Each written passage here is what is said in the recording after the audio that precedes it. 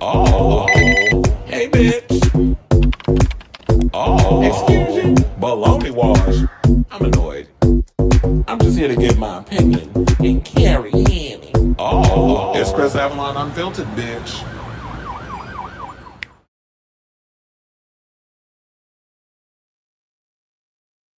Wagwan, my youth. It's your boy Chris Avalon, and happy Monday. Welcome to a brand new episode of Chris Avalon Unfiltered, a show we basically talk about all things going on in the latest in pop culture and hot topics.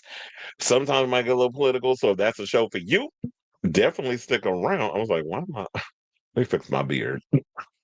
Definitely stick around because we got a lot of tea to spill today, including we have some tea on Diddy and this documentary that's coming out tomorrow. He's ripping into it. Apparently, of course, it got word out and all that other stuff. So we'll get into that. 50 Cent's interview also with Good Morning America. We'll get into that as well. We got to talk about Mia Goth is opening up about playing Lilith in this Blade movie. I don't know what the hell is going on with this Blade film, but she's giving us insight on what was going on with that film before it kind of fell apart. Thomas Jane, you remember when he played the Punisher back in the day? Well, he's saying he was miscast in the role, even though I personally kind of liked him in the part. So we'll talk about that.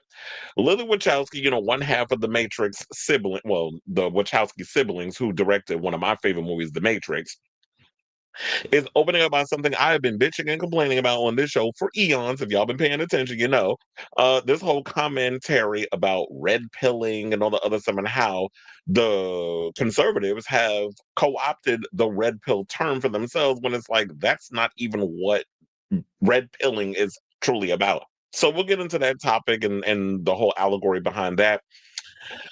It took y'all a long enough, but I'm glad she finally did it. Money Long officially dropped out of the Boy Is Mine tour, and the rumor is that Maya is going to be replacing her on the tour. So we'll get into that.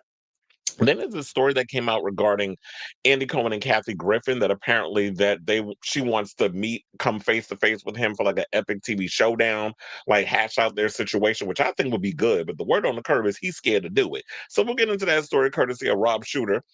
Over at Shooter Scoop, we got the latest on Sherri Shepherd. Allegedly, she's cut off John Murray, her former BFF. Tamar Braxton, because she got this new EP that she's promoting, is speaking out about this accident where she said she was in a pool of blood, she was missing teeth, and she said that she's talking about it, but she don't remember. We'll get into the whole breakdown of that. Plus, she talked about her sisters and the drama that was going on with the Braxtons and all of that. So we'll get into that. Plus, I actually thought that it wasn't going to get messy. Well, apparently it is. This marriage, this divorce situation between Kandi and Todd, it looked like it's getting messy because word on the curb is that he is trying to get primary custody of their children and is alluding that he was pressured into signing the prenup. So we're going to get into that. Jennifer Lopez apparently can't seem to let Ben go, even though she just had her little Thanksgiving situation. We'll get into that. Kevin Spacey is not off the hook regarding this whole sexual assault claims that he's been going through. 3 more people have come forward. Omar Apollo is talking about how he begged for his ex, trying to get back with him. Said like 2 years he was trying to get that man back. And we got to talk about heated rivalry. Child, I watched that the first 2 episodes yesterday, and I'm good because it's this whole it's a lot. But people talking about this whole hockey same sex situation that's going on with this show. So if you haven't seen it, I'm gonna definitely let y'all know how it is and all that good stuff and try to get y'all to watch it. But anyway, before we get to all those topics, if you could please do me a solid and hit that like button. If you are new to the channel, hit that subscribe button and also be sure to smash that notification bell so that we when we go live with a brand new episode of Chris Avalon Unfiltered. And it looks like y'all can hear me. So wait, hold on. Let me put the thing in. It seems like y'all can hear me, so there's no issue. But let me see what the comments are saying, because sometimes I be forgetting to check over there. And I was like, let me start now so I don't mess up. Let me see. Okay, Robert's in the building. Says, my view on the View, slam Barry White, saying CBS tried to copy the View with the same generational angle called the talk, even when. So I guess I wasn't the only one that was out here being like, talking about this story. Now I see my view on the View's talking about it. Because I mentioned it before. I was like, yeah, the rumor, well, the topic, the story is up there. I already clipped it and posted it on the page if people haven't seen it. That Bari Weiss, who, once upon a time during the pandemic, when Nutman McCain quit The View, she basically wanted to get the position over there. And apparently, because the bitch lacks actual personality and can't even make logical sense when she speaks, And nobody was over there paying attention to her little social media situation that she had going, her little newsletter, whatever the hell she was writing. So she was trying to get the job over there. I didn't even know she was friends with Nutmeg McCain, but until somebody pointed out in the comments. But she tried to get a job over there. It didn't work out. Eventually, they went and they chose Alyssa Farrah Griffin for the role, which makes perfect sense because of the Trump administration and everything. And she was a part of his first administration when he ran his first term. It would make sense to kind of have her come up in there and give them a little insight based off of, her expertise of being inside that, inside the bubble. Now it's a whole nother can of worms with these psychopaths they got running around with Christy Nome and all that shit. She fix a flat she got in her damn face. Crazy ass Pete Hegseth, who's a damn war criminal. Then you got Cash Patel with them bugged out eyes. Then you got the nutbag RFK Jr. So you got all these psychopaths, and don't even get me started on the Nazi Stephen Miller and his even psychopath of a wife who just got annihilated over there on CNN, which I don't even understand why CNN keeps allowing these crazy behind radical right wing nutbags over there on that channel. I get y'all trying to get them ratings over there at the propaganda news channel, faux news, but this ain't the way to go about it. But I know the older people, my parents' generation, they the ones that be watching. Well, my parents don't really watch CNN and all this stuff, but people my parents' age that are like in their 70s and whatever is gonna be watching them shows. We over here on social media getting our news from like progressive commentators. So yeah, they try. And I said this. I was like, they tried that with the talk. They tried to do the whole. Every show tried to copy what Barbara Walters set forth with doing the panel show with women. It didn't work. And I even tried to say they tried to do it with the whole Anna Kasparian show that and Jillian Michaels, the Bulldagger. They tried to do a show with all of them, but then the lady went crazy over there on the channel. This bitch trying to pretend she bisexual, just like she tried to act like she know how to raise a black child, being a psychopathic white Karen that she is. And then now we got the Bulldagger over there trying to act like that she uh knows about being like all this political jargon that she's been speaking and stuff. And so she quit the show. Nobody's watching that show. And y'all trying to bring that over there on network TV. Don't nobody want to see that. Well, Laura Trump, she was just on Bill Maher's horrible ass podcast. He got some other show that he does besides Real Time with Bill Maher. And I'm like, that show was just terrible. He said it's so obvious you haven't watched The View since. Yeah, well, I won't say that I haven't watched The View since Nutmeg left. I actually was watching it. I watched it up to last season. This season, I wasn't really watching it. I watched maybe like 2 episodes, and then I just think that because I've just been so heavily, indacted with a lot of political stuff, I wasn't really watching. I mean, I kind of stopped watching it altogether. So I haven't watched that really that much this season. I'll probably watch maybe 2 episodes the whole season. But last season I watched a bit. Then I started teetering off a bit. And then this season was kind of like, I think in the beginning, when did it come on? September? I probably watched like, that was probably the last time I watched it. And then, yeah, because they were irritating me with what happened to certain people coming on. And I kind of knew the angle that they were trying to work with that. So I was just like, whatever. Um, but yeah, a lot of people trying to copy the view and they can't do it. And says she calls Bari Weiss a scorn person. Yeah, that's exactly what it is. That she's gonna use CBS as her little revenge mood board where she's gonna try to go at them because she didn't get the job. But girl, if you don't have the personality to be on camera, then why you mad? You just didn't have the what they were looking for. Cleveland's in the building. He said, Bari, because well, Alyssa tries to jump in every now and again with the fighting, but it's a losing battle with her, so she kind of backs off a bit. Or she just waits for that fake independent chick, Sarah Haynes, to come to her defense. But them two, Heckle and Jekylls, acting like peas in a pod when they're on there. I've confirmed that I will fall for an AI scam when I get. Shut up. Oh, I was hearing that they said that he got him a boo thing in prison. I don't know if that's the case. But anyway, let me hit my banner. And speaking of the Diddler, let's get into her. So Diddy, apparently the document I totally forgot about I thought the documentary was coming out today, but then come to find out the documentary actually comes out tomorrow, or docu-series, I should say, on Netflix. So Netflix finally released the trailer for they said Diddy the Reckoning, but I will always call him the Diddler, or some of y'all call him Puffy. But anyway, it's a four-part documentary from 50 and Emmy-winning director Alexandria Stapleton that examines the rise and fall of the Diddler. Now, I don't know if y'all saw the trailer, but I'm gonna show it to y'all in a second. But the funny thing was, also, in addition to the trailer coming out, Alexandria and 50 appeared on Good Morning America with Robin Roberts, and I'm gonna get into that thing in a second. So bear with me. So yeah, so the trailer dropped today. I thought it was fairly interesting. And you want to know the craziest part about all of this? And this goes to show how arrogant Diddy is.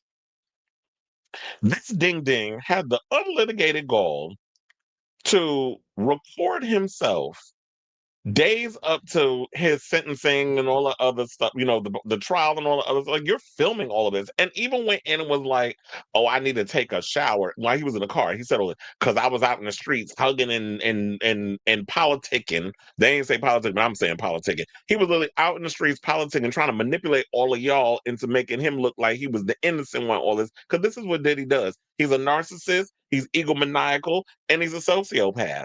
And people sit up here and easily, when they see a celebrity, y'all get so caught up in the celebrity bubble and what celebrities bring to the table, or what you think the illusion of it all is, that you get easily manipulated. And all of this came out in the video. I don't know how how 50 got the footage.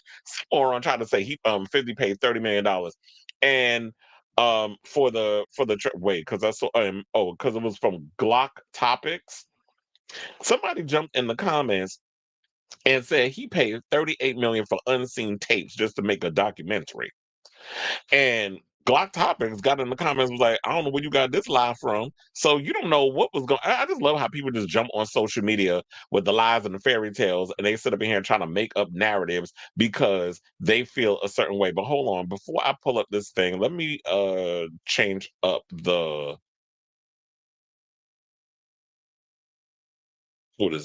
video setting or whatever the case is, just in case. Because you know how some of these people try to get me up in this situation. I was like, wait a minute, has it been this long since I've been on here? Because I'm totally forgetting how to do my own show. No, that's not what I wanted to do. Did I pull up a picture? No, I did not. Hold on. What am I doing? Is that it? No, that's the full one. Um, oh my God, why am I having a brain fart with how to pull up the clips? I got to make sure that it's actually. Oh, hold on. Like, all of a sudden, I'm just like drawing a damn blank. Like, how I forget how to do my own damn show. Anyway, okay, I got it now. Forgive me for that situation. It's been a minute. It's been See, this is why I hate about taking time off. If I disappear for 3 or 4 days, I forget how to work things around here sometimes. But anyway, we get the clip. We're going to get into it. Please hold. We have to find somebody that'll work with us that has dealt in the dirtiest of dirty business. We're losing. Puffy, Puff Daddy,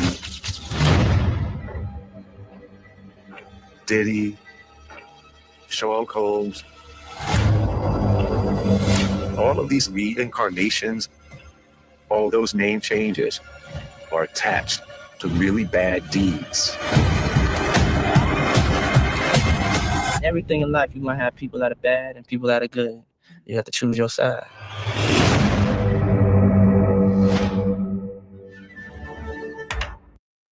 All right, so there you go. There's the short and to the point situation regarding that. So now, after all that happened, 50 and the producer, as I told y'all about, went on Good Morning America, and they sat down with Robin Roberts, and they had this full-on interview situation. And some of the stuff that they were showing in this clip, I gagged, because I'm sitting there like, why would you be dumb enough to really think that you could film yourself putting all this stuff out here? Like, when you have a grade A narcissist that doesn't truly understand, like, all this stuff could be incriminating and used against you in some sort of way. I even think they got two of the jurors who was on the trial is in the interview as well. And at the beginning, I was like, when I told her, I was like, am I really interested in wanting to check out this show? Like, I don't know if I'm going to want to fully sit and invest in this because I've already seen so many documentaries about Diddy leading up to this whole trial situation. So I didn't know if I really wanted to invest and watch yet another documentary, another docuseries regarding Diddy, because I saw the ones, I think they had one on Peacock and then they did another one on HBO Max.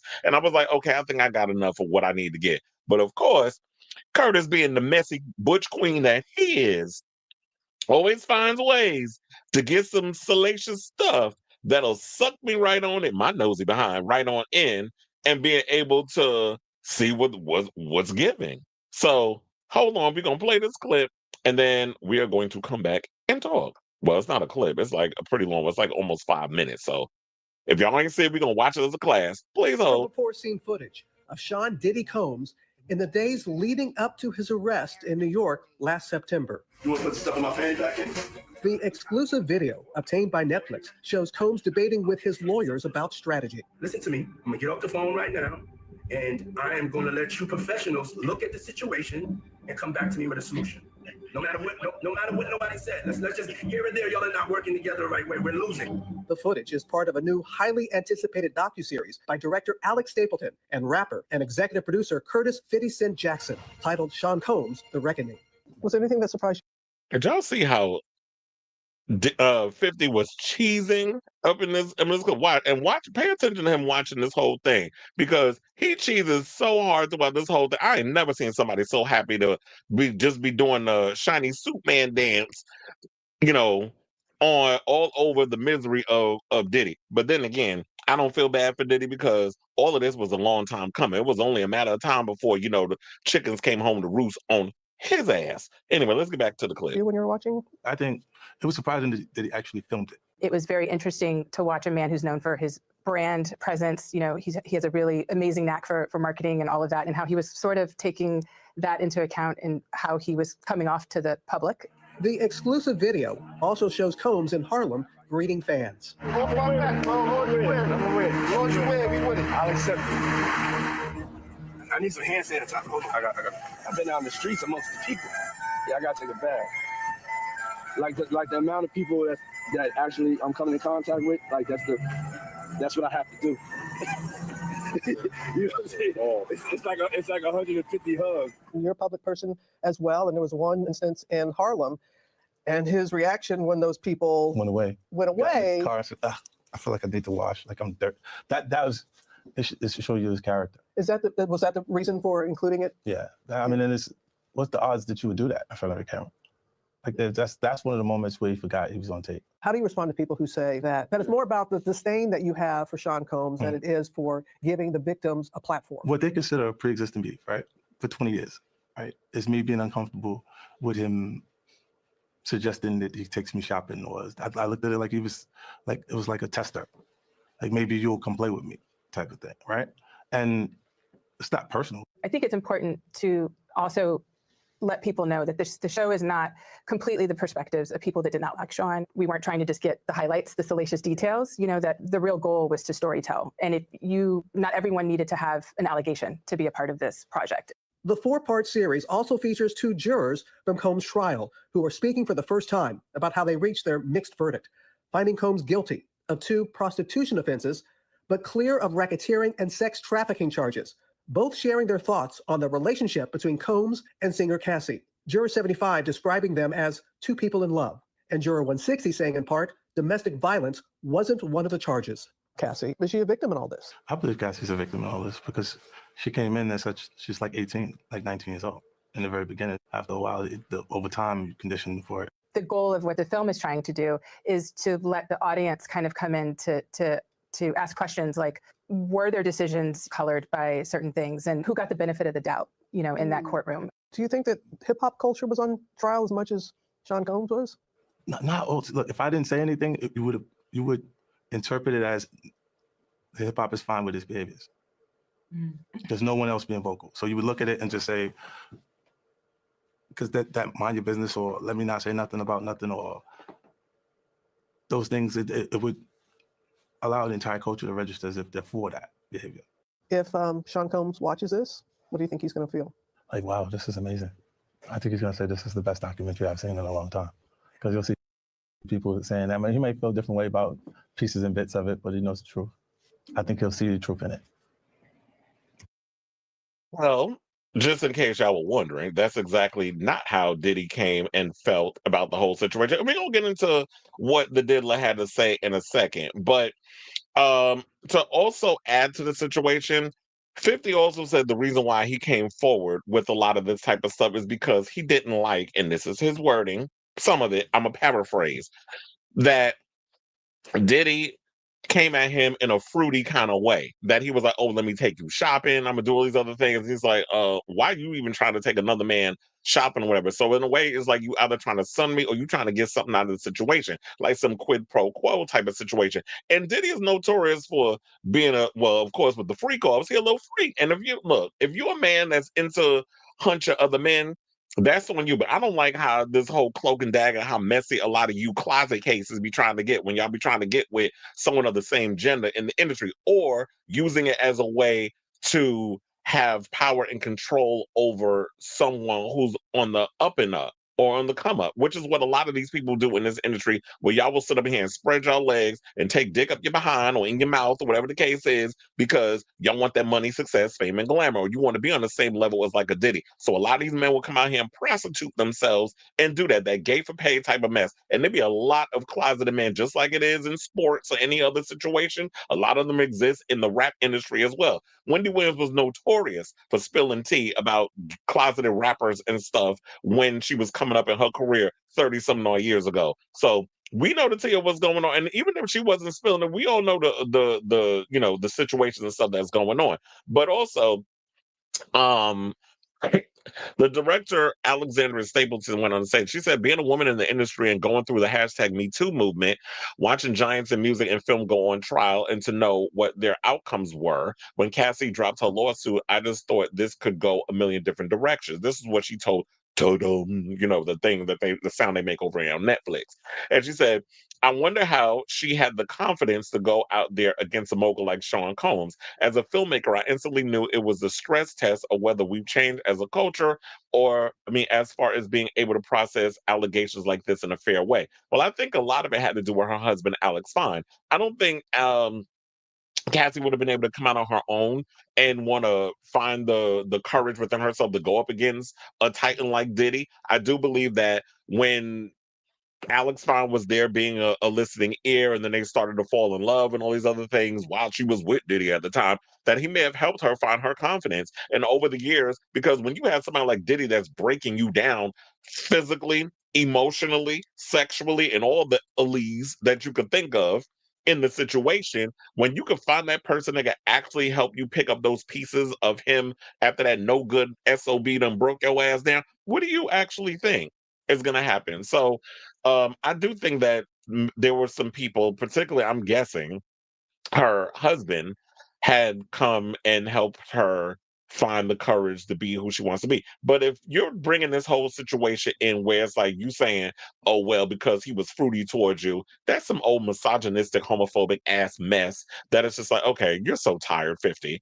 And y'all have also noticed that 50 teeth stay together, but them lips move. I don't know how you be talking like that. Look, I don't know how you can talk with your lips, but your teeth stuck together. Like, that's a skill.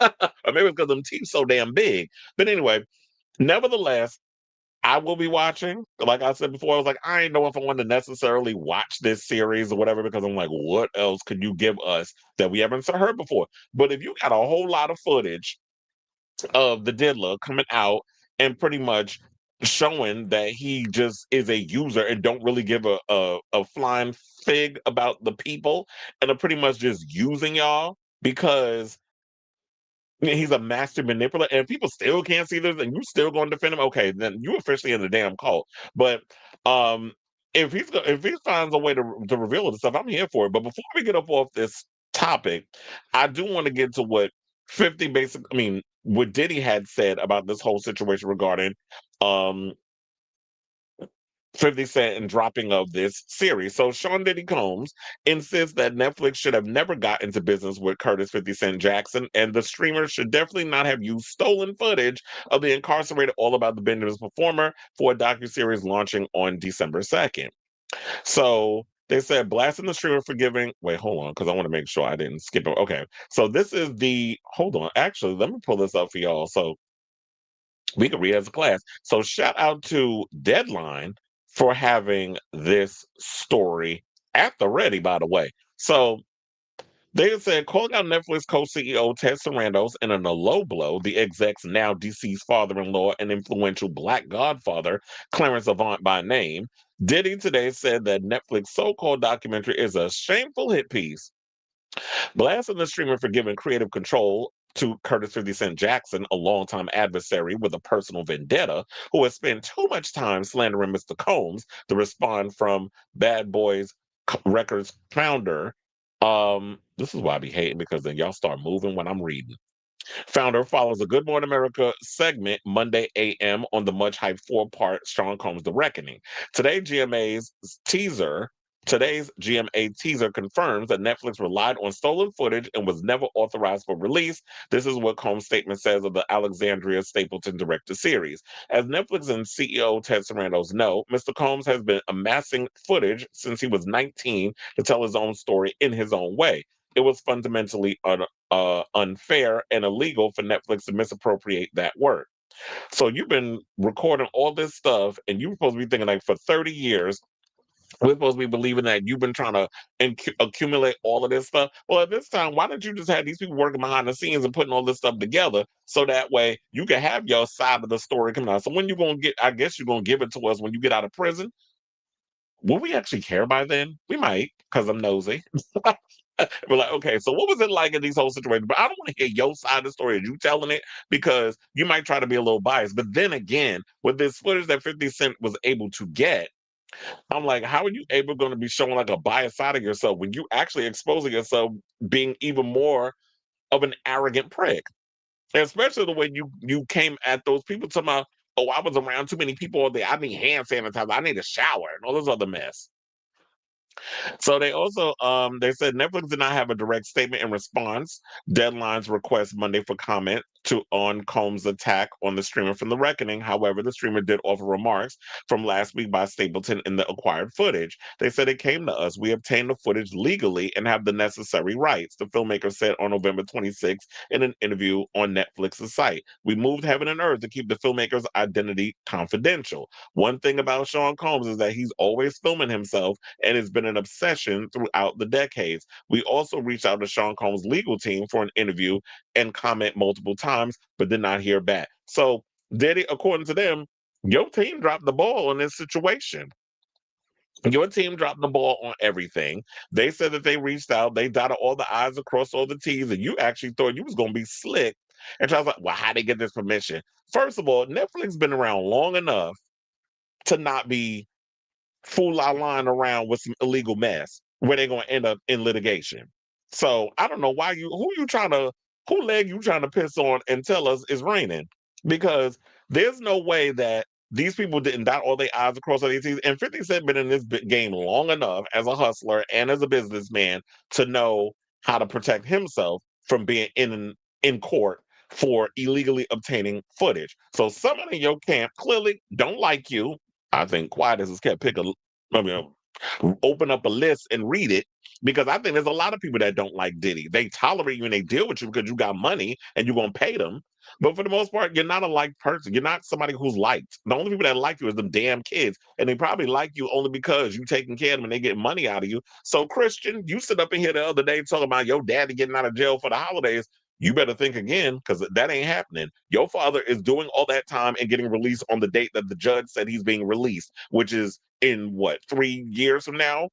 I can't remember the date, nor do I care to look it up. But that's when your father is doing his complete thing. He's screwing up in prison, because we've heard the stories, and now he's trying to getting the good graces and bribing the inmates because they said that he hosted a Thanksgiving dinner for like 1,000 inmates or something or another. So he's doing his little politics, and this man is a master manipulator. And it also goes to show, because I've always tried to give people the benefit of the doubt. I try to, throw out a bit of my dark, you know, cynical heart every now and again. Like maybe he's changing, maybe he's evolving, maybe he's growing. But then you start hearing the things of what he's doing in jail, and you come to realize that, okay, the leopard ain't never gonna change his spots, and Diddy is just Diddy, and there's nothing I guess we could do about it. So I say all this to say, what do you guys think of this story? Are you looking forward to checking out this new documentary after I showed y'all all the stuff that is going to be included in this thing, in the Robin Roberts interview? And do you believe? I mean, here's the thing. Also, I'm hoping with 50, and I'm definitely paying attention to this. You're saying you don't have a vendetta, whatever the case is. I'm going to see if that's true, because there needs to be an unbiased angle that you're coming at this documentary. If it's a full on hit piece after hit piece after hit piece, then I'm like, okay, I see you through the BS that you're doing, because you're so petty. I think a lot of people can't see beyond that. You're going to give a fair and balanced angle or way that you've taken upon yourself to do this docuseries. Be paying attention, we're gonna get all the sides. Like, interview people who are actually pro Diddy.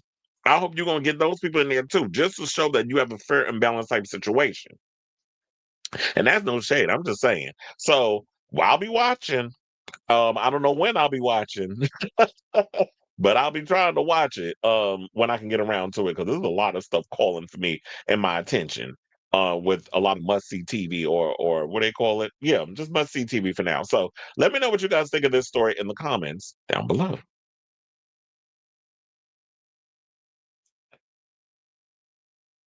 Mm-mm-mm.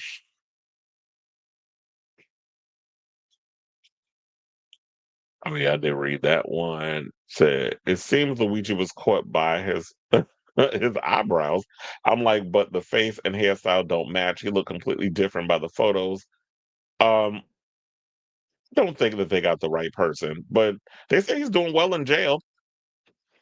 Um, that he's been mentoring a lot of the inmates and all that. So I said, okay, good on you, sir, that you're making use of your time. Whereas I feel like he's really authentically trying to help people and mentor and do all these other things. I see an agenda with Diddy. And that's because Diddy comes at everything with an ego and an agenda.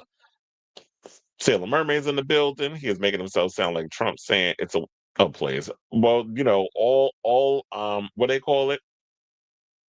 Seem like all arrogant, egomaniacal sociopaths, they all speak the same language. They never vary from the script. Well, good for you. So does RuPaul, allegedly. I know it's not on the docket, but let's add Madonna slamming the administration. And Ed said Madonna with her latest EP is a reminder she's forever. Y'all already know, first of all, this might be blasphemous for me to say, but I hate that new EP. I just can't get through it. I think the music is dated. So halfway through listening to it, I had to turn that crap off. I was like, let me just go back to bedtime stories and listen to that. So I was not feeling it at all. And I just feel like a lot of the rarities that they release and all those it just feels like a money grab. And so I didn't particularly care for it. But yes, happy World AIDS Day, I should probably say. Why is my thing not working? Is my computer freezing up on me? Apparently it is. I gotta give it a second. What is going on? Today it's been a weird day. Like, my internet has been kind of wonky. And I'm like, normally look, I had to go through a whole situation with getting a man to come in from Verizon and fixing the whole situation. So I don't know why the internet is interneting. But yeah, all of a sudden now it wants to just do all the crazy things. And like, I'm literally at this point stuck and waiting for this thing to unfreeze so we can get into what it is we got to do. Oh my goodness. Okay, so let me see if I can get this damn thing to work. Because now, since I don't know why I didn't think of it, probably because I was in a rush to put this show together.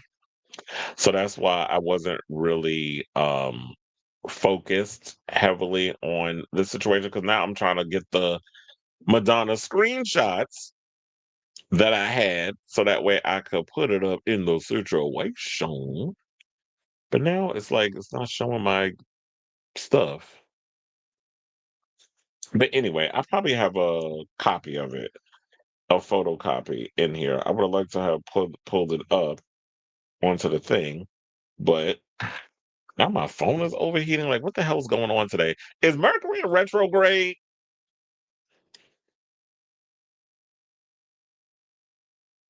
Inquire reminds woman, no. Come on, come on, come on, come on, come on, come on.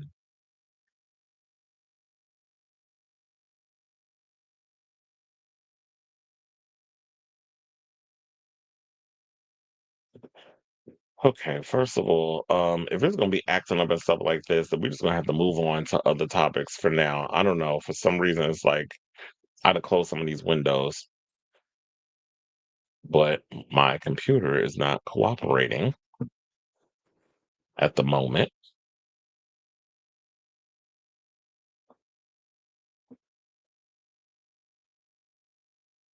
So let me close some of these other windows. I didn't even read. Some people say they can't wait for 50 Cent downfall because they feel like he out here being messy. But I'm like, look, his downfall will come when it comes. But anyway, maybe it'll work now. Let's see.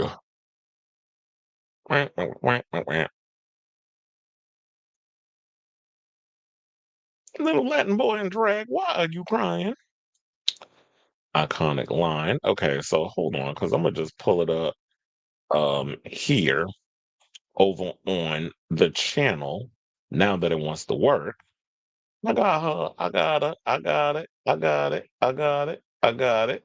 So yeah, Madonna went and posted this over on her social media and said the following. Today is World AIDS Day. For 4 decades, this day has been internationally recognized around the world by people from all walks of life because millions of people's lives have been touched by the HIV crisis. People have lost lovers and husbands and wives and girlfriends and boyfriends and mothers and daughters and children. It's a lot of people, but of course, these are all the ones that we've lost to this deadly disease to which there is still no cure. And I honestly do believe there is a cure. I just feel like a lot of our government is not trying to pass regulations to find this cure and make this cure happen because they don't want. Because if you find a cure for HIV, how does the pharmaceutical companies continue to make money off of y'all taking the medications? So I truly believe that there is a cure. It's just, me and my conspiracy theories. So she went on to say Donald Trump has announced that World AIDS Day should no longer be acknowledged. It's one thing to order federal agents to refrain from commemorating this day, but to ask the general public to pretend it never happened is ridiculous. It's absurd. It's unthinkable. I bet he's never watched his best friend die of AIDS, held their hand, and watched the blood drain from their face as they took their last breath at the age of 23. And you already know Madonna's lost a lot of people that she's known from HIV and stuff. Her dance teacher Christopher what's his name, Christopher, I believe. He died. I think he was a gay man. I believe she knew that he died of AIDS.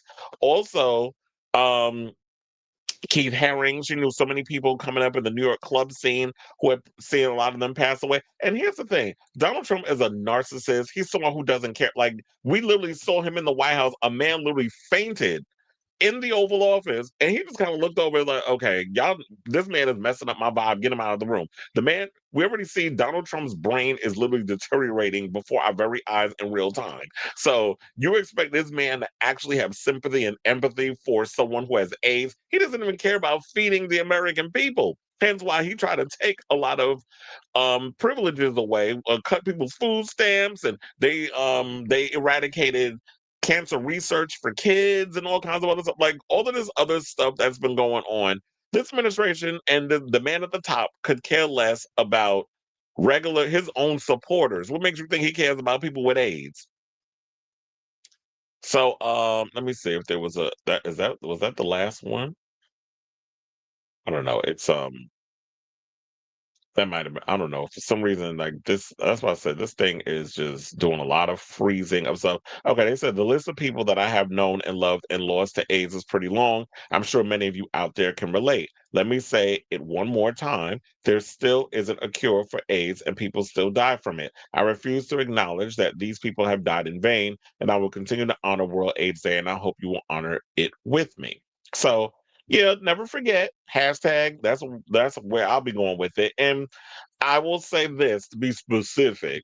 People don't necessarily die from AIDS, they die from complications from AIDS. So it could be like inflammation of the liver or other things that's going on with your body where a lot of your organs kind of just give out because you're putting all these medications and everything that's in your body to fight off these diseases. And shout out to a couple of my friends out there and people who I know that I lost my uncle to AIDS, and that was because he was a drug addict and he was sharing needles, and that's how he pretty much got it. Then there's other people in my family that I know that I'm very close to that have gotten it. One person got it from a blood transfusion. And then we have from Brookdale Hospital. I'm surprised they didn't even go off and sue their ass for what they did. Brookdale Hospital, the very hospital I was born in eons ago. And because I wasn't saying the actual age. But anyway, so and then what was the other thing? Oh yeah, and then my friend, shout out to him, DJ Baker, who posted on his social media today that I didn't realize he had it for he said 30 years. Shout out to you. So, shout out to all those people out here who are still fighting the good fight, who are still living with HIV and still living with AIDS and fighting the good fight and taking care of themselves and watching, it's basically taking care of yourself, taking your medication. Undetectable means untransmittable. Remember that, people. So, and those of you out there, this is another chance for y'all to go out and actually get tested. So, shout out to people like Donta, who is out here still speaking and fighting the good fight. And who gives a damn what Trump has to say in regards of um we don't need to acknowledge HMI. If it was up to him, we'd just all be we'd be kowtowing to these racist white nationalist wannabes that didn't participate in the fallout of 50 Cent in the 2000s because it sounds like 50 is on a mission to take down the people that in his career as a rapper. I need to know what's the real tea behind why 50 Cent has a disdain for Diddy. And I think it's more than just uh because it definitely feels personal. I guess people would feel that way because it's an artist going after former artist turned mogul going after another wannabe artist turned mogul, because Diddy was never really an artist. Remember, he didn't write rhymes, he wrote checks. So to me, it's like if you paying people to write all your stuff, well, I can't go into that thing because there are people, not everybody can write a song. Some people have to acquire a songwriter, whatever, and they sing their stuff. There's a lot of your faves that have made a living doing that. Celine Dion, bunch of other people. So I'm not going to necessarily go in on that. But Diddy always came at it as like you were just a businessman who had a lot of money, who wanted to be a star or an artist, and screwed over your own artist because you wanted to be the top artist.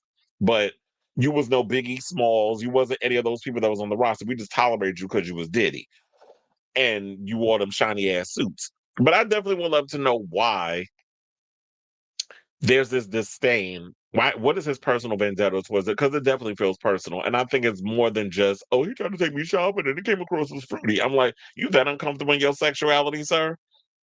Because men who sit and run around here about, worrying about what people are doing in their bedroom and gay stuff and gay this and gay that. Like there was one guy because of this movie Pillion that came out, and Variety did an article on it. That's what Alexander Skarsgård paying somebody who's in the leather scene.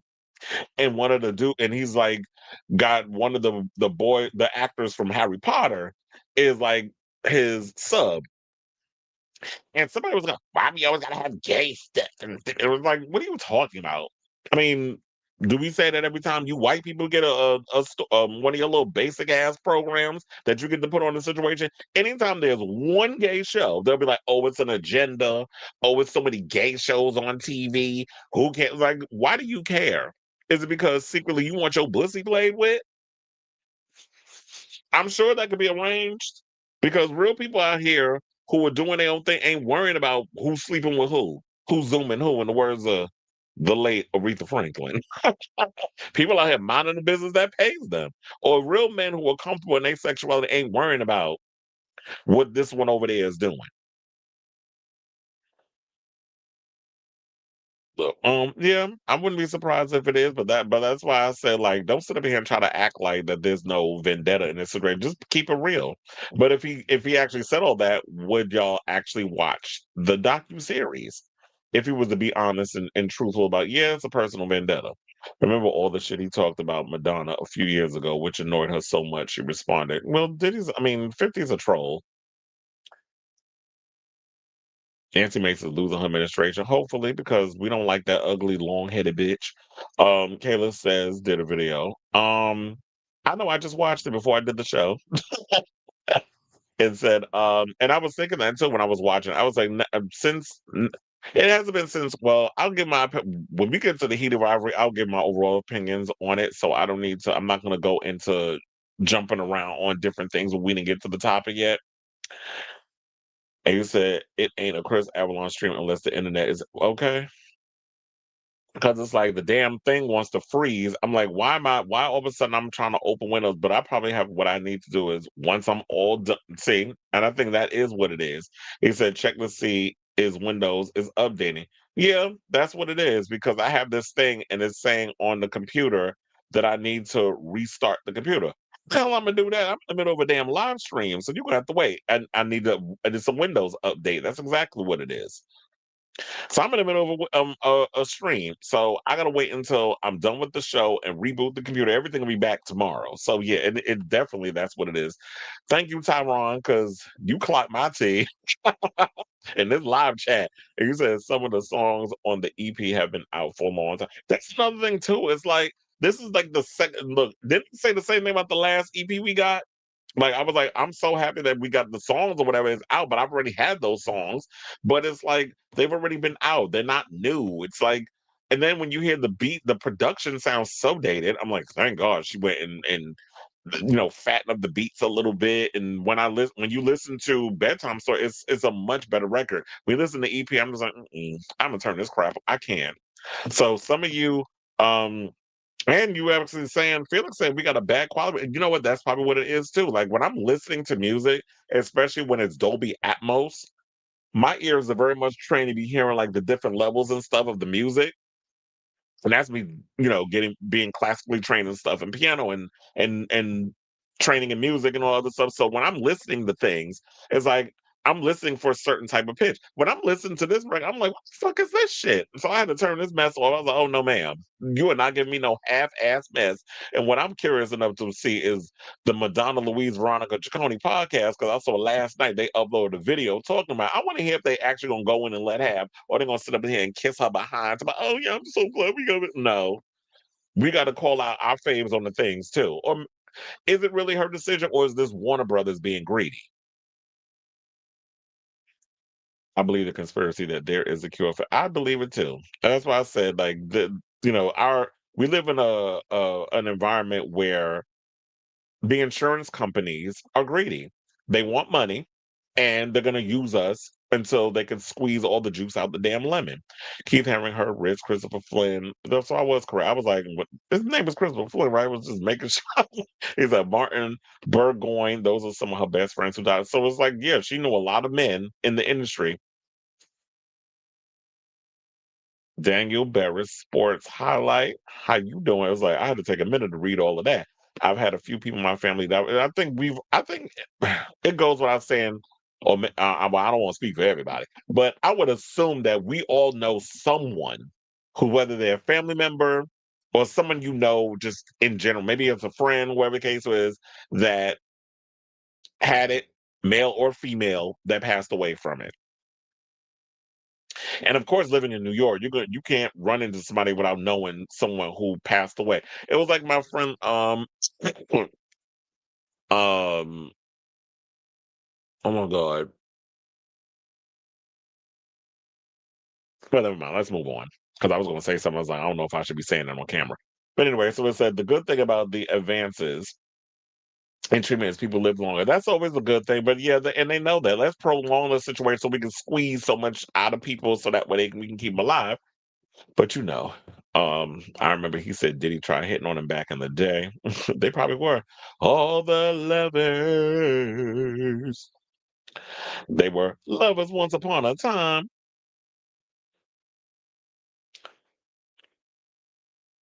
I think about survival demos that it sounds so much like it definitely was giving like.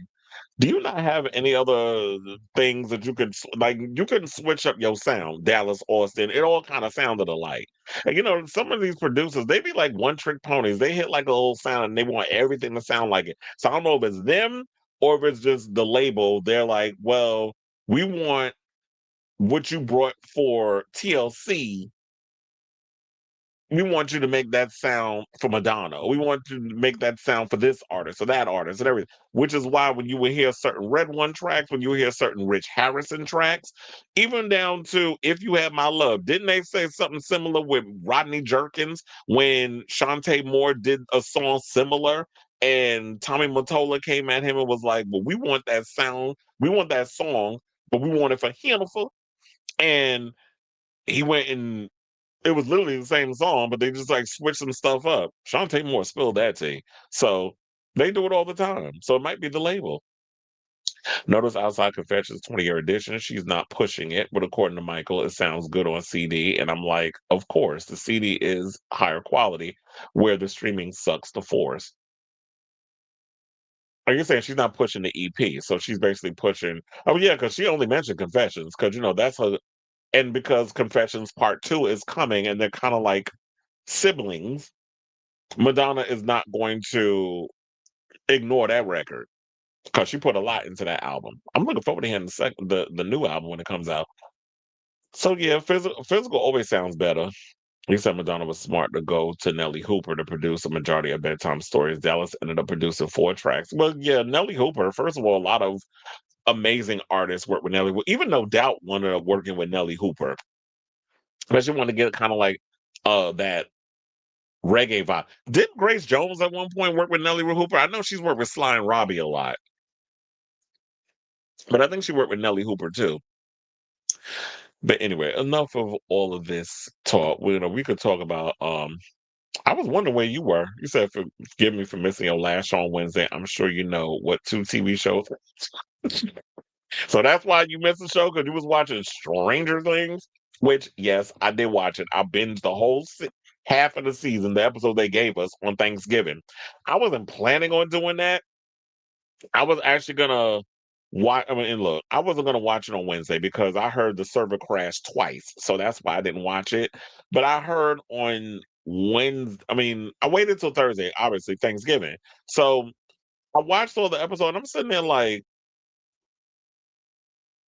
um, I liked it. There was some issues I had with it.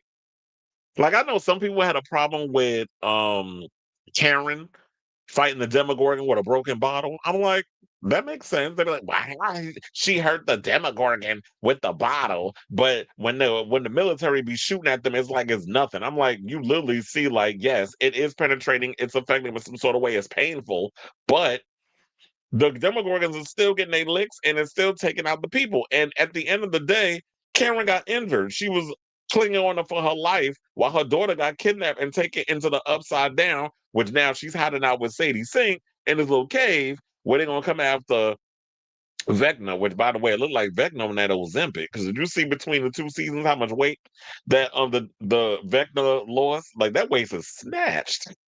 He got the Valachowski waist. But, yeah, maybe the song choice is bad. You said that an ABBA song played during the scene, and now that's all I think about when I hear Fernando. Yeah, that is funny. Well, look, at least they didn't play Dancing Queen. And another thing so I didn't have a problem with the episode. I liked it. I didn't have a problem with Will Byers all of a sudden having 11 type powers at the end when them eyes wound up going white, and he was like doing the whole thing. I was like, okay, Jean Grey, Jean Gay.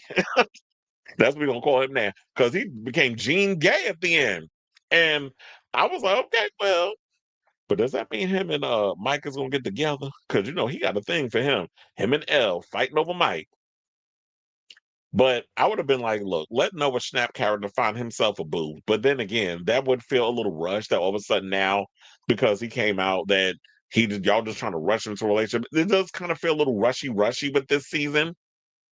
Probably because it's feeling very Game of Thrones final season in that we are trying to rush everything to get together because y'all don't really have that many episodes to tell the stories, even though before episode 4 was like an hour and a half.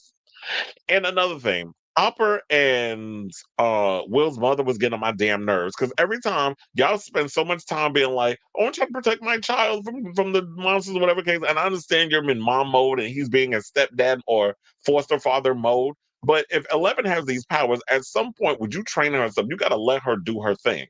And so it was kind of annoying me how they were, just holding back a lot, or the mother was being annoying. I was like, okay, you get on my nerves. You in that damn wig. I also forgot that what's his name? Charlie Heaton.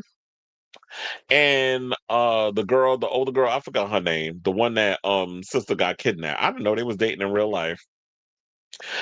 Girl, next week it shows he'll kill adults as well, the way he said adults float too. I'm like, shit, this is close to the season finale. Well, yeah, it's 8 episodes. So and I didn't watch the show. I didn't watch Welcome to Derry last night, and that's because I was busy watching Heated Rivalry, and then I watched Canada's Drag Race, which was good. I told you I was not into Canada's Drag Race this season. However, y'all sucked me in. This is a good cast this season, way better than what they got over at the UK.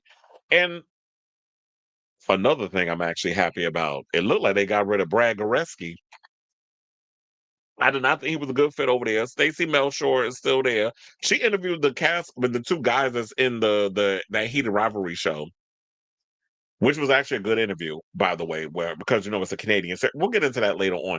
But yeah, she what was I gonna say? Oh yeah, it looked like he's going. They got Carson over there now, and I'm like, you know what? This might be the best thing they did for Canada. They took Carson, and because we didn't see him a lot, maybe that's why we hadn't seen him on the other Drag Race because he was probably filming. But then again, no, that can't be right because they film. Or maybe it is true. Maybe they were filming Drag Race, the season 18 and Canada around the same time. I don't know. I wasn't there, but I'm assuming because I feel like when they put him over in Canada, he feels like a much better fit over there. Maybe he needed to change the scenery because yeah, when he and Ross be on the American version, y'all don't be giving me what y'all used to give me. Y'all look like y'all just over it, kind of like RuPaul, just sitting there, just thinking about filing her nails in between takes, being like, okay, let's check about the clear. As soon as I say sashay away to this bitch this week, like it literally is giving that. But anyway, let me get through these so we can get to the next topic because we've been spending a little too long in the comments. But anyway, it said, I'm convinced the accounts who had a problem with Karen versus the Dem. Oh, play. Oh, yeah. And shout out to Lee over at Drum Dums. He did a whole video on what you talking about. And I commented in the comments. I was like, the people that's bitching and moaning, y'all didn't watch the episode. It's about, oh, isn't that real? They was all on Twitter. I said, I don't argue with these dingbat incel inbreed basement dwellers over there on Twitter because I feel like y'all all slow. Like your mama dropped you on your head or she drank while she was pregnant with y'all and did other hard hitting drugs. But when they were coming up with some of these, I'm like, what the hell are you talking about? Oh, it's not realistic. They trying to go in the boss mode or whatever with the kid. I'm like, first of all, nobody's thinking. If you're a real parent with children, you're not thinking straight. You're in fight or flight mode. You're doing whatever you can to protect your kid. So you're going to do whatever you got to do to take on whatever you're going to take on to protect your child. Yeah, you might win the fight. Yeah, you may lose the fight. But at the end of the day, I'm going to break a bottle up off this MFer and try to do what I can do to protect my child. And at the end of the day, you saw she lost. She ended up in the hospital. Cut up with the Demogorgon claw. So what are you talking about? I just feel like, yeah, like you said, there's rage baiting. Y'all want to get on social media just to rile people up. I just be feeling like it's bots, not even real people. That's why I don't argue with them. I feel like it's rushed that they brought back 008. Yeah, because I was like, wait a minute. Y'all kind of just threw her away, and I totally forgot about that girl. Y'all had to give a flashback to remind us who the hell she was. So it definitely feels like y'all just throwing stuff together real quick to tie up loose ends when it's like y'all were dragging. So it is giving Game of Thrones vibes, final season. I ship Byler, but I'll always be loyal to Sting. Such a shame Noah Schnapp hasn't learned how to keep his trap shut because we now finally have a gay action hero. I know, and now we got to deal with him being a psychotic, egomaniacal Zionist. I need Paula Abdul to be a judge. Replace RuPaula. That's what we need. RuPaula. Paula Abdul definitely needs to be a judge. I liked her when she was on Canada's Drag Race, but RuPaul doesn't host the Canada Drag Race. That's Brooklyn Heights, and I actually like Brooklyn Heights over there doing the show. I guess she's done it long enough that they're leaving her to be the official host because it feels like she's the official host, and Stacey is there as a fellow judge, and then they have Carson come in, and then they have the guest judge because Carson's on the next episode too. Never in my life have I watched Canada's Drag Race and I'm like, oh my God, I need that new episode now. And they brought back the Golden Beaver, so I'm happy about that. A pop singer that hasn't had a hit since the 80s judging a drag comp. Look, first of all, sir, one of the things I will say about that, when you're talking about a pop singer who hasn't had a hit since the 80s judging a drag competition show, wait, are we talking about Paula Abdul? Was she an 80s girl? Was she a 90s girl? Or am I bugging? No, wait, she was an 80s girl. Anyway, when she was on American Idol, she was in the same situation where she was someone who hadn't had a hit since the 80s. But and when did American Idol come out, like 99 or the 2000s? And her being on that show was kind of the same thing. So that's why I'm not that bothered by it because we kind of looked at it the same way when she was on American Idol. She didn't have her career, her music career was dead. Now you're saying she can't, well, quiet as kept. Paula can't sing, but she was a studio girl. She was a dancer who had an okay voice, kind of like Britney and Tate McRae. But that's the school in which they come from. But then again, I will say this: Britney did have a voice back then, but she messed it up by doing that stupid baby voice, and that was because she would listen to the damn label. Because when she was on Star Search, Miss Mama had vocals. They thought she was a black girl when she came out. All right, y'all. So now we are an hour in the show. We only did one topic. Well, technically we did two because we talked about Madonna and that whole stuff a little bit. But let's get into our next topic. And let's talk about Mia Goth, who is opening up about her turn as Lilith in Blade, the movie we have yet to see on our big screens. So she actually went on the Happy Sad Confused podcast, which is done by oh my God, who's the guy? I forgot who does that. We'll get into Josh Horowitz. That's who does the show. He's been getting all the good interviews as of late. But anyway, so she had joined the cast almost 3 years ago. We still haven't gotten a freaking movie. Kind of like how we still waiting on this second half of the Fast X movie, which I don't think is ever going to happen. But Vin Diesel's still trying to hold out hope. But anyway, so she broke her silence on the troubled MCU production, which was originally announced before the multiversal saga even commenced. So at 2019 San Diego Comic-Con, Marvel Studios president Kevin Feige welcomed Mahershala Ali to the MCU by announcing a new Blade movie. 3 years later, he told fans in Hall H that the reboot would arrive in theaters on November 3rd, 2023. It's December 1st, 2025.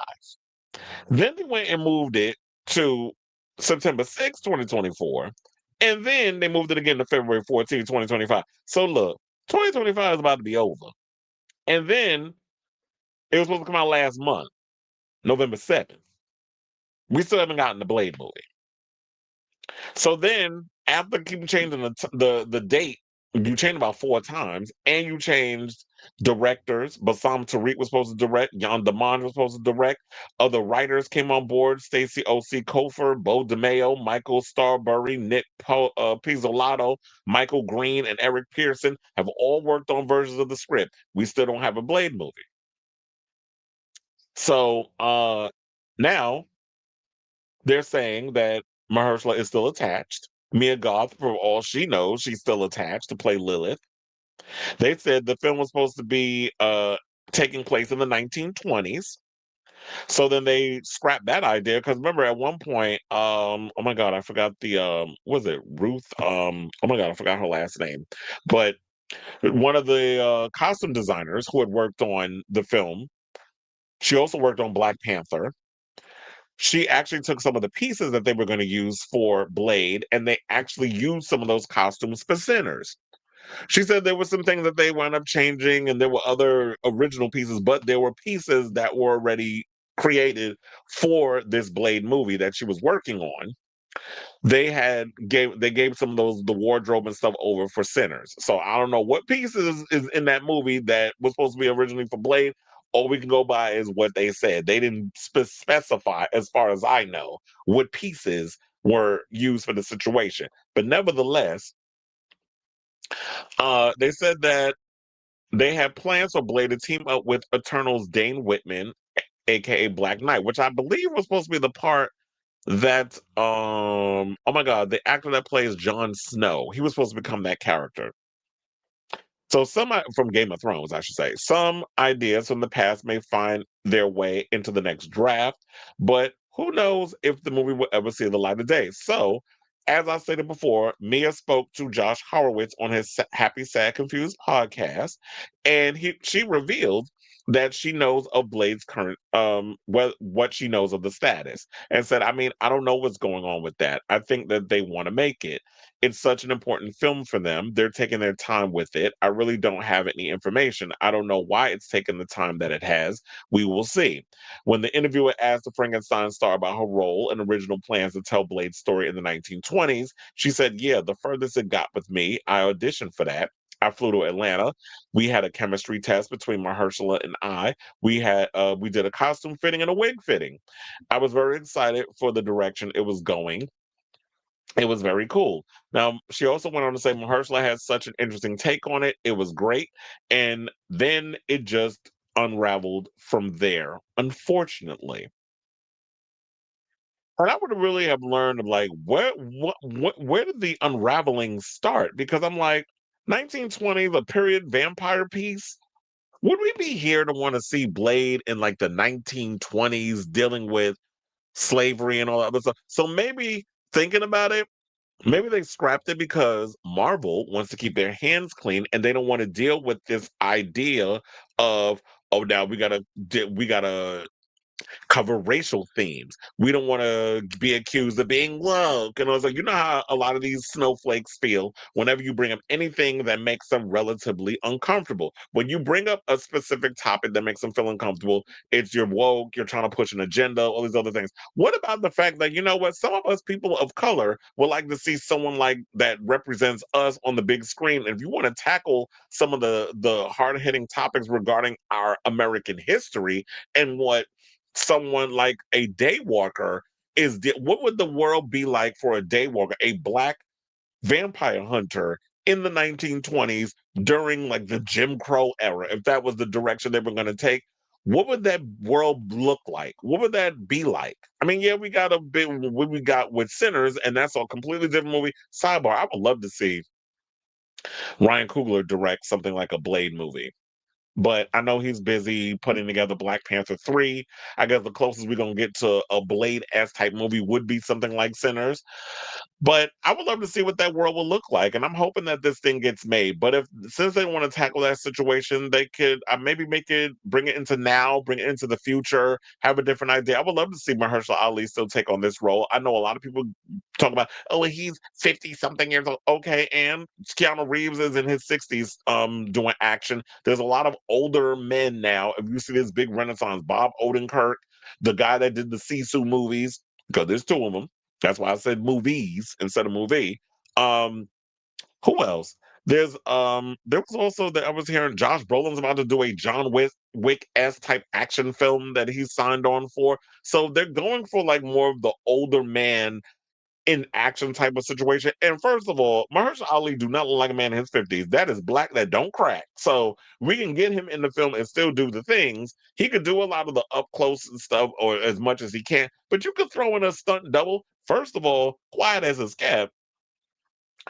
Wesley Snipes had a stunt double in the Blade movie. So yeah, he did a lot of the action, but for the most part, if you really watch, you can see when his double comes in for some of the more complex action stuff. But for the most part, Wesley brought what he brought to the franchise. So it's not that hard to hire a stunt double and have them come in and do all the extreme things. Because even Keanu Reeves, with some of the stuff, he has his double that comes in and does some of the stuff for those movies. And Jackie Chan, 70-something years old, they talking about bringing him in for another Rush Hour movie. So age is nothing. And cameras, it's all about movie magic and all this other stuff. So I don't mind if they want to bring in some other things to make it work, just so we can get this, Mahershala Ali to be a part of this. But the question remains: once we finally get this Blade movie made, because I'm sure, like when it comes to the MCU, they want to do more than one movie. They don't want to just do a one and done with Mahershala. How soon between, once you get this movie made, do we get another one? And when will we get an actual Blade movie? We're about to be in 2026. 2026 is literally almost 3 weeks away. And we don't have any idea what's going on with this franchise. If there's a script, when you're going to go into pre-production, have you locked down the locations to shoot and all these other things? How long is it going to take y'all to film this? How long are you going to go into post-production? Once you put the movie together, are you have to put away time to do reshoots? If you do certain things, you realize certain things aren't working, you're gonna have to bring the actors back to do reshoots. You got to do all of that. Plus, you got to edit the film. You got to find a specific date to release it, the promotion, all the other marketing and everything that goes into it. So it's a lot of work. And it's like, so what? 2027, 2028? Like, what's going on? So I just hate the fact that, you know what? And I keep saying it's like the MCU is in such disarray. They're a mess. They don't know what the hell they're doing over there because they dropped the ball post Endgame. And it's like they're scrambling, trying to figure out a way to get back into the good graces of the public. And I feel like they burned the bridge.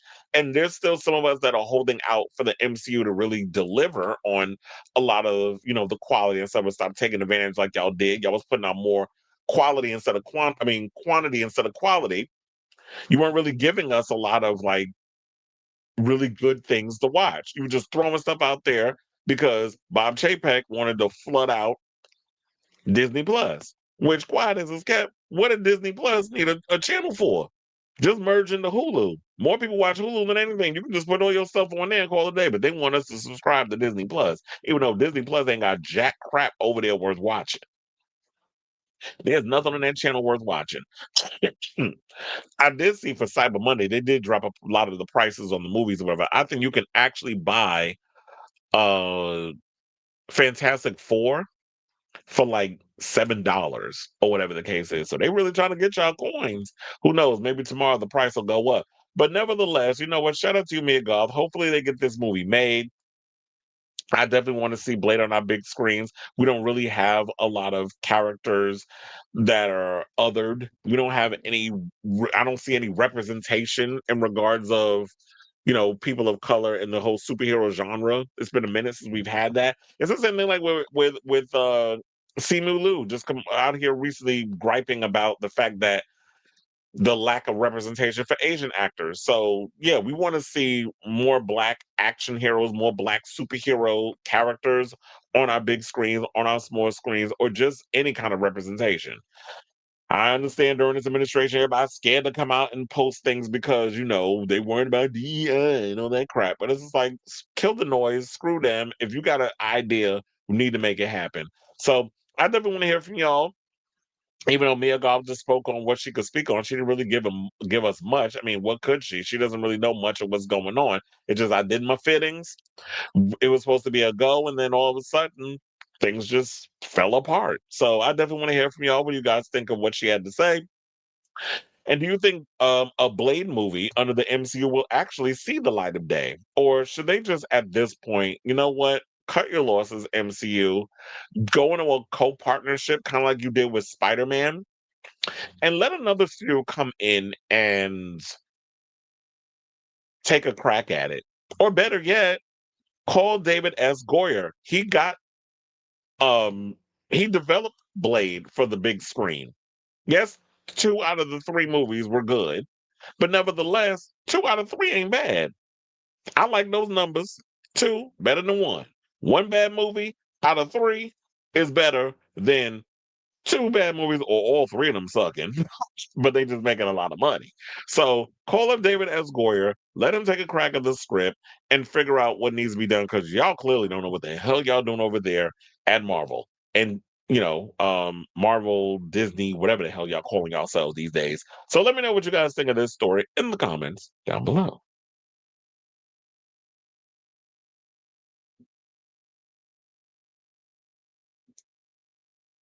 Said Paula Abdul had hits in 1991. Rush was her biggest hit as a ballad. But Stranger Things was before she had her first album out. Yeah, because Stranger Things, what year? Oh, this year takes place in what year? Oh, you said it takes place in 86, 87. And her album came out in 88. They said they're overthinking it. Just put a smexy black man in leather and have him fight some vampires.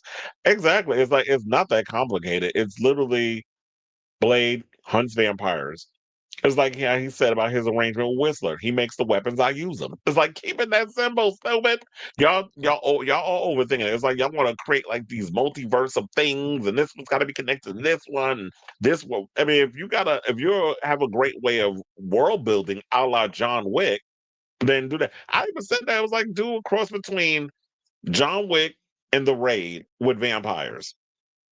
I even think that was a concept that they were talking about doing before, where they took inspiration from The Raid and was like, well, Blade in an apartment complex, um, you know, killing vampires until the sun comes. I'm like, that's a great situation. I mean, a great story. Similar to like Dread, which I love that freaking movie. The Carl Urban one. That we ain't get a sequel because y'all didn't go see the demo. Every time we get really good comic book movies, it's like people sleep on them. Then they appreciate it years later. hmm But Paula is only a couple of years younger than RuPaul. She's 62 and RuPaul just turned 65. I wonder if the new Blade is even gonna happen at all. I don't even know. It seems kids don't want older people in movies and TV. I fucking hate it now. Well, look, everything ain't for them.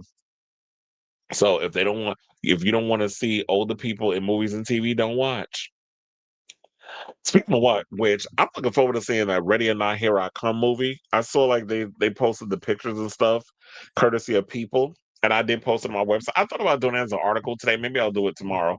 But um, like what I see so far with a lot of the people, there's Sean Hannity up in there, Sarah Michelle Gellar, Elijah Wood. I'm like, yes. First of all, this is like people in my generation. It's like we the parents now, or we're the elders. Although mentally, I don't feel like an elder. Because I like the cast of 90210, the youngest people on there were Tori Spelling and Brian Austin Green. Or you're saying the older people. It was sad in the first season where David's friend Scotty killed himself. Are we talking about the 90210 Beverly Hills 90210 or 90210? Because when you say 90210, I think of the CW series. Because that's when because I was way too young. I couldn't stay up and watch 902 Beverly Hills 90210, Melrose Place, and all those shows. Although I used to sneak and watch them at times. Because I don't know if my mother didn't know this, but I had like a little tiny little black and white TV that I used to hide under the bed. And sometimes I would actually just be up. I would watch 90210 when I'm supposed to be going to sleep. I watch Melrose Place. And at one point, the one season of Models Inc., that was my show. So, oh yeah, and I used to love me some Saved by the Bell. But when I was old enough where I could actually watch, it was 90210, which was on the CW with Annalyn McCord and all of them. That was a show I used to watch. And the girl from Degrassi. I remember when Leah Remini was on. Yeah, I remember that too. And she was on Living Dolls, which was the spinoff of Who's the Boss that Halle Berry was on, where they play models. I remember that show too. So I don't think we'll ever see another Blade for a while. I hope you're wrong with that, but the way things are going, I don't put nothing past the MC Damn You.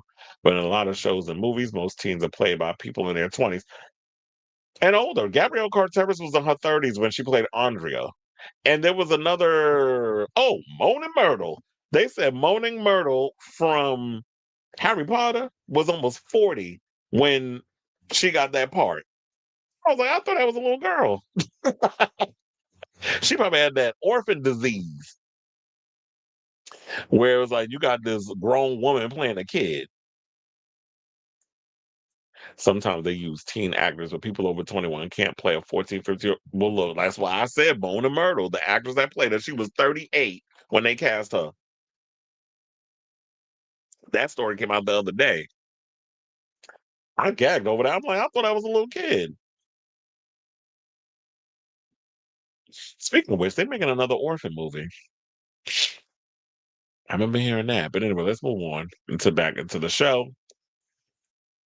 And let's talk about Thomas Jane. So he recently did an interview because he's got some new show called Frontier Crucible, or it's a new film. The cannibals in it. Army Hammer. I had just heard about this one. So anyway, so Thomas Jane is in a new movie, and he was asked about his role as Frank Castle in The Punisher, and he pretty much was asked, would he come back? Well, it was shout out to comicbookmovie.com's Josh Wilding, because a lot of times I do pull a lot of the articles from Comic Book Movie over here for the show. So shout out to him.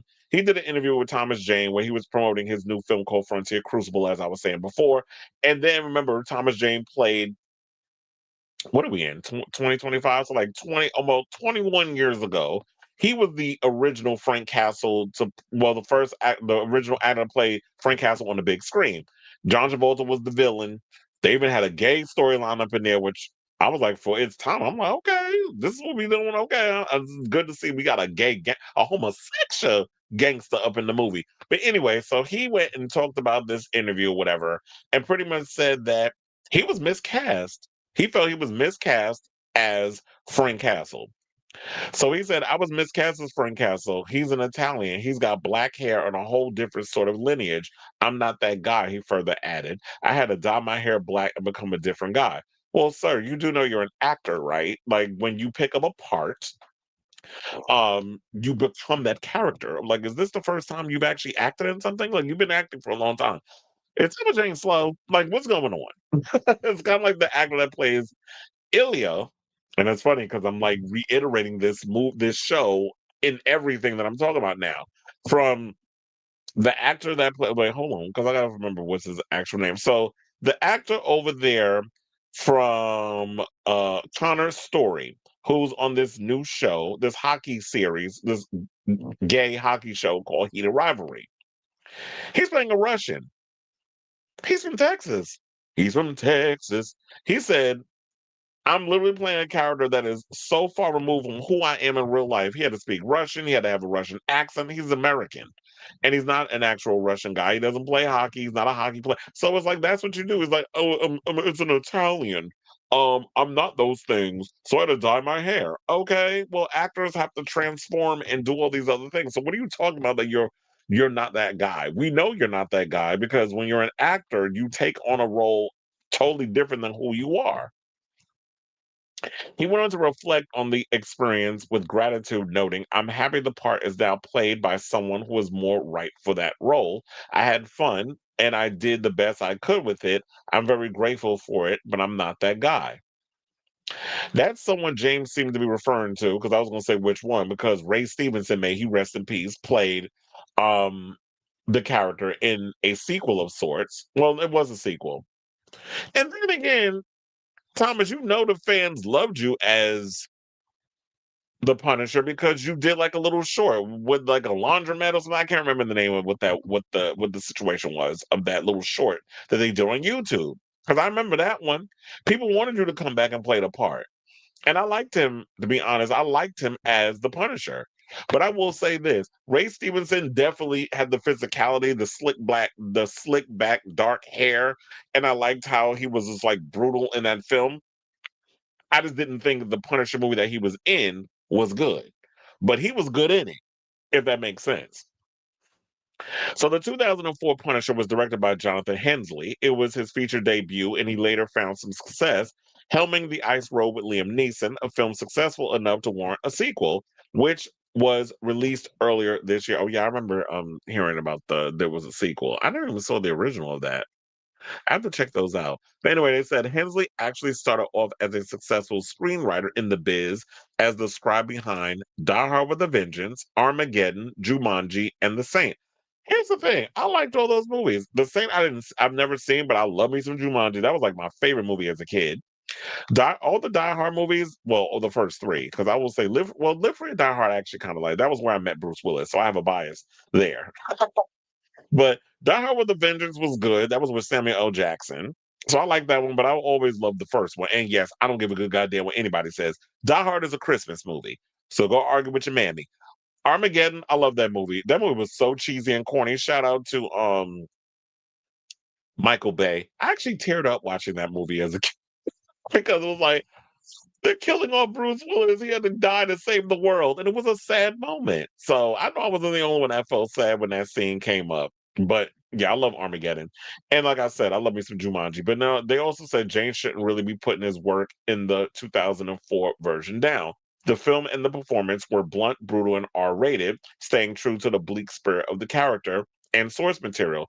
I might be an outlier on this one, but maybe give it another look. It's a product of a bygone era when comic book movies could have real edge and wasn't afraid to offend. And that's why I think I like it, is because they went balls to the wall with the film.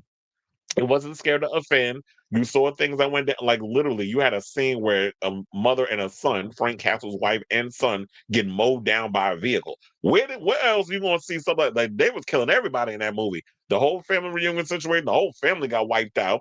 Frank Castle left for dead.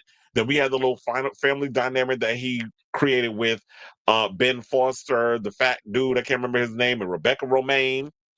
You know, you had all of them up in the film. Then he's fighting like the big Russian dude with the Where's Waldo shirt on with the platinum blonde hair with Ivan Drago. That's what I be calling him.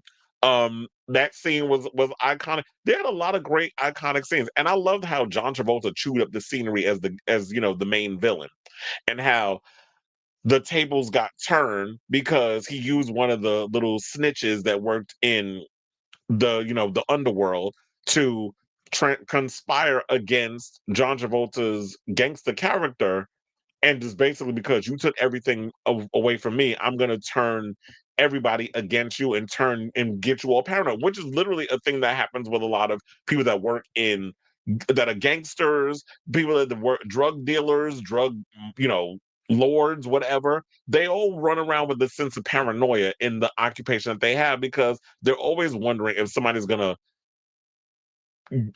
go against them or something or another. So there was that. So I kind of like the manipulative back and forth, the power dynamic that was going on in the film. So I have a soft spot for this movie. I like the film. So I don't think he should be too hard on it. And I guess at the time, he was the perfect I was gonna say the perfect Thomas Jane. He is Thomas Jane. I thought he was the perfect Frank Castle / the Punisher. I like what he brought to it. But I will say this, and Ray Stevenson, yes, he passed away, so he can't really, he did what he did with it, he did what he could with that part. But I do agree, John Bernthal, in my opinion, is the best at the moment of what we expect from Frank Castle and Daredevil. I mean, not Daredevil, because he wasn't last season of Daredevil. But I like what he brought to the character. But the only problem I feel like with this is, okay, so now he's going to be in the new Spider-Man Brand New Day film, right? If you're gonna have him in that, are y'all gonna water his character down? Because we know with Spider-Man and stuff, we know what all that gives, and we've heard that it's gonna be a more grounded Spider-Man. And I like the fact that you're gonna give Tom Holland more to do. And so, hold on, because how did this person get back in here? Because it looks like we have yet another person who keeps coming here spewing racial stuff in here. Your mother should have swallowed, by the way. So, yeah. So there's that, and they know that what they're saying in here is racist because why do you have to keep posting? Why do you have to put little words in there one at a time in order to get your stuff surpassing the census?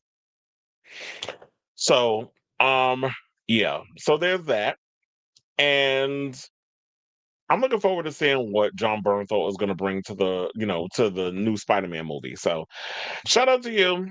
And I definitely want to hear from you all. What do you guys think of this story? Are you a fan of the original The Punisher movie? Did you like what Thomas Jane brought to that part?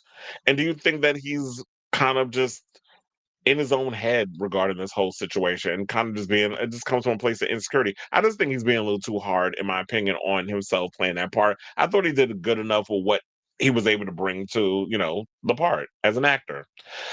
So let me know what you guys think of this story in the comments down below.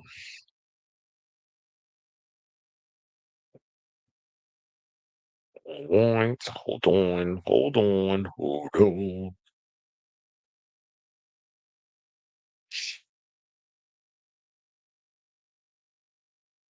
The people saying, you said, do you cry for the Armageddon thing? Are you talking about that I don't want to miss a thing? I used to get so annoyed by that song. It was cute for back in the day, but it was kind of like my heart will go on. I'm like, okay, I'm tired of hearing this goddamn song.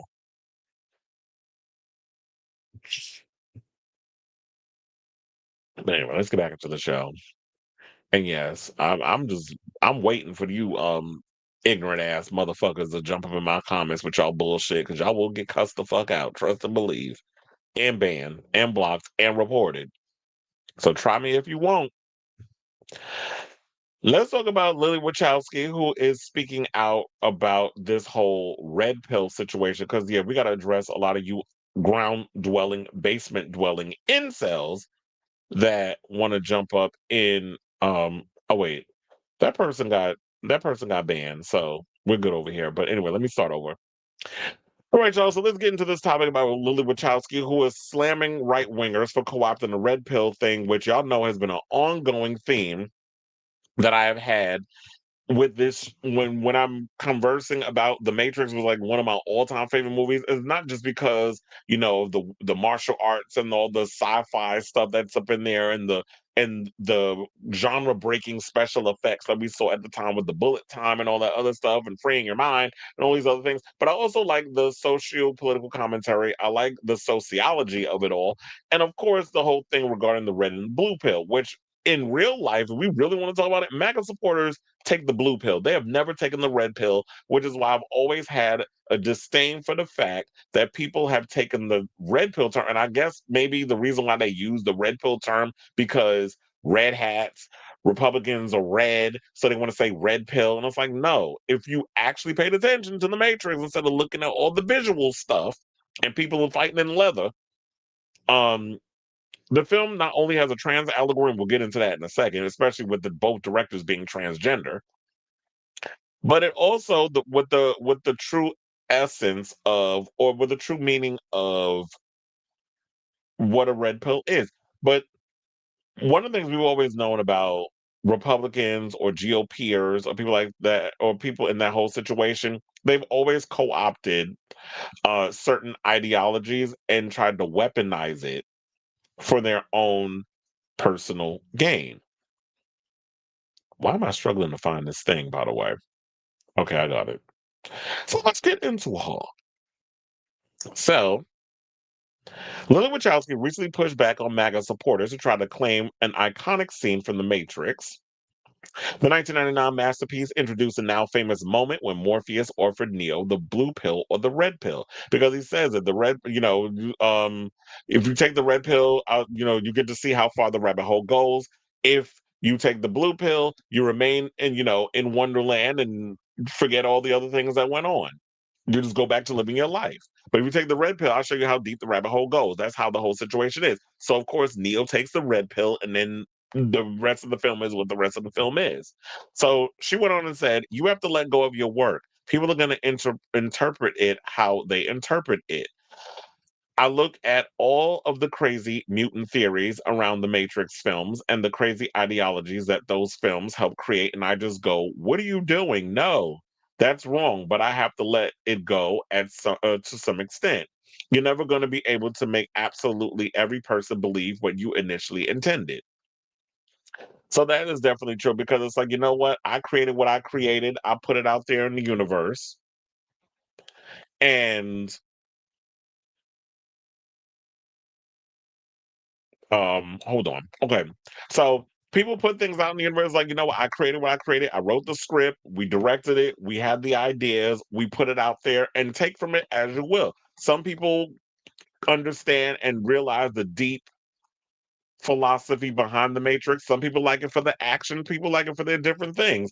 And yeah, when they created the whole red pill and all this other stuff, it's like, yeah, I totally got what they meant by that. And people are gonna use what they use. And it's like, I'm telling you what it means. I've been saying it before she even did this interview.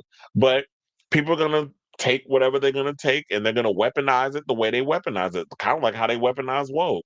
And I keep telling y'all what woke mean, but they've decided to take that term and they weaponize it for their own personal divisive gain. So, The Matrix, specifically the iconic blue pill or red pill scene, is the most famous example of the film being appropriated by the right. In the scene, Keanu Reeves' Neo must take the red pill in order to be freed from the Matrix. In the political context, red pilled is a term for somebody who has woken up to the truth about society and often aligns with radical far right ideology. Yeah, so it's like, oh, yeah, we've woken up to the truth about society, but what truth? The truth that some corporate people have plugged you in to believe. Whereas the real people that we should be fighting amongst is not each other. You need to be fighting amongst the 1% oligarchs that are trying to cut your health care, that won't raise your, that are raising everything but your living wage. They want to raise your rent. They want to raise your taxes. They want to raise, everything that you want about your car notes and all this other stuff. But it's like, but when you going to raise my actual money that I make at work so that way I can pay all these things off? They're not interested in that. But they want to tell you it's the trans people, it's the immigrants, it's gays, it's all these other people that are stealing. And it's, these are the people that's stealing your job. These are the people that's taking things away from you. And y'all know it's not true. You just want to point the finger at them because there's a face to the madness. Whereas you can't put a face to the oligarchy. They're hiding in the shadows. While they got the president of the United States being the mascot, while they're the ones behind the scenes doing the dirt. So now in an interview in 2020, Wachowski explained that the original intention of The Matrix was to be a transgender allegory, but the corporate world wasn't ready. Even so, she said she's unsurprised the right has latched onto the film since right-wing ideology appropriates absolutely everything. Well, the one thing I will say about the right, they're really good at strategy and marketing. The Democrats' problem is that they feel like, well, you need to Google, you need to do the research, you need to look things up. Oh, go on our website and see all the accomplishments. I ain't got time for that. We all busy. We got things to do. Yeah, there'll be people out here who work within doing political speaking and all this other stuff. Like if you have your political pundits that you go to and you watch shows like a Savvy Sabs or a Kyle Kalinske or his wife Crystal Ball or the I've Had It ladies, Jennifer Welch and Pumps, or these other people that are real progressives in this fight, or progressive in their independent thinking and really giving you the truth. They're the ones that's putting this stuff out here and letting you know what's going on. But I got time to be jumping on DNC website to see what y'all got going on. Y'all need to get better with y'all messaging. And stop trying to play possum. So Republicans are really good out here. And one thing I've always learned about sociology, you say something enough, because I got an A in sociology when I was in college. That was one of the electives I had to take, of course, when I was in film school. So you had to do your other things to be incorporated with your college work and not just making movies or EPKs or music videos, whatever the case is. I had to take other courses as well.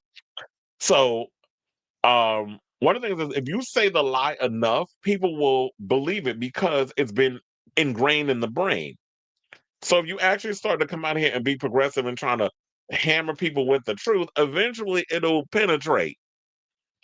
But Democrats are busy just sitting on the sidelines wanting to play possum because some corpse decided to tell them to do that. So now she also added they appropriate left-wing points of view and they mutate them for their own propaganda, for their own to obfuscate what the real message is. This is what fascism does. And so, of course, that's going to happen. Now, fans online echoed her frustrations. One Reddit user argued that these interpretations were often intentional attempts to attach right-wing thinking to stories that encourage questioning oppressive systems. Another commenter, U Myers JW, was U/Myers JW is the name if you want to be specific. said MAGA groups desperately want to be pop culture tastemakers and yet keep getting stuck with the absolute worst celebrities and artists out there. Well, they definitely want to be in the a part of the elite. They definitely want to be in that room. Trump has always been envious of celebrity because he's always wanted to be a part of that club. And at many times he has been able to dip his toe in them situations. But once he became a little too radicalized and changed up and all this other stuff, they don't want no parts of him. I mean, people in secret do. And then we recently heard this story. Josh Brolin came out and said that he was friends with Trump at one point, and the guy you see today is not the guy he knew. And some people was calling him out saying, like, oh no, he's definitely the person you knew. You just chose to ignore those things about him. And like I said before, y'all was loving when he was the jester, the class clown, the unfiltered whatever that would just come out and say any little thing. You thought it was cute until he ran for president. Then all of a sudden, when he started to mess with the things that affect people's livelihood, that's when it's like, okay, let's turn. And rightfully so. You should be mad at somebody who, if you're going to jump into politics and want to make a turn on certain things that affect your livelihood. But y'all was liking it in the beginning. But it's good for people to evolve and disassociate themselves from problematic ass people. But yeah, they definitely want to be a part of they definitely want to be pop culture tastemakers. They definitely want to be a part of that celebrity world, which is why they like to thumb their nose at celebrities. But then you welcome morons like Candace Cameron Bure and her evenly emaciated looking brother. Then you go, who's the other one? The worst of the worst. You had Shazam, who his career is cooked.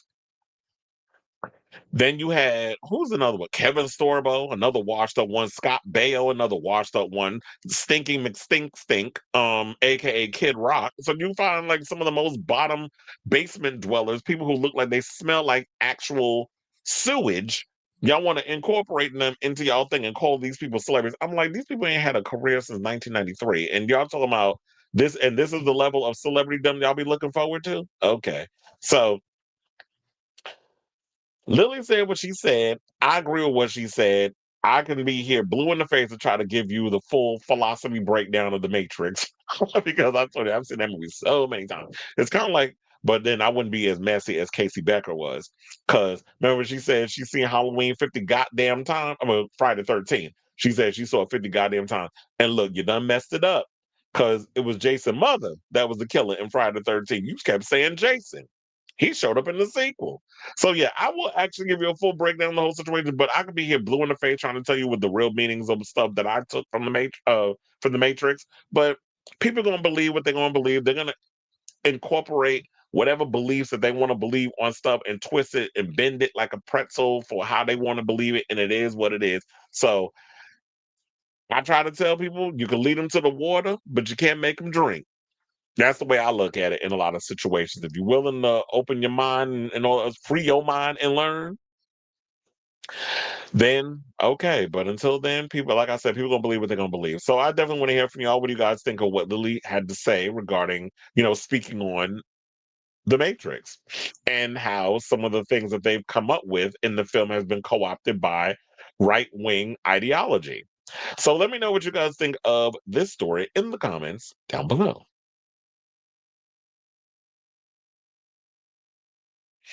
So let me close that up, but let's see what people are saying. You said both sides suck. Well, it's easier to say both sides. I mean, they have their ways about them, but nobody's more extreme with the sucking than the current Republican side. Democrats got their stuff too, and y'all know as many as if y'all been watching the show, I call out both sides. I'm not even Democrat or Republican. I feel like I'm more independent. I'm more of a democratic socialist. I'm more progressive in a lot of my beliefs. I am not a centrist because centrist to me now, I feel like the centrist Democrats, they're more right leaning than actual right leaning Republicans. Matthew Lillard was almost Negan in The Walking Dead, but once he realized a death of a popular character. Well, you know what? I like Matthew Lillard. I think they picked the right actor to play Negan. My thing that's never sold me on The Walking Dead was the fact that y'all tried to give Negan this anti-hero type vibe. Oh, this road to redemption. I don't care. Y'all need to kill his ass off. First of all, justice for Glenn.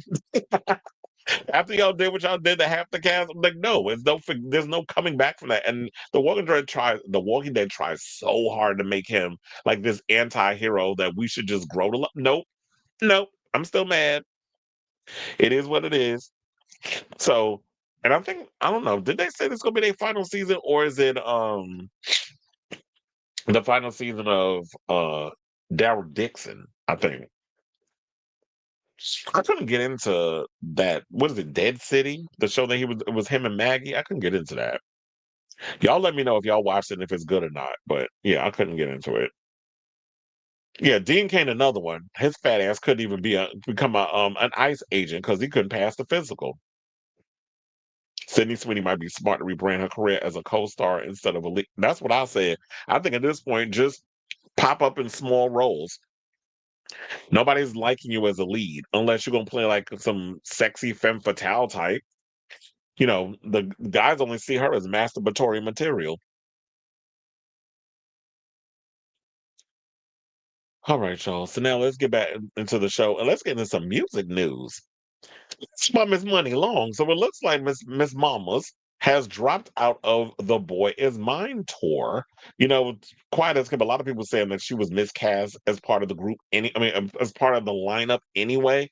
But the word on the curb is that she is going to be replaced with none other than Maya, which I was saying from the beginning. Maya would have been a perfect choice for the beginning to be in this thing because there was a situation that happened one time. I don't know what happened with Money Long could be. Oh, I think it was a vocal issue with her. Like she had talked about she was sick. I think she had COVID or something. But then again, how long are you supposed to be out for COVID before you can come back on tour? Always thought it was 30 days, but I think they was able to narrow it down to like maybe 5 or 10.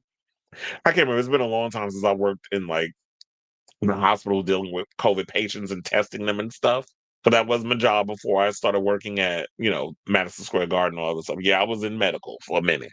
But anyway, so um now comes word that she's officially dropping out. Some people think it has something to do with her recent thing that she did on Mariah Carey, where she had a little fake Mariah come up on stage and they said she was throwing shade at Mariah because I guess maybe that was her lick back. Because remember, I think was it the BET Awards that she was one of the girls that paid tribute to Mariah. You know Mariah with her little facial expressions. I don't think Mariah was feeling Money up there butchering her song. What song did she sing? Hero? Y'all let me know in the comments. I can't remember. But I remember she did do a little tribute and Mariah was like, I don't know her. So now, as the age-old adage goes, the show must go on, even when faced with expected hurdles. Shout out to that grape juice for this story, by the way. Excuse me. With Money Long announcing her departure from the Brandy and Monica's lead trek due to ill health, so she says. The case of the ex-songstress has been roped in as a replacement. The news was confirmed by the juggernaut behind the blockbuster track, the Black Promoters Collective. Maya, who temporarily stepped in for Money early in the show's run, again due to ill health, will step in to vacate the spot beginning tonight. They said November 30th in Detroit in the Capital One Arena. So I guess it's true because wasn't December November 30th it was yesterday.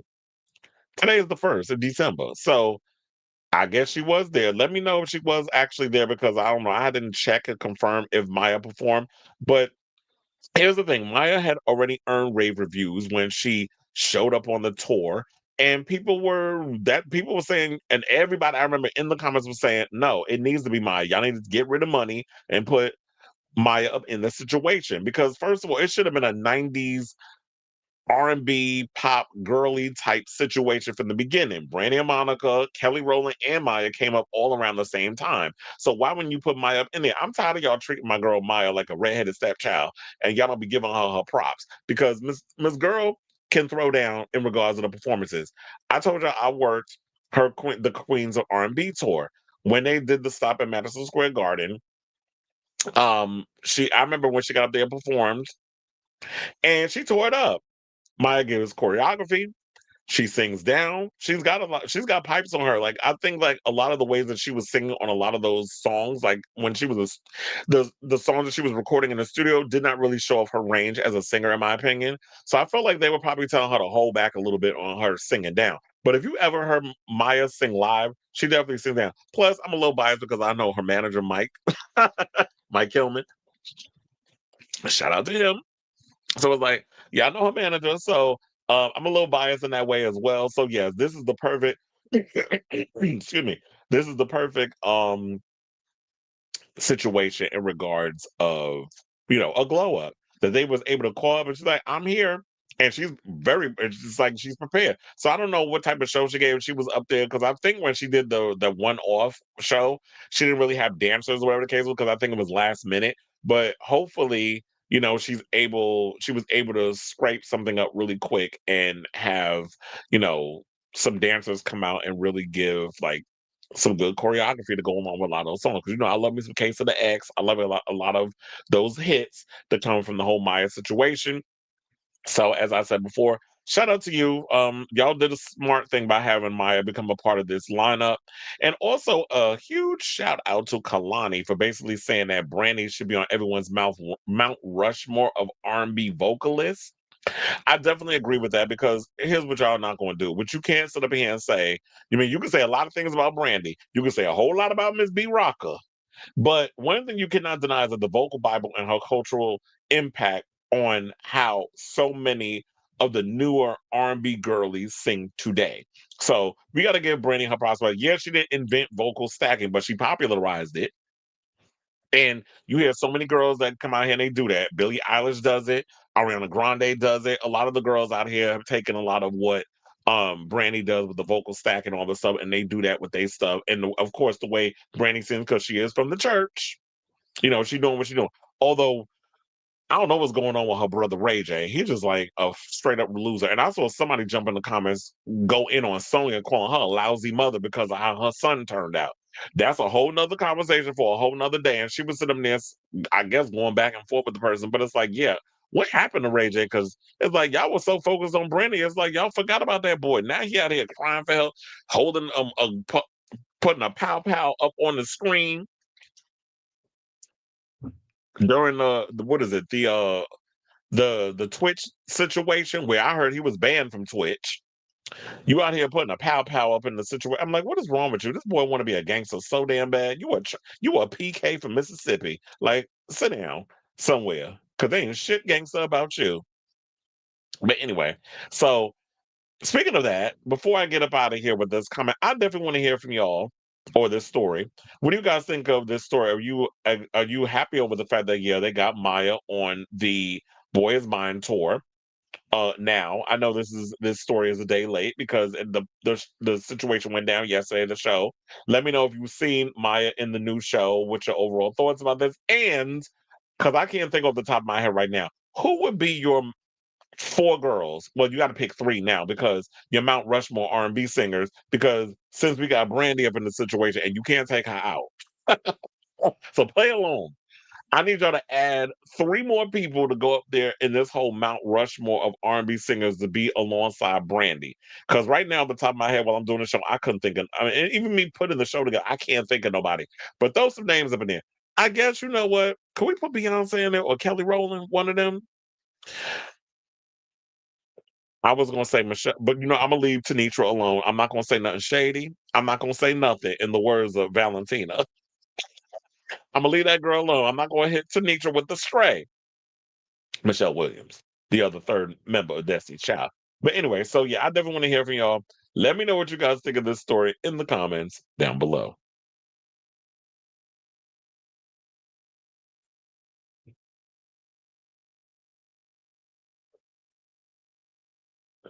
Point you said, is the new edition Boys to Men Tony Braxton tour going to MSG? Unfortunately, not. It is. I believe. Is it? I think it might. Wait, hold on. I gotta check. I think it's going to Barclays. Let me see.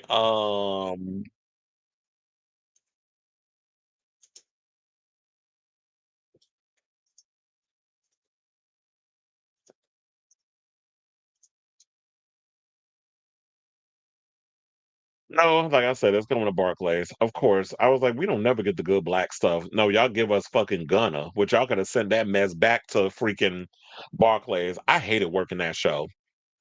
I ain't gonna get into the details as to why, but just know that some of y'all need to learn how to act in public. That's all I'm gonna say. But I don't do too well with attitudes. Whether you a bitch or you a knuckle. But anyway, so and you said there's also a Stan War saying Kelly Rowland is the real superstar and damn, who said that? I mean, at times Beyonce can be pretty much overrated. I like Kelly Rowland, but I be feeling like Kelly be holding back on her true potential. Because I definitely found like she really hit her stride once she decided to distance herself from trying to do the whole typical black girl R&B thing. I thought she would have been good as my generation's Donna Summer. She should have went more into the EDM, dance music, house, dance pop realm. That's where she was thriving at. She could have did some of them aggressive R&B pop songs or whatever the case was, or them cute R&B songs. But you sticking into like the R&B, I was like, you sound no different than any other black girl out here making music. And I don't know if it was her label trying to box her in, but I always felt like she was truly starting to stand out when she started collaborating with people like David Guetta. Because we live for Commander up in my situation. I did see a picture of her before. Okay, so then it is a fact. Good. Said Money Long puts me to sleep. And she's a rare case of a 2020s one-hit wonder. Yeah, she definitely looks like she be like if when Money Long set comes on, it's like, okay, bathroom break. Kind of like when Monica was on that Nicki Minaj tour. I was like, first of all, this is Monica, Nicki Minaj. Like, no, this do not match. It don't mesh. It's it's not meshing like peanut butter and jelly. It's giving me peanut butter and vinegar. It's like it's not working. So I don't know why she thought to put this on. But then again, we all know why Nikki chose her. Why Nikki? Why she chose Monica? Because what other female rapper was she gonna get on this tour? She don't get along with no damn body. You said the last time an R&B singer had me gooped and gagged was in 2021 with Jasmine Sullivan. See, that's another. If they would have had Jasmine Sullivan on there, that would have been good because Jasmine sings down. So Brandy, Janet, Beyonce, and child, they're gonna eat you up for that. Not Mary J. Flat singing ass. And not Janet whispering ass. We live for Janet, but no, not R&B. Y'all need to take Janet out of this conversation. No, no, no, no, no. I live for Janet, but as R&B, I shouldn't have to turn my decibels all up to the highest thing to hear Janet hit a note. Like, why are you whispering? We know that's your signature, but R&B, you not giving me that. I do agree with Tony Braxton though. T-Bars. T-Bar's voice is very monotone. You can actually replace. Well, I definitely can see Sade in it, but I don't know. I see Sade in a class. I don't know. I see Sade like by herself. I can't see Sade kind of being in a Mount like Sade is like Bjork. She's on a whole other plane by herself. You better pray Sony Music doesn't win the Supreme Court case. If they win, it'll determine who's allowed to have internet. Okay, that is so dumb. Well, I don't illegally download. But that's crazy. Like y'all gonna really do that, and we'll see how well that works out for them. I don't understand how Beyonce did a dance album before Kel. Did she? Because that album she did with Commander and them on it. What's that album called? That was a dance record. Beyonce, there was a lot. I mean, with Beyonce, there was a lot of different genres of music that she was throwing up in there. But I feel like Kelly definitely did a more EDM dance record before Beyonce did. If we're talking about it in that sense, not Donna Summer. Well, I am hot, so he said, I like Miss Kelly too. That was a cute record. One was better as a songwriter. She wrote the best tracks on MDNA, aka Bang Bang and Love Spent. Her government name is well. Then she needs to go back to songwriting because that's where she thrives. Not everybody's meant to be in front of a camera. There's some people that do well behind the scenes and creating, and you make more. First of all, you make way more as a songwriter Well, these days, the way that this industry trying to rip people off, I don't even know if that's true anymore. But the songwriting is where like the real bread and butter is.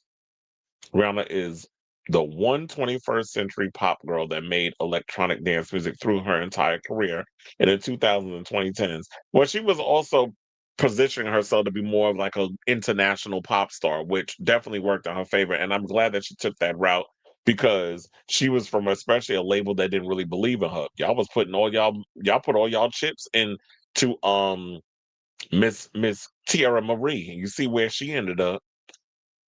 She said, not too much on Mama Janet. Oh yeah, he hates when I go in on Janet. Renaissance was full dance. That record of Kelly had both dance and R&B, especially the US market version. Internationally, it was dance music only. Yeah, that was probably because of the label. Somebody, oh no, you need to incorporate some of that R&B. So you can't give us a full dance. Black people can't do dance. But first of all, house music comes from black people. Fuck you mean? Black people, we created house music. So how you gonna tell black people that we can't do dance music? We created it. Like we created rock and roll, like we created R&B, like we created blues. It all drums lead to Africa. One of these days, these people gonna learn that. But we know how the colonizers are. Anyway, speaking of colonizers, let's talk about Andy Cohen. So apparently we talked about it the other day that Kathy Griffin spoke out against Andy because he had spoken on, apparently her name was in his mouth. He went on that BravoCon and revealed that he had emailed her for some godforsaken reason. I don't even remember why. But apparently they're talking about that, that we might be getting a showdown between these two. That we could be seeing them two going head to head on our screens. I'm gonna say big screens, but on our screens. And who knows when that'll happen? But that is the word on the curb. So shout out to Rob Shooter's Substack because this is what he spelled this. He said, in a twist wilder than any Housewives finale, bitter foes, Andy Cohen and Kathy Griffin are, wait for it, inching toward a televised confrontation. And insiders say Kathy has one non-negotiable. She said she wants it on neutral ground where Bravo can't swoop in to basically edit and buff her Andy's image with a glowing edit. So you can't come in and you can't be editing. She wants it live.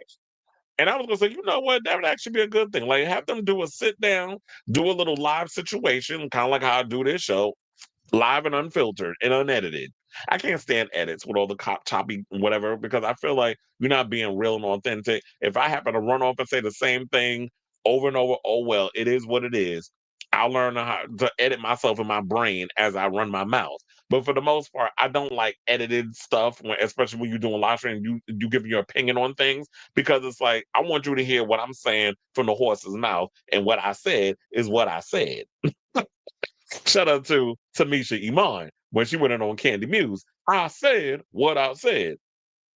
But anyway, so sources tell #Shooter Scoop that the pair's shocking pre-BravoCon email exchange cracked open a door long thought superglued shut, saying, quote, Kathy told her team point blank, if she's doing this, it's got to be live, unedited, and far away from Andy's home turf. One insider spills, she doesn't trust Bravo to keep their hands off it, and honestly, she's not wrong.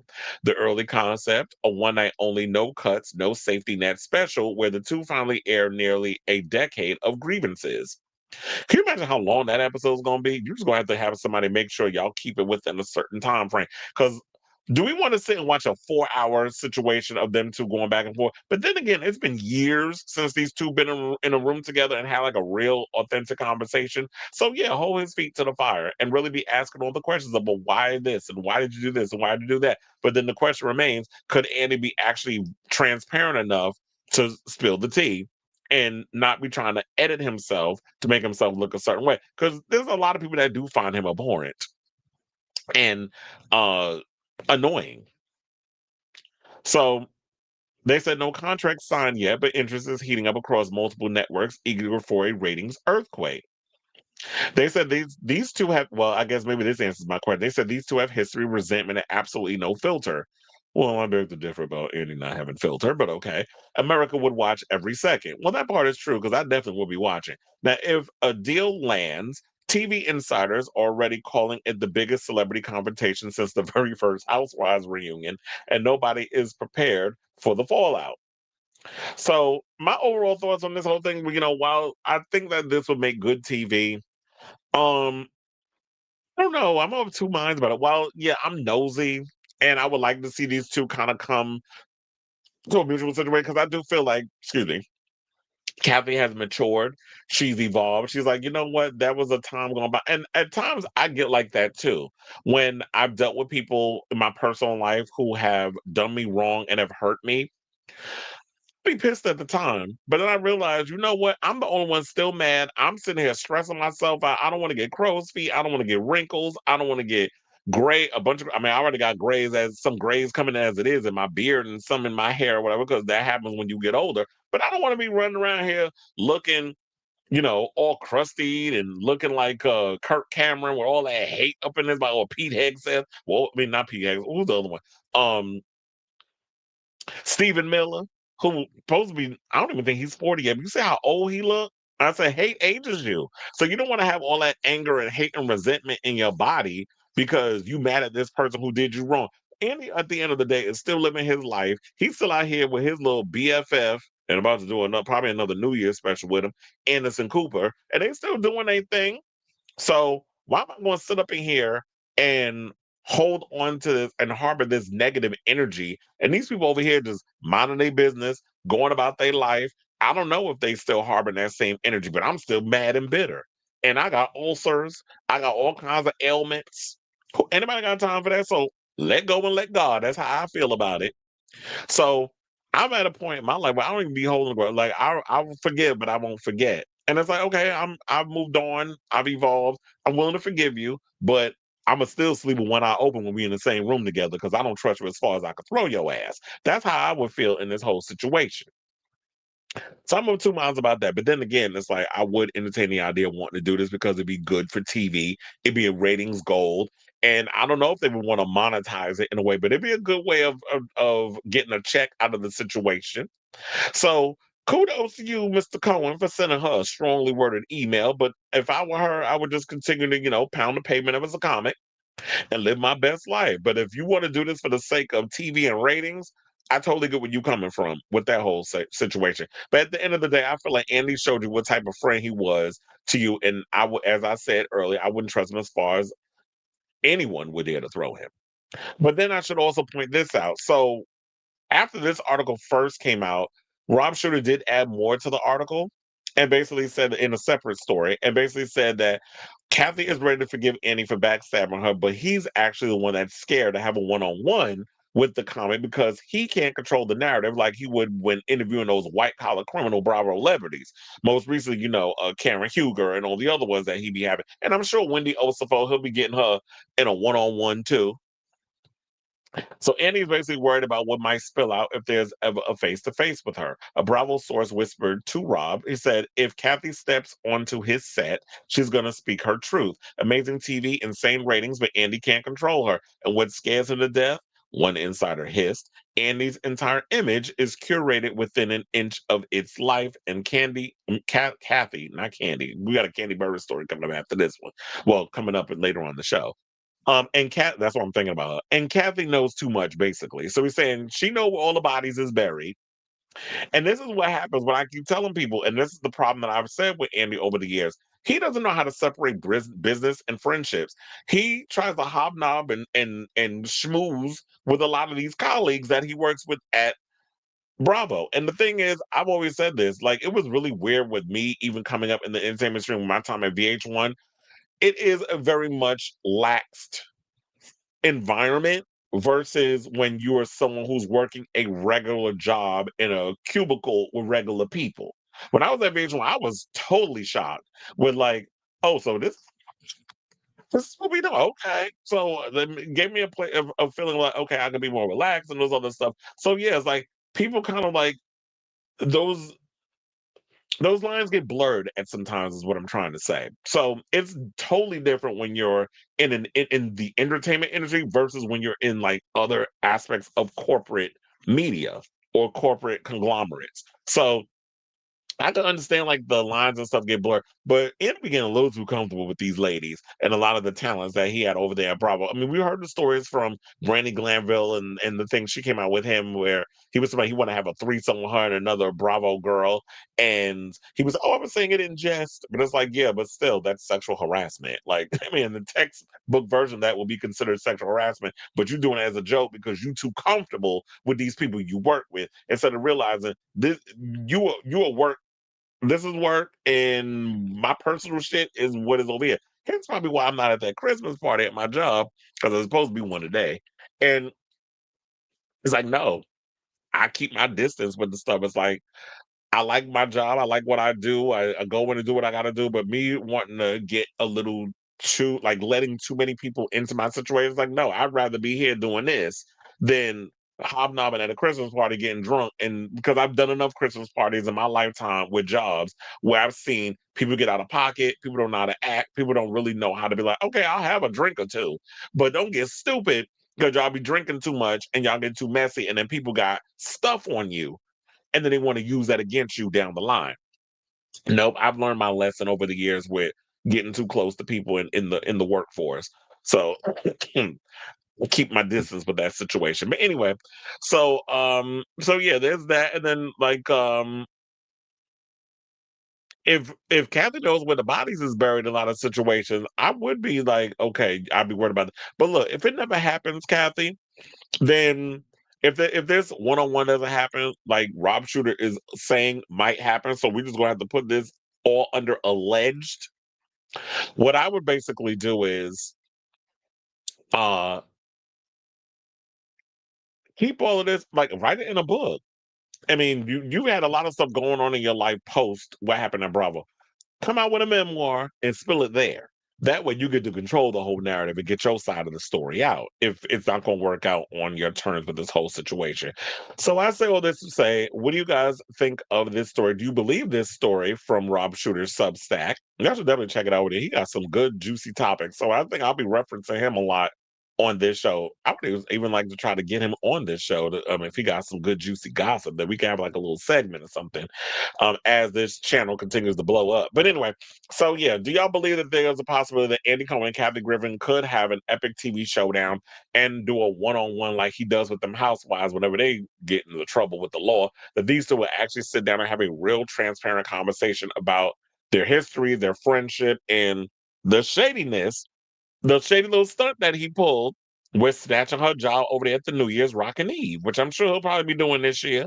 So, well, in a couple of weeks, I should say. So let me know what you guys think of this story in the comments down below.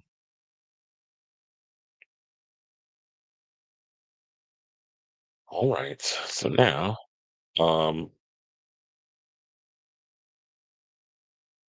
when Love Takes Over was, yeah, damn sure was. And it was good because her vocals sounded great on that. You said, why did shoe his feet? Wait, what? Damn, Coco Peru looks bad. Oh, wait, No, no, you not. What you not want to shade Coco Peru. I love me some Coco. It damn show is. And that's why I don't do it. Because I remember when I was in film school, I hated editing, which is why I mean, it's time consuming. It's a lot of work. It's a lot of hours. I don't like sitting in front of the computer doing all that editing mess. That's why I prefer to do live streams. And the only editing I do is like when I'm taking clips and just cutting it up and putting it out on the different services for people to watch those videos, particularly on my TikToks and stuff. But other than that, I can't. I hate editing. Like at the end of the day, if I was to ever do something where an editor is required, I would hire somebody to do it because it's just tedious. And I hated doing it when I was in film school. So um that's one of the reasons why I actually realized, well, I definitely I enjoy live streams more than like edited videos. Plus I feel like I can't be my authentic self if I'm heavily editing myself in the, oh, you said that too many times, cut that. Like, I don't got time for that. I'm not gonna sit here and just continue to watch something because then when you spend too much time with something, sometimes it's always also good to get people's different perspectives and opinions on things before you put it out, because you could be a little too close to the situation and you can't see, Don't be too comfortable with coworkers. Never shit when you eat. Absolutely. That's always been my never shit when you eat. That has always been my motto in a lot of situations. Fear Factor is also back with John. Thank God they didn't bring Joe Rogan's meathead looking behind. Because I saw, I did see him at the UFC fight. I'm like, he is so damn little. Yes, I am taller than him. But Johnny Knoxville coming on. I like Fear Factor. I used to love that show. I don't know if I care about it today, but I guess because it's been off for so long, I don't know. But I'll probably check it out. But Johnny Knoxville being a part of it, I think that's appropriate because it's been a minute since we've seen Johnny Knoxville on our TV screen, so he definitely needs a rebrand. Rooting for Kathy, although it's more of an anti because you don't like Andy.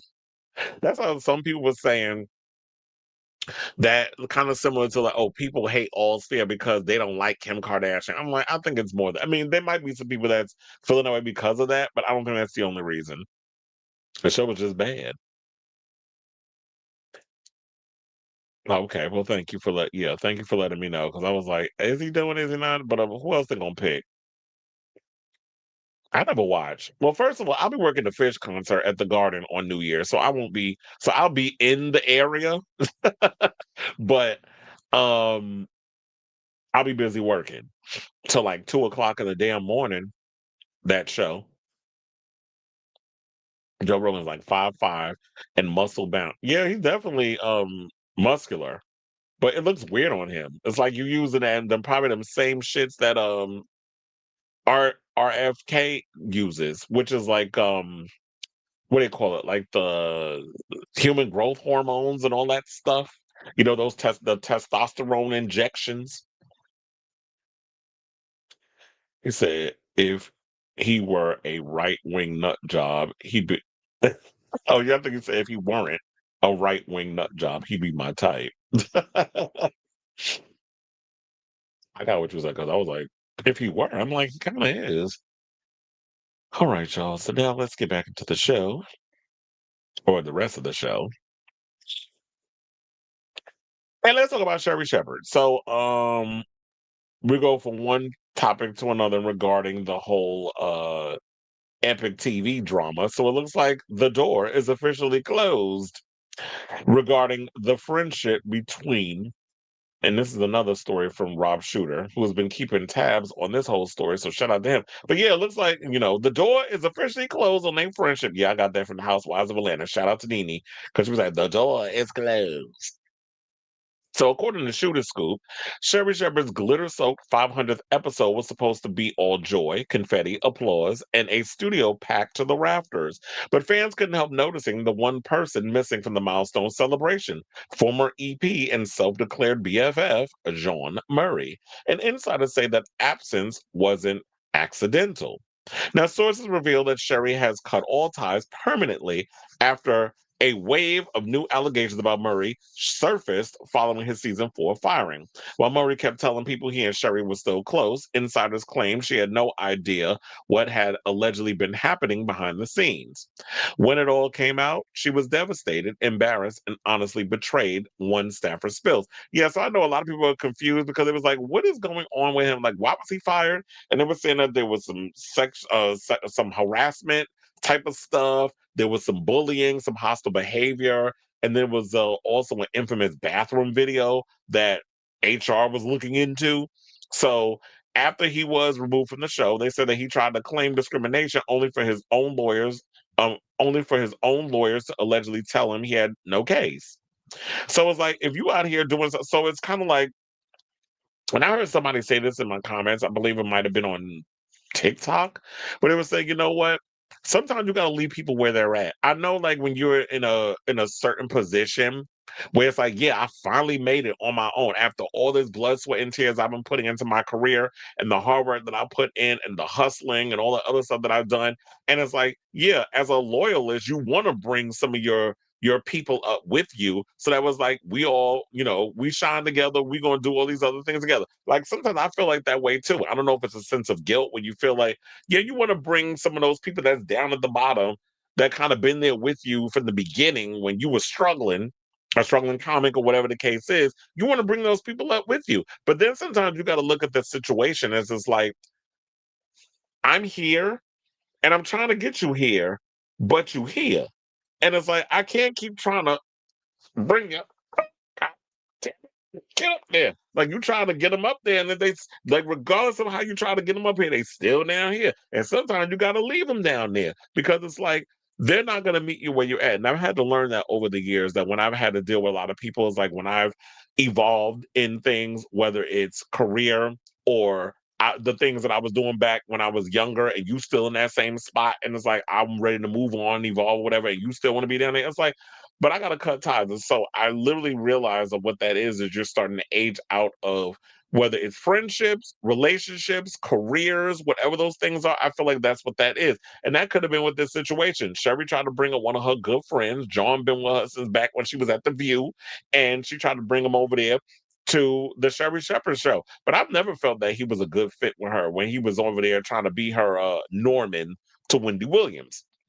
I just didn't feel like that he fit in that whole situation. And I guess with all of this other stuff that was going on, with all people filing complaints against him and HR having to get involved, and how Sherri had no idea what's going on her show, it always goes to show there's an ongoing theme of a lot of these celebrities have no idea what's going on in their show. Ellen apparently didn't know what the hell was going on and behind the scenes of her show. Kelly Clarkson, when there was a story going on where there was things that was going on, it was the job, it was a hostile work environment, and she had no idea what was going on. And said, okay, now that I know, I'm gonna get to the bottom of it. And now Sherri Shepherd is going through it. So it's like, what is going on with these people behind the scenes? Where it's like, okay, I understand I got a lot on my plate. Yes, I am the face of this show, but you have to realize when your name is in the marquee, I definitely need to be knowing what the hell's going on in regards of in the workforce. But then again, it is good if you leave that up to HR to handle, because a lot of times I got a lot going on. I got to worry about what topics we gonna cover. Because here's the thing, I am an army of one with this show, so you can imagine how stressful it is trying to put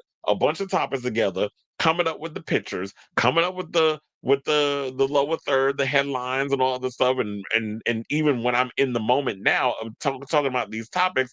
What I don't know what the hell was going to come out of his mouth when I'm covering this topic.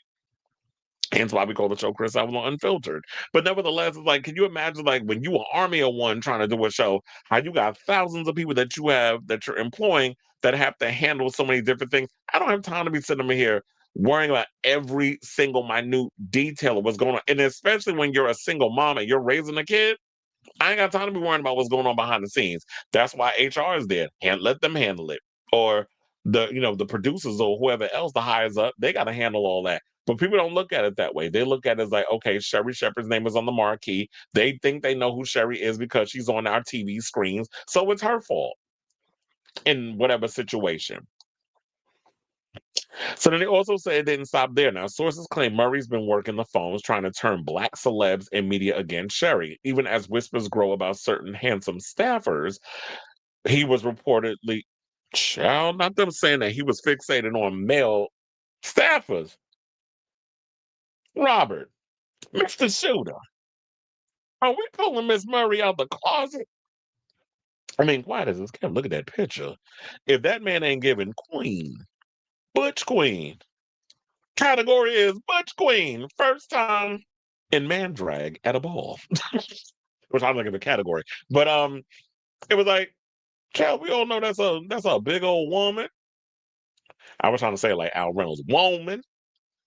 So, or as I like to call, or as we used to call him back in the Al You Doing Reynolds. But anyway, so yeah, they said that. I'm like, wow, oh look. That's messy. I'm here for it. Now, meanwhile, Sherri, calm, classy, unfazed. She celebrated her 500 episode and her brand new Hollywood Walk of Fame star, Surrounded by Love, with absolutely no mention of Murray. Now, a brutal breakup, a stronger show, and a goodbye that insiders say is blessedly permanent. Well, like I said, he the one that messed up. You had an opportunity to come along with her and still have the great successful career, but you had to realize this Sherri Shepherd show, this is Sherri's moment. This ain't your moment. So you decide to come in and make her moment your moment. And you thought because that's your friend, that's your ace boon coon, that you was going to just run around and treat people and act the way that you was going to act on that show with no kind of repercussions. But the people that work over there at Sherri Shepherd show said, no, sir, you gonna learn today who's really in charge. And this is out of Sherri's hands. So if you was out here doing things allegedly, according to this report, that is out of character and put a lot of people in harm's way based off of your behavior and made people uncomfortable, then you got to suffer the consequences. So hopefully your career will bounce back, but quiet as it's kept. Don't nobody care about Jawn outside of Sherri, if this story is to be believed. But so shout out to you for this story over there at Shoot a Scoop. So I definitely want to hear from y'all. What do you guys think of this story in regards of, Sherri officially closing the door on her relationship with Jawn? So whatever your thoughts are on this whole situation, let me know what your thoughts are on this story in the comments down below.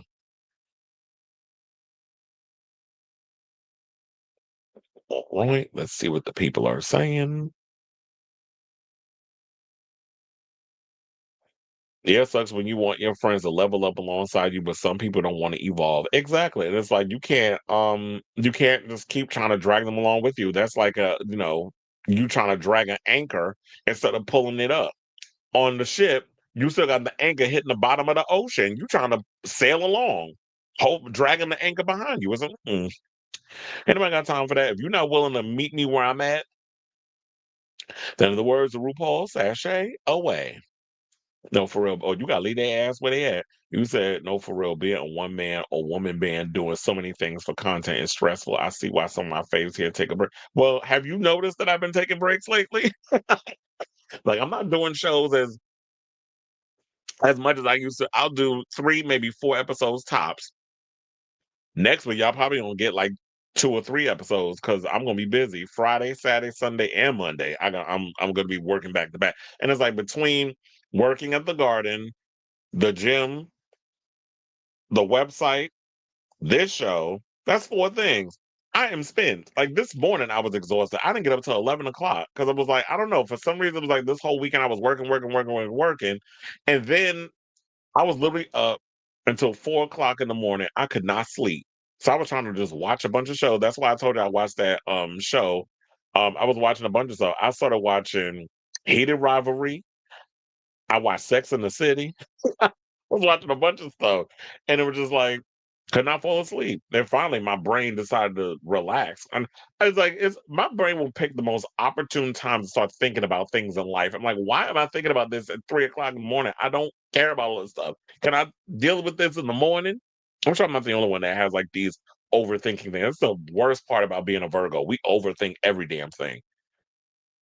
And I wish I didn't, but I can't help the brain for what it is. I had a guy I was friends with for 20 years. I recently blocked because he just won't stop living in the past. He still talks about things yeah, sometimes you definitely got to hit people with the block button. Hopefully y'all don't run into each other. But if you do, hope you got a good reason. It's like, you know what? Because I'm getting tired of your shit. 30 years, I meant to say he was actually my first friend when I moved to Florida, but he's always like, remember this, remember that. I would invite him to do things. And he never wanted to go. Well, yeah, those are other ones. So if people don't want to come out when you invite them and stuff, stop inviting them. Peaking as a teenager or in your early 20s is one of the saddest things in life. If you peaked in high school, college, or whatever. Can you imagine peaking that young? Not as lonely at the top. Show is. Oh my gosh, you have noticed like the amount of my subscribers kept asking me about the update of my rewrites giving me anxiety. Or you said, oh my God, yes, I have noticed, or you have noticed. You said, like, the amount of subscribers kept asking me about the update of my rewrites. But if I scroll down, I would have read the rest of the situation. You said, I have noticed. One of my best friends from high school still goes to the football games for some reason. The guy who won Homecoming King also still goes and hangs out with guys. Well, because they're trying to hold on to their youth. Now, the question remains, if you want a homecoming king, well, you're just going to say the guy who won homecoming king also goes, and he's not of your age, because I know you're like, what, 20, 21? So, um, this is not bad if you're still around that age. and still doing that. But if you like saying you 45 and still doing the high school games and hanging out with younger kids, then I'm looking at you like, okay, you still trying to hold on to that youth. What makes there be disbelief of Sherri not knowing anything is because most folks show signs of their messiness. So I would think there must have been some signs. And again, she is. I met her. She definitely comes across as naive in a lot of situations. I was in the elevator with her, actually. She definitely comes across as airheadish. I forget where I was. I might have been at AMC for an event or something or another, what she was there for. And yeah, I'm literally like racking my brain trying to remember where was I. And I think I don't even. I could, even though I wasn't paying attention. I do think Jawn was probably in the elevator with her. I said, "Oh no, that's sad. He needs to." This guy who won homecoming came in my graduation class. They're both 21, hanging out with. That's what I said. 21 is not that bad. If you still kind of going to 21 hanging out with high schoolers, that is kind of a little weird. But if you're still going to like the high school games, I mean, you're not that far off from just graduating. So I let that slide a little bit. But if it's like, if you still kind of trying to do that high school thing and you hanging out with high school kids and you like 35, 40, then it's like, okay, what's going on over here? She's not. That's why I said, I remember that. I was thinking about that the other. I was like, wait a minute, I actually did meet Sherri. She was up in the elevator. We was in the elevator together. I was trying to mind my business, but also I was, ear hustling. And this was years ago. I think it was around the time when she was on The View. There's a goal to block Mimi from #1 after the photo with BB leaked, streaming parties and radio requests for Brenda Lee and Wham or get Kylie trending. She about to release a Christmas album. Yeah, because there was a story about her taking a picture with Netanyahu. And people was like, oh, it's old. And some people believe it was AI. Some people believe it wasn't real and all this other stuff. And it's like, no, it's real. And this was around the time when she was engaged to James Packer and how he was cucking himself to Israel and a lot of, I guess, business deals, whatever the case is. And I said, it doesn't matter the year or how long ago it was. It doesn't negate the fact that she took the damn picture. I mean, I don't know where she stands today. She hasn't spoken on it, but they said that she's visited Israel 3 times. Joe Vaughn posted this in the comments because apparently people don't not read comments. Everybody just writes stuff and don't read the comment. I'm like, y'all nosy about everything else, but nobody scrolls and reads comments. I read the comments all the damn time. But I guess everybody don't think like I think. And then he was like, that she looks at Israel as like that's her, that she has a love affair with Israel or whatever the case was. So people still listen to Mimi on the radio. I just feel like the Christmas songs are inevitable. They're always going to play those because it's Christmas. So she gets away with it. But if we talk about her new album, I don't think her music really got played on any stations. Now, I will say this. If you listen to like Sirius XM, you will hear the Mariah Carey stuff on there. But like standard radio, I'm not sure. All right. So now speaking of messy R&B singers, let's talk about Tamar Braxton. So Tamar recently did an interview with the Morning Hustle, and she sat down with L'Oreal. Shout out to her. I like L'Oreal. But so she went and did an interview where I guess she's promoting her new EP, the one that she said she was going to release, but now she's released it. I was like, girl, you poured all that money into that damn EP. You're releasing it. But at the time, these girls be saying mess or whatever the case is, and we just go along with it. I was like, okay, whatever. So she sat down, as I said, with an exclusive interview with The Morning Hustle, and no topic was off limits, including the blurry details she recalls of the August night she woke up in a pool of blood. Now, in collaboration with longtime friend and producer Tricky Stewart, Braxton recently released her new project, Heartbreak Retrograde, which is accompanied by Louis, where she got Yandy husband Mendici up in there playing her man. She shared that the project is based on a true story and hopes it will help others navigate their own heartbreaks. On the topic of the film, she quickly shut down internet rumors of a real romance with Mendici, who stars in her visuals. She clarified that they barely knew each other and their relationship is strictly professional. Now, I will play y'all that clip, but I don't think y'all really care about her talking about Mendici. What y'all want to get into is the whole thing about her teeth, and also she spoke about the incident between, the drama that she's having with her sisters over there on this current season of the Braxtons, which just ended, by the way. I did catch up and watch the whole season, Wanda her boring ass wedding, and Trina's going through it with her husband and not taking care of himself and all this other mess. So yeah, so what she said about the whole pool of blood situation, if y'all need a reminder, on August 19th, she sent her Tamartians into a tizzy when she shared that she endured a medical emergency that left her found in a pool of blood with several teeth missing. Now, in an instant story, Braxton, who's 48, told followers she almost died and described suffering of facial injury, a fractured nose, the loss of several teeth, and diminished mobility. She said, I struggled to write this, but everybody keeps calling me, and honestly, I can't really talk anymore. I'm so weak, Braxton wrote about the mystery medical emergency. I almost died on Sunday. I was found in a pool of blood for my friend with a face injury. As the days go by, the worse it is. I fractured my nose, lost some teeth, and mobility. The way I look at life now is totally different. As my health is on the mend, my mental journey begins. Pray for me for real. I don't even know what happened to me. So, did you actually go to the doctor since you was in the hospital, and did the doctor tell you what had happened? And then let's not forget, because around that time, when you had the situation, I got to pull up the video. There was like a birthday party type situation that was going on, and that's when her and Funky Dineva had the falling out.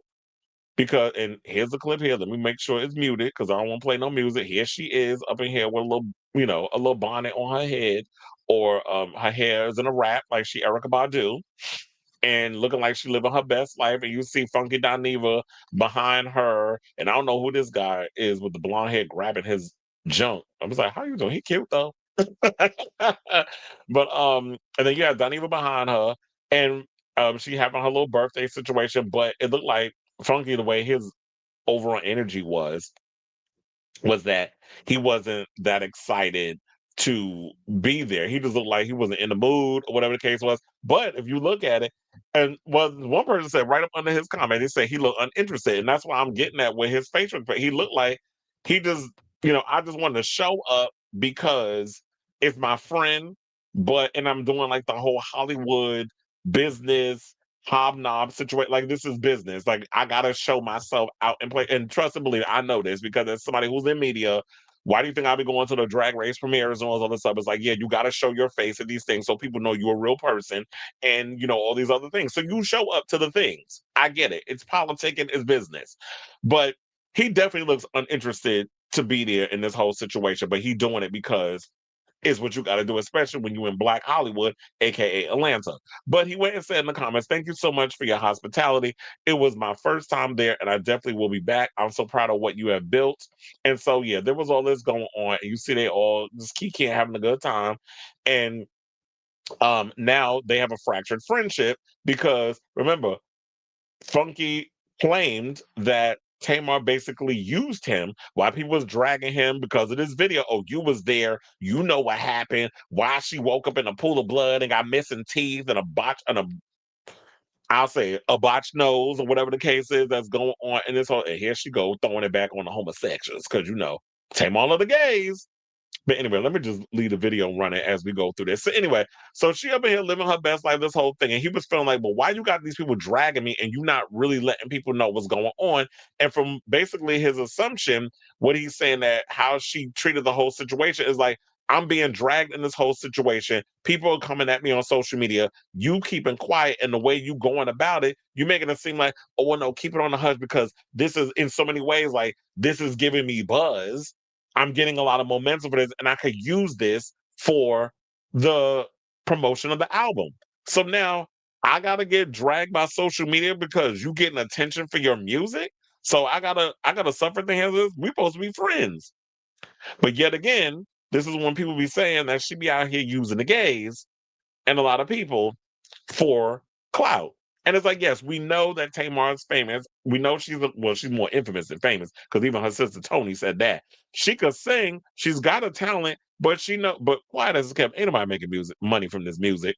She makes more of her money from her little business endeavors, probably doing her podcast where she had her niece come on, or the reality TV stuff, TV appearances. That's what you make more money there than you do making music.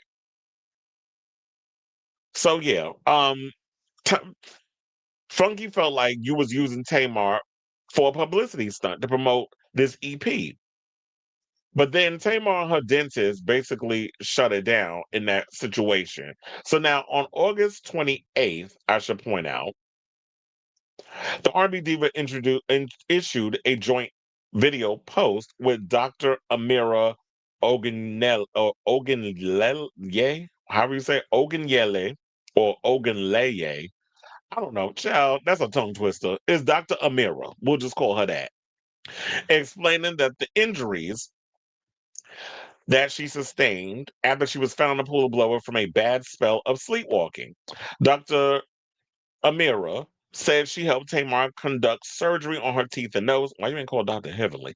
Injury. Oh, wait, but then again, they did, Funky did say that he did hit her up for Dr. Heavenly's number.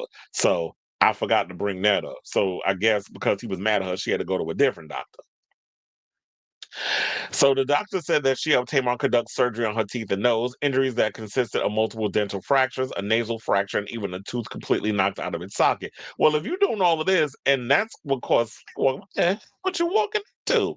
And since you sleepwalk, allegedly, do you have to get one of those beds where they got to strap you down so you can't move? Because if you sleepwalking like that girl in Black Phone 2, then they need to figure out how to keep you attached to the bed. Now, during her recent morning hustle video, Tamar doubled down on her injuries being from sleepwalking, although she doesn't recall the scary moments in the slightest. This is what she told L'Oreal, that the night began completely normal. Now, of course, I do have that video. Hold on, because I got to pull that up. There's a bunch of clips that I have for this whole situation. So bear with me for a second. We're going to come back. Is that it? No, that's not it. This is it. We're going to come back and we're going to talk. Please hold. Wait, hold on. I got to take the... Are you aware of what really happened to you? No, I'm Or not. can you talk about I can talk about it, but I'm not aware of what really happened to me. Yeah. All I know is that I went to a friend's birthday party. I gave a friend a birthday party. Mm-hmm. Hello. You thought was your friend. Well, we ain't even gonna touch on that. Yeah. I came home like I would normally do. Well, you kind of know the spiel. I come home, I'll take a shower, I'll wash my face, I'll come back in the kitchen.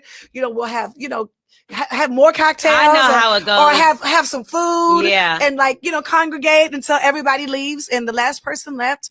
And one of my friends was just a little too intoxicated to drive, which is fine. My third bedroom is very iconic. Mm-hmm. You always like, yo, Elle, you ain't got a job. Yeah. You can stay right here. Yeah, it's very iconic. So actually, me and Brian was texting each other while I was watching Real Housewives of Orange County. And I fell asleep.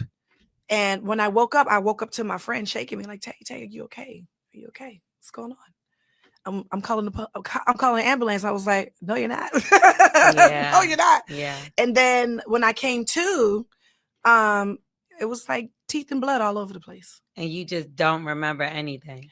I do not. I do not. Scary.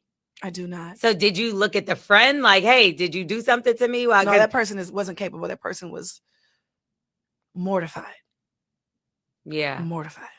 Yeah. So that's so crazy. And I'm sure you've run through your mind. Yeah, I went to the hospital to try to figure it out because I was in excruciating pain. It was bad. And it was bad because I didn't know what happened to me. And psychologically, it was very heavy, and my whole right side of my body, I still get numb. But my whole right side of my body was so numb, I couldn't even lay down. I couldn't even sit. I had to lay on the floor on my back. And I went through a series of tests in the hospital for 5 days. And the only thing that they can conclude it to was a sleepwalking episode. Are you aware of what really happened to you? No, I'm not. Or can you talk? Okay, so they're saying it's a sleepwalking incident. But some people in the comments, when I was reading it as I was playing that video, some people think that she got so drunk because she did say in the clip that, so I made a mistake. I thought it was her birthday party. Apparently she was throwing it for the friend. It was probably the cute blonde one, with the blonde hair that she was walking with up the steps or whatever. So she was probably throwing a party for him.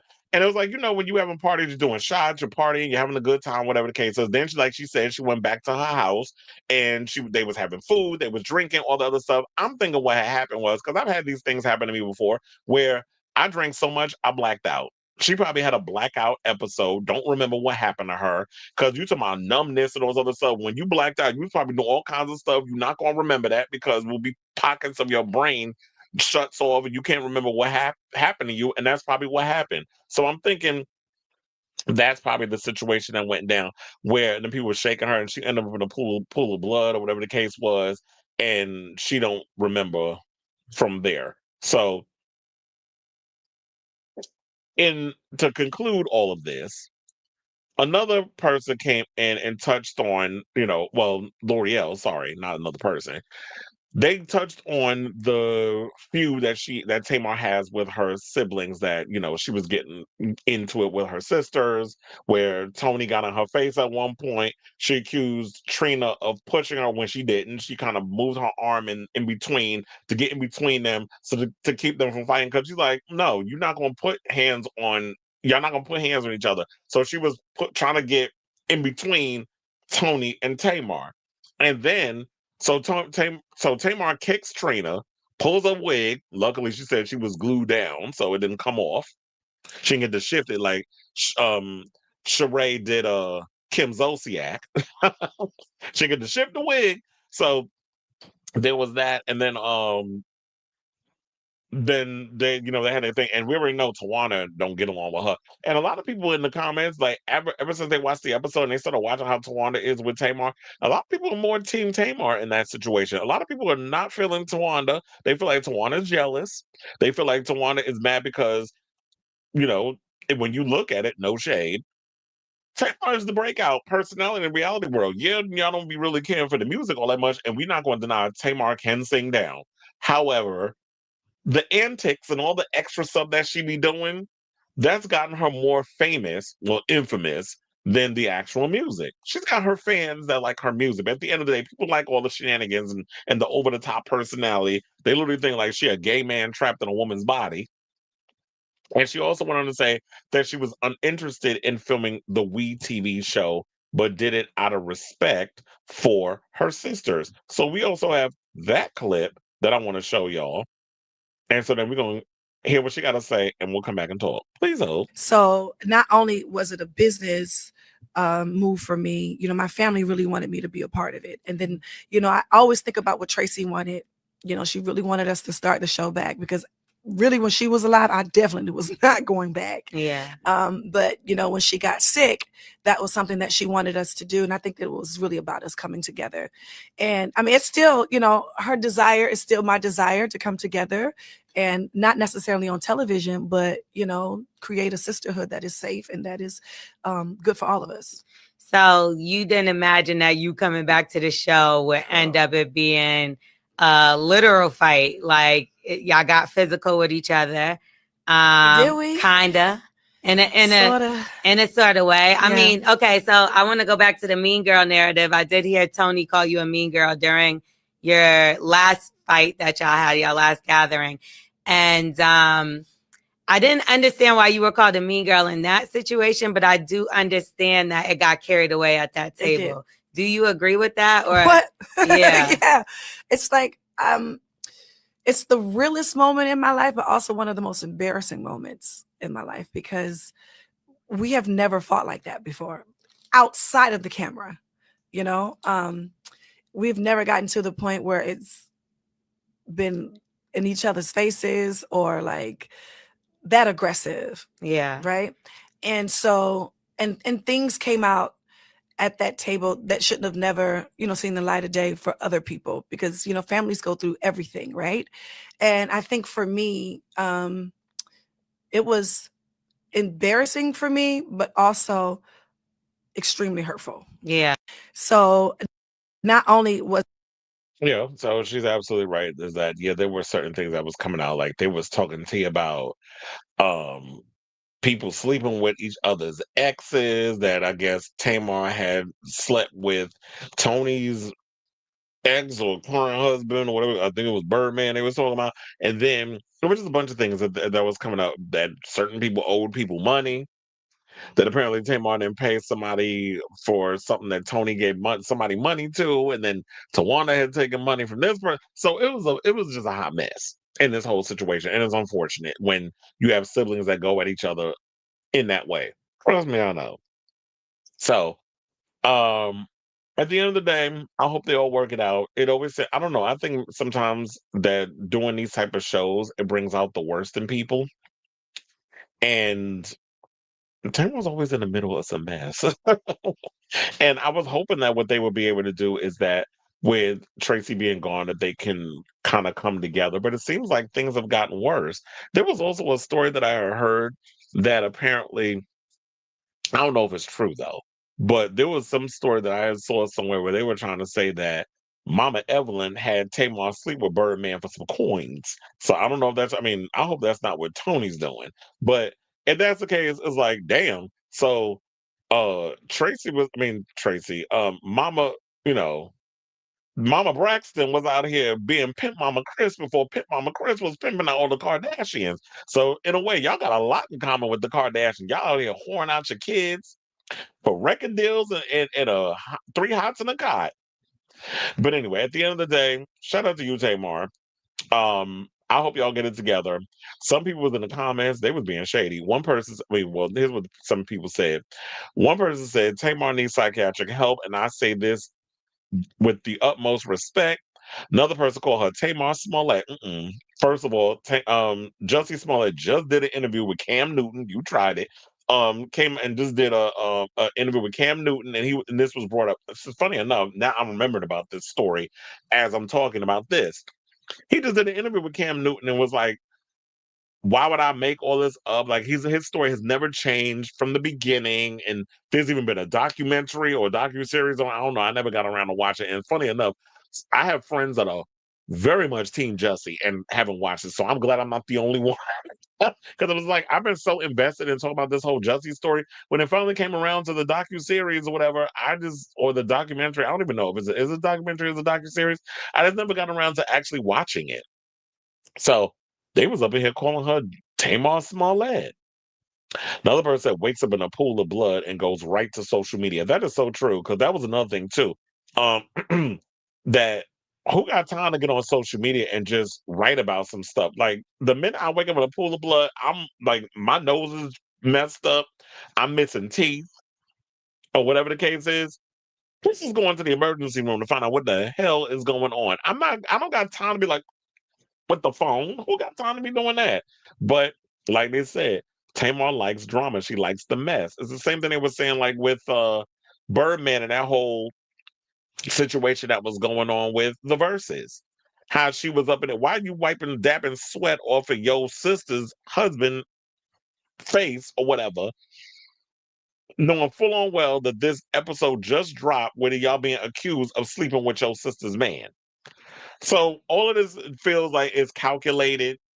There's stunts and shenanigans and things that go on. I told you, she is a gay man trapped in a woman's body. So shout out to Nene for giving credit to the gays over, some of the stuff that has been said in regards like, oh yeah, if it wasn't for the gays, my career wouldn't be where it is, especially with all the phrases and things like that. I said, well, child, you need to put her in that category too, because if it wasn't for the gays, Tamar's career would not be popping the way it is, because she literally sounds like a gay man trapped in a woman's body, as I've said many a times on this show. So um, she also has a forthcoming book coming out called The Tamartian Tour and Other Television Projects. And they said that, yeah, so she's got a lot of things coming out. And even saying that Tony was supposed to be the first lady at Cash Money Records. Well, thank God she didn't sign with them. But look, people do not believe what Tamar's saying about this whole pool of blood thing. The number says she lying, her rollout didn't go as planned. She made that up. My beloved Funky going through enough. I hope he don't pay this no mind. So, and yeah, shout out to Funky, because I know he going through prostate cancer right now. So shout out to him. I know I don't know, because I'm live as the normal time that Funky Dineva. Well, I've been live for almost 3 hours. But but Funky's live usually starts around 8 o'clock. So I don't know. Y'all can tell me in the comments if he is live because he wasn't live ever since that diagnosis came out. He hasn't been live, and we haven't heard from him doing a live show and if he's gotten in depth. But if he has, I'm gonna definitely check his show out later on and all that good stuff. So yeah, Funky, don't pay this no mind because I mean, unless you want to address it in your show, but then I'll be all ears. But anyway, so I want to hear from you all. What do you guys think of this story? Do you believe that this was a sleepwalking incident that transpired from Tamar? Because I'm sitting there like, if you don't remember what happened, then, well, she did say the doctors told her that the only thing they can come up with is a sleepwalking incident. I'm like, child, you need to get a second, a third, a fourth, a fifth, a sixth, a 12th, and a 15th, and an 18th opinion because something in the middle. I mean, I know sleepwalking is an actual thing. People go through it, but I don't know. I'm side on this, this whole situation. So let me know what you guys think of this story in the comments down below.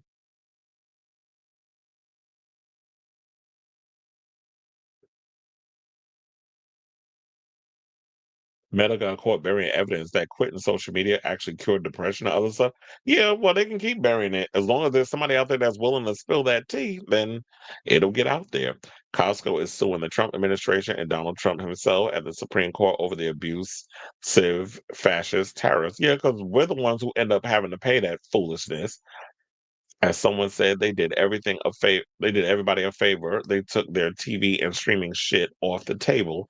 But selling the movie studio to Netflix is the only way to keep Paramount off their back. And how Paramount is trying to use Saudi Arabian money to acquire Warner Brothers. So the Ellisons are definitely up in here trying to buy up all of our media. I'm glad that it's funny how I've been shouting this from the rooftops from the beginning. Since this whole story came out about the Ellisons and what they're really about and how Donald Trump has been finagling and giving them what they want in order to move past a lot of the red tape.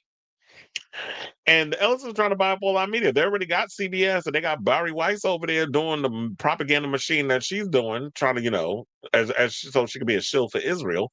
And now they're trying to do the same thing with CNN. But CNN's already making themselves look bad by having people like these radicalized right-wing nutbags on their show, like Stephen Miller's wife to be one example. So they want to continue to buy up our media, be my guest. I won't be watching. All right, y'all. So now let's talk about Tamar's BFF. Let's talk about Kandi Burruss. So Kandi, I thought that, with Kandi and Todd and everything, that they would have a mutual splitation of their situation in regards to the divorce or whatever the case is. But it don't look like that's going to happen because it looks like things are about to get ugly between these two. Super ugly. Shout out to Bubba Sparks. So on Wednesday, November 26th, they said that Todd Tucker filed a response to the divorce petition that Burruss filed. He said he's filing actually for primary custody of their children, Blaze and Ace. And also says he's raising concerns about their prenup. So he said the two children are currently in his care and residing with him in Georgia while Burruss handles out-of-state work obligations. Because also isn't she supposed to be doing Anne Juliet? She's supposed to be on Broadway. Hopefully she'll be able to concentrate being on Broadway while the kids are in Atlanta and dealing with a lot of this legal stuff. Maybe we should have waited to file this divorce after you did the Anne Juliet thing, but that's what she's about to do. So Tucker 52 noted Burruss's work obligations, saying we'll continue to require her to be away from children for at least the next several months as he pleaded for primary custody. His filing noted the parties have been working cooperatively in an effort to resolve all issues, and Tucker remains committed to continuing these discussions in good faith. Tucker said that in the hopefully unlikely event that they are unable to reach a custody deal, he will be seeking primary physical custody, joint legal custody, and final decision-making authority. He proposed Burruss having substantial time and meaningful access to the children. Tucker's lawyer praised Burruss as a mother. His filing noted Tucker wishes to make clear that he recognizes Burruss as a loving and capable parent and remains sincerely hopeful that prior and continued discussions between the parties will bring full resolution of all matters. Tucker admitted that he signed. Why are I calling him by his last name a lot in this article? This is Us Weekly, by the way. You couldn't say Todd. That's actually my uncle's name. Tucker admitted that he signed a prenup agreement before getting hitched on April 4, 2014, but suggested he was pressured into signing it without his lawyers around. Well, the word on the curve was, well, basically, if you remember the reality show, Kandi did bring up the prenup. And Todd, you was sitting on that prenup for a minute before you decided to, at the last minute, sign it. So it ain't my fault you didn't have your attorneys and stuff. That we can postpone the wedding until you get your attorneys in the room. Like, call them up. Did we have FaceTime in 2014? I'm trying to remember. We probably did. We had technology. I guess it isn't as advanced as it is now, but I'm sure there were ways that you get them on a Zoom call. You could do whatever. But then again, you should have had your attorneys before you were to walk down the aisle with Kandi and all this other stuff. Have all your I's dotted and all your T's crossed and read all the fine print before you decide to sign on the dotted line. If you decide to sign on the dotted line, that ain't my problem. What's written is written in stone or written in blood or written in whatever kind of ink you was using at the time. You signed the contract, you got to abide by the contract. I'm sick of people signing prenups and signing this, that, and the other, and then they want to contest it. Talking about, I was in duress, I was under this, I was under that. That ain't my problem. You signed the paper, we going by the paper. And if it's legally binding, that's what it is. But I'm not mad at him for pulling this stuff because women do it all the time. So turnabout is a fair game, is how I look at it. So now, despite the knowledge, Burruss's counsel presented the final agreement to Tucker for signature immediately before the wedding ceremony without any notice to or consultation with Tucker's team, who had been significantly engaged in their negotiation process. Tucker's filing alleged these circumstances raised substantial questions concerning the enforceability of said document. Well, why wasn't this all look, you've been married to this lady for 11 years, and now you want to sit up in here and try to nitpick and go through this whole thing? Like, we've still been trying to work out this prenup. Or like I said, we would have had to postpone the wedding. Nevertheless, Tucker remains committed to working in good faith to resolve this matter amicably and privately to the extent possible. Tucker's counterclaim for divorce also demanded a division of all marital assets, both real and personal, tangible and intangible, between the parties. Tucker demanded primary physical custody, joint legal custody, and potentially alimony if the prenuptial agreement is found to be unenforceable.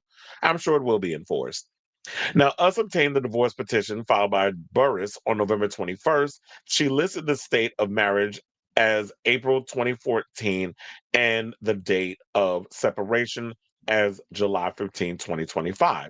So now, normally in a lot of marriages, when they talk about what was the reason behind the marriage, irreconcilable differences. That's not what they said in this. She said the marriage was irretrievably broken and no reasonable hope for reconciliation. Now, that's some extreme type mess right there. Like, what did you do that this marriage is irretrievably broken and is beyond repair? Like, what was going on? We know y'all had a open relationship because I think they was pretty much open about that. But for the lack of Kandi being home and in the picture, and she's always busy and things, was Todd feeling lonely and decided to step out with other women? Like, if y'all had an open relationship, I'm sure even when you have open relationships, that doesn't leave you open to actually be an infidel. There are rules that come with being in an open marriage that if you're going to cheat with a woman or whatever, Kandi is fluid because I believe she has mentioned that. She has dabbled in the lady pond, kind of like what Portia is doing now. Did y'all see that stud she dating? That's been the latest story that came out. I meant to bring that up on the show, but I was like, it's a non-story. I just feel like Portia is doing stunts and shows for a storyline on next season's Housewives of Atlanta. So now she want to use the homosexual community in order to maintain some sort of relevance.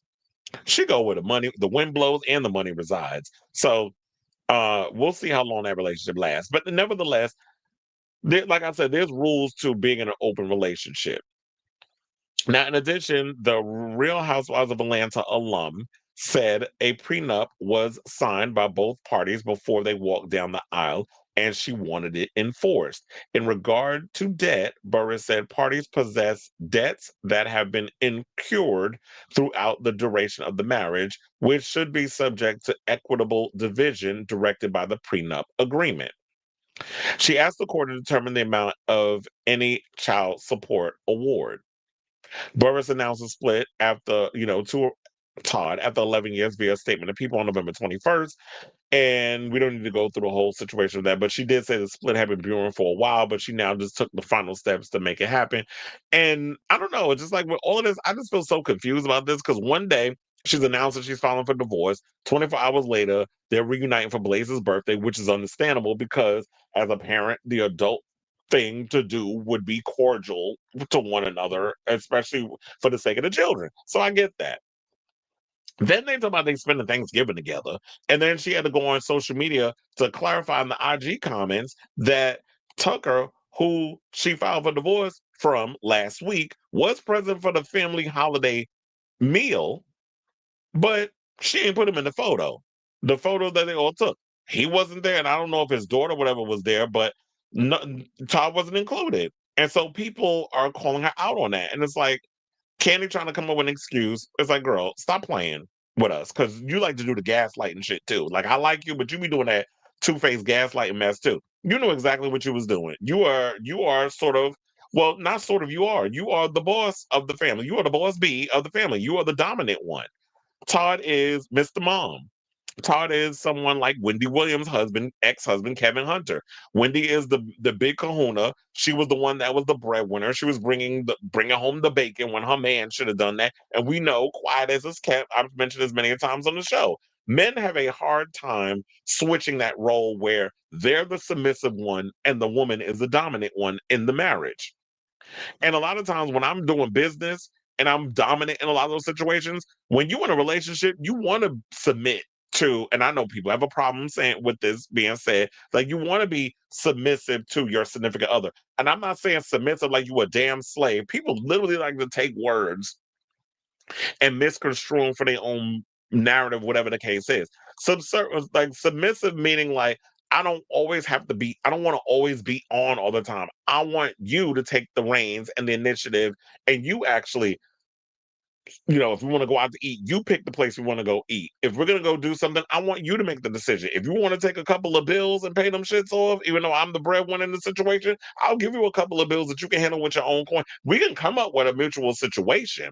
But a lot of times men can't come to that. Well, it's different in the homosexual relationship because it's like, when you got the bottom and top role and the dominant submissive, that sort of thing. There's a lot that goes into that, but that's a whole nother conversation for a whole nother day. But when it comes to like when you have the woman being the business person, and yeah, Todd is somebody who wasn't a boss. He was somebody that worked behind the scenes of the Housewives of Atlanta.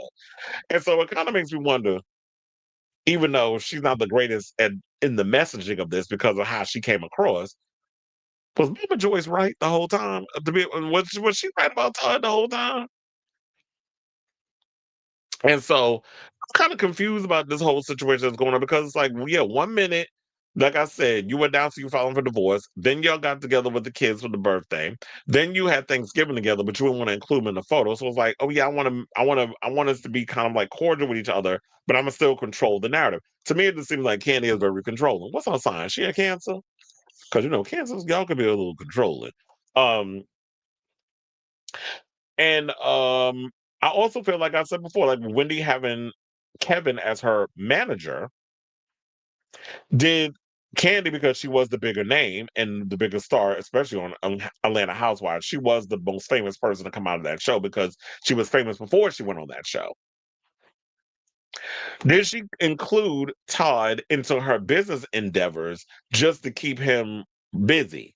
Because it's like, oh yeah, Kandi got the idea. She got Don Juan up in there helping her with stuff, and she got the business, and she's a producer. She's this, she's that, and just giving Todd something to do because Todd ain't got nothing else going on. You were just some guy that worked behind the scenes of the Housewives, and now I got to give you something to do, and just like include you to keep you happy and busy, especially when you trying to prove to your disapproving mother that your man isn't a mooch taking advantage of the daughter because she's famous. But then now it looks like in the situation, Mama Joyce might have been right. So there's that. And then, of course, at the end of the day, I feel like with the prenup and everything, if that's what you signed and that's what you agree with, it is what it is. So good luck trying to contest it. But I don't think you're gonna get much out of the whole prenup situation, except for what's ironclad in the thing. But I'll definitely keep you guys abreast of the story as it develops. And I'm not mad, like I said before, I'm not mad at Todd for trying because women do it all the time. Women do it all the time when they're in these relationships with these wealthy men and the marriage doesn't go the way it's supposed to. Women could be out here, pay me for my pain, you gonna take care of me and all this other stuff. And if Kandi is someone who is clearly the breadwinner out of the two, I guess now he feel like because the kids are still relatively young, Blaze and the other one, what's his name? Ace. That's the other one. Blaze and Ace. If they're still relatively young, they need somebody there to you know take care of them while Mama is out on the road bringing home the bacon. Whether she's performing with Escape or she's on Broadway or if she's acting in something. Because isn't she also on The Shy and it was that show done?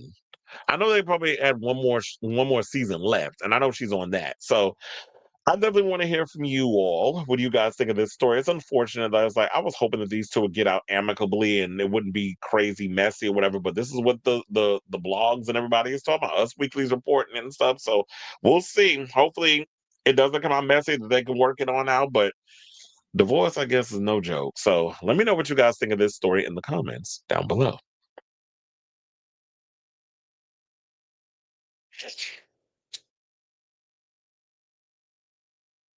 Hey, no, not hey, bitch.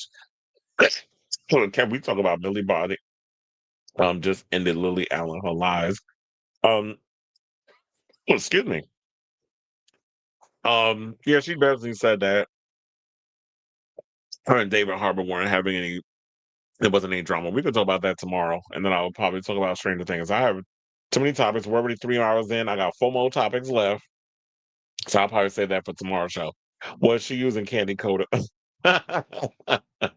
or bedroom candy? That's what I think you mean. Candy coated. Wasn't that wasn't it the isn't that her show, Candy Coated Nights? Remember that show? Um, but no, you mean bedroom candy, them toys and things. But anyway, speaking of four, we are down to our final four topics. So before we get to those final four, if you have not already, please do me a solid, hit that like button. If you are new to the channel, hit that subscribe button, and also be sure to smash that notification bell so that way you know when we go live with a brand new episode of Chris Avalon Unfiltered. Please and thank you. Now, without further ado, let's get into this Jennifer Lopez story. So it looks like, according to the tabloids, if you believe Radar Online, they're saying that she is still smitten by Ben Affleck. She can't let him go. She can't seem to. What's that? Oh, wait, who's saying that song? Like Sierra. She just can't seem to leave him alone. So yeah, that's the latest story. I was like, where is? So I hate when I can't find nothing my thingamabob. It's like literally right here in my face. Where is the Jennifer picture? There she is, all up on Ben, feeling like, excuse me, he's her safe space. So Jennifer's starry-eyed, I should say, Jennifer Lopez can't quit ex-husband Ben Affleck. And Radar Online is saying that it's got the Hollywood hunk quaking in his boots. Now, with the 56-year-old diva gabbing about their failed marriage every chance she gets, Affleck's starting to realize she'll likely be stalking him for the rest of his life, according to insiders. Well, she could have did that 20-some odd years ago when she first got with you. But that was pre you getting married to Jennifer Garner and having the kids and stuff. So they went up saying Jen is making light of the divorce in interviews now, and she's trying to act as though she's totally over it. But that couldn't be further from the truth. She's still finding any excuse to stay connected to Ben. She's nowhere near letting him go. The former couple, who divorced last year, reunited on the red carpet at the October 6th New York screening for the film Kiss of the Spider Woman, which 53-year-old Affleck produced. Well, yeah, if you're a producer on something and it's like you helped get it made or whatever, duh, obviously, he's got to make, I can't say he's got to make an appearance, Because according to the report, they're trying to say that she basically pushed for him to be at the premiere and pretty much threatened to go nuclear if he didn't show up. Well, what does she actually have on him that could ruin him? Does she know, like, I mean, clearly she slept with him. I mean, who's going to be in a marriage or in a relationship with somebody if you ain't had the peen? And we already know that Ben Affleck is well endowed. If you saw that movie he was in with Rosamund Pike. um, but what was it, Gone Girl? You seen that movie? You know, as they said that line, if you turn just right, you might see his penis. Was a line from Scream. But anyway, so what could she possibly have on him? Is like, would you talk about, like, I would reveal like what he likes in the bedroom? And if you did do that, people are kind of looking at you with the side eye, like, you're messy. And I don't know if they would be all for that. So he wound up going to the premiere, which didn't help the movie because, quiet as it's kept, y'all didn't care about Kiss of the Spider Woman. So the movie flopped at the box office. You can watch it on Prime Video. I'm gonna just wait till it ends up on one of the streaming services and see how, if it's good or not. But they said he went against his better judgment, and he's now saying it was a huge mistake because she hasn't stopped calling him since. She seems to have completely forgotten that she forced him to be there, and instead has taken it as some sort of sign that they might get back together. Now, didn't I tell you there was some things going around where it was like, yeah, he was at the premiere, whatever, and like she's trying to hold out for getting back with him? I mean, she said that I'm over it, but you don't never get over somebody that you're truly in love with. And she said in interviews in the past, before she and Ben gave it a go a second time, that you never truly get over your first love, that he was the person that she really was in love with. And here's the thing, I don't feel bad for Ben, because lest we forget, Ben was the one that was gaslighting and also love bombing her when she was in a relationship with A-Rod. He was out here doing these interviews, talking about that he still got love for Jennifer and all this other stuff that's going on. So when you doing all these things and she's not happy in the relationship that she had with A-Rod, if you know, with all the things going on with him allegedly cheating and this, that, and the other, because he was known as a notorious cheater, and he probably was cheating on her in the marriage. I wasn't there, but I mean, in the relationship, and they were engaged at one point. So she was thinking like, oh yeah, there's still hope out for us. It's been 20 some odd years between us. We've both matured, or at least she thought. And then she was like, let's entertain the idea. But then, of course, once they get back together, then it starts to reignite this stuff all over again, where, you're in a relationship with somebody, and all those old feelings starts to come back. And then it gets to the place where, yeah, Ben clearly is a masochist, because you forgot that you have a disdain for the paparazzi and the press. Like, you don't like that side of the entertainment industry. You always like looking like you miserable, drinking your Dunkin' Donuts coffee, smoking your cigarettes, looking like you just want to be in the house watching football all day. And then if I got to go make a movie, I'll go make a movie. But I'm a homebody. And that's what Ben gives me. He gives me like regular dude type tease. And Jennifer likes being the Elizabeth Taylor glamour girl. She likes being out. She likes being photographed. She likes all the attention that the media and the paparazzi and stuff gives her. So there were two opposites in it. And I think that's when he got in the relationship, he remembered. Maybe he forgot, because guys, we'll forget about the thing on why we had a disdain for this person. And then when you get back, it's like, oh yeah, now I remember why you irked my damn spirit, my entire spirit. So now I'm gonna go back to, it was like, oh fuck, now I'm stuck in this relationship, and then marriage dissolved again. So why would you even want to go back and get with somebody if you got burned twice by the situation? It's like, I would not want to revisit the situation, because fool me once, shame on you. Fool me twice, you a dumbass bitch. That's the way I feel about it. It's like, I'm not getting back in a relationship with somebody if the same thing where my heart is broken twice by the same. I mean, unless you a masochist too, unless you like pain, unless you're trying to find you a real life pinhead and have him like stick hooks in your body, and you want to feel all that stuff. And then, of course, remember we talked about the story of Jennifer Garner feeling uncomfortable because Jennifer want to do like a little holiday thing with her children, where you see Emmy up in the picture. They making like a little cake or whatever. And in this photo that you see on the right, that Jennifer wanted to take Ben's kids. He wanted to take her children, because he has Violet, who's 19, Finn, who's 16, and Sam, who's 13. And then her 17-year-old twins, Max and Emmy, all want to kind of take them and hang out and do all those other things. And I understand when you have what do you call it? A blended family, the kids grow connected to each other. But if the marriage is short lived, I don't know how you want to work that out, especially because kids are so impressionable. And yeah, technically, in the sense, her kids are almost about to be legal adults because Max and Emmy are 17. And Violet is 19. So she's like the closest in age. Well, actually, Finn is also closest in age with them because Violet's 19 and Finn is 16. So they're all kind of like close in age.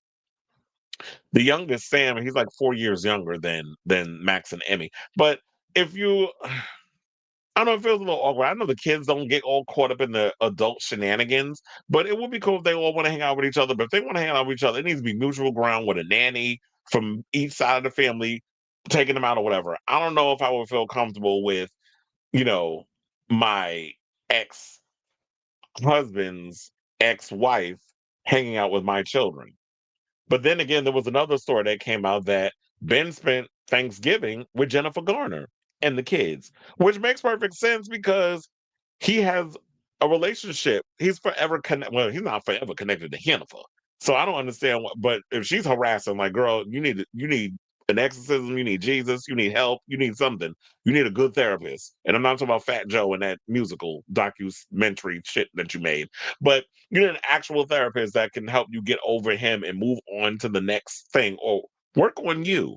Because once you bring kids into it, you're forever connected to that person. So it makes sense that Jennifer Garner and Ben Affleck are still hanging out with each other, and he's spending Thanksgiving over there because, like, who does he have?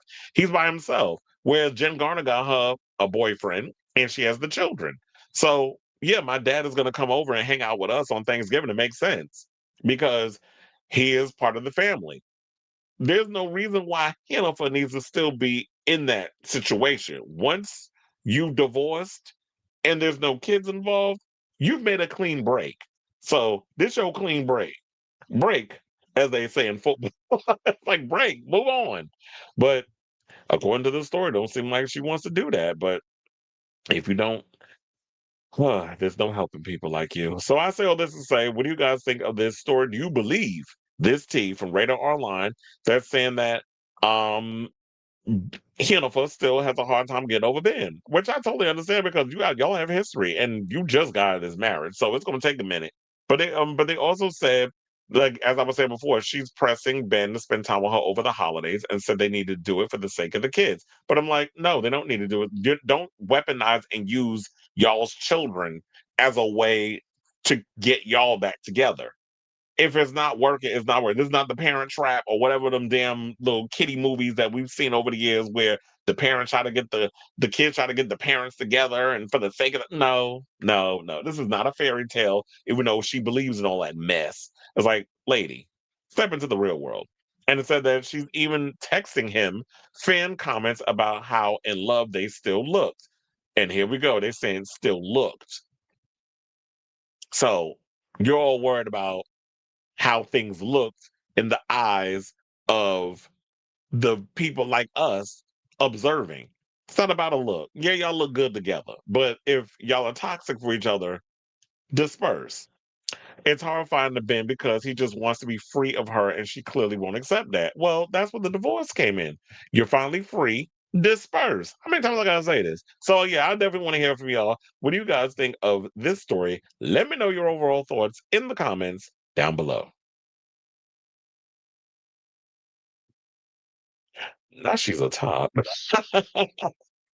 Well, I do think Candy's a top. She LOL the J-Lo trap. Yeah, I was like, it's like The Parent Trap. And I was thinking about the Lindsay Lohan one, because that's the one I grew up on. Not the Haley Mills, that was way before my damn time. But I do remember seeing that as a kid.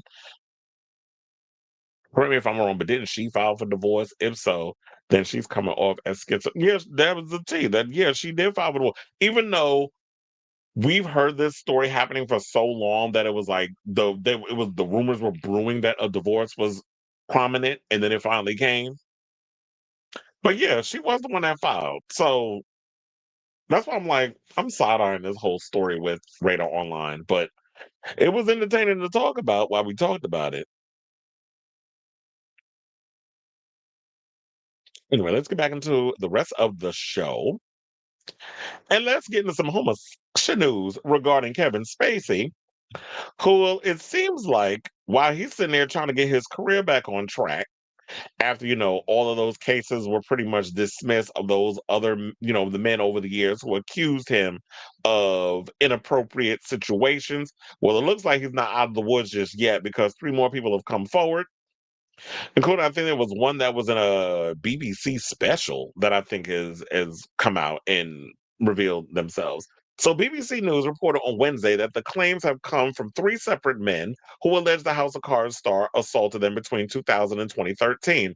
A judge has issued a provisional trial date of August 12, 2026, although October 12, 2026, but hold on, it is December 1st, so how old is this story? Though it remains undecided whether they'd be heard in a single first of all, Chris, you're a dingbat. It's on October 12, 2026. I said it came and went.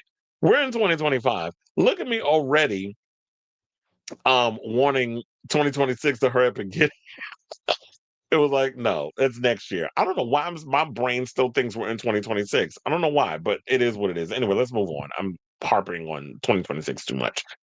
The Oscar-winning actor, who from 2004 to 2013 was the artistic director of The Old Vic, has continuously rejected the claims made against him and formally denied 2 out of the 3 made this week.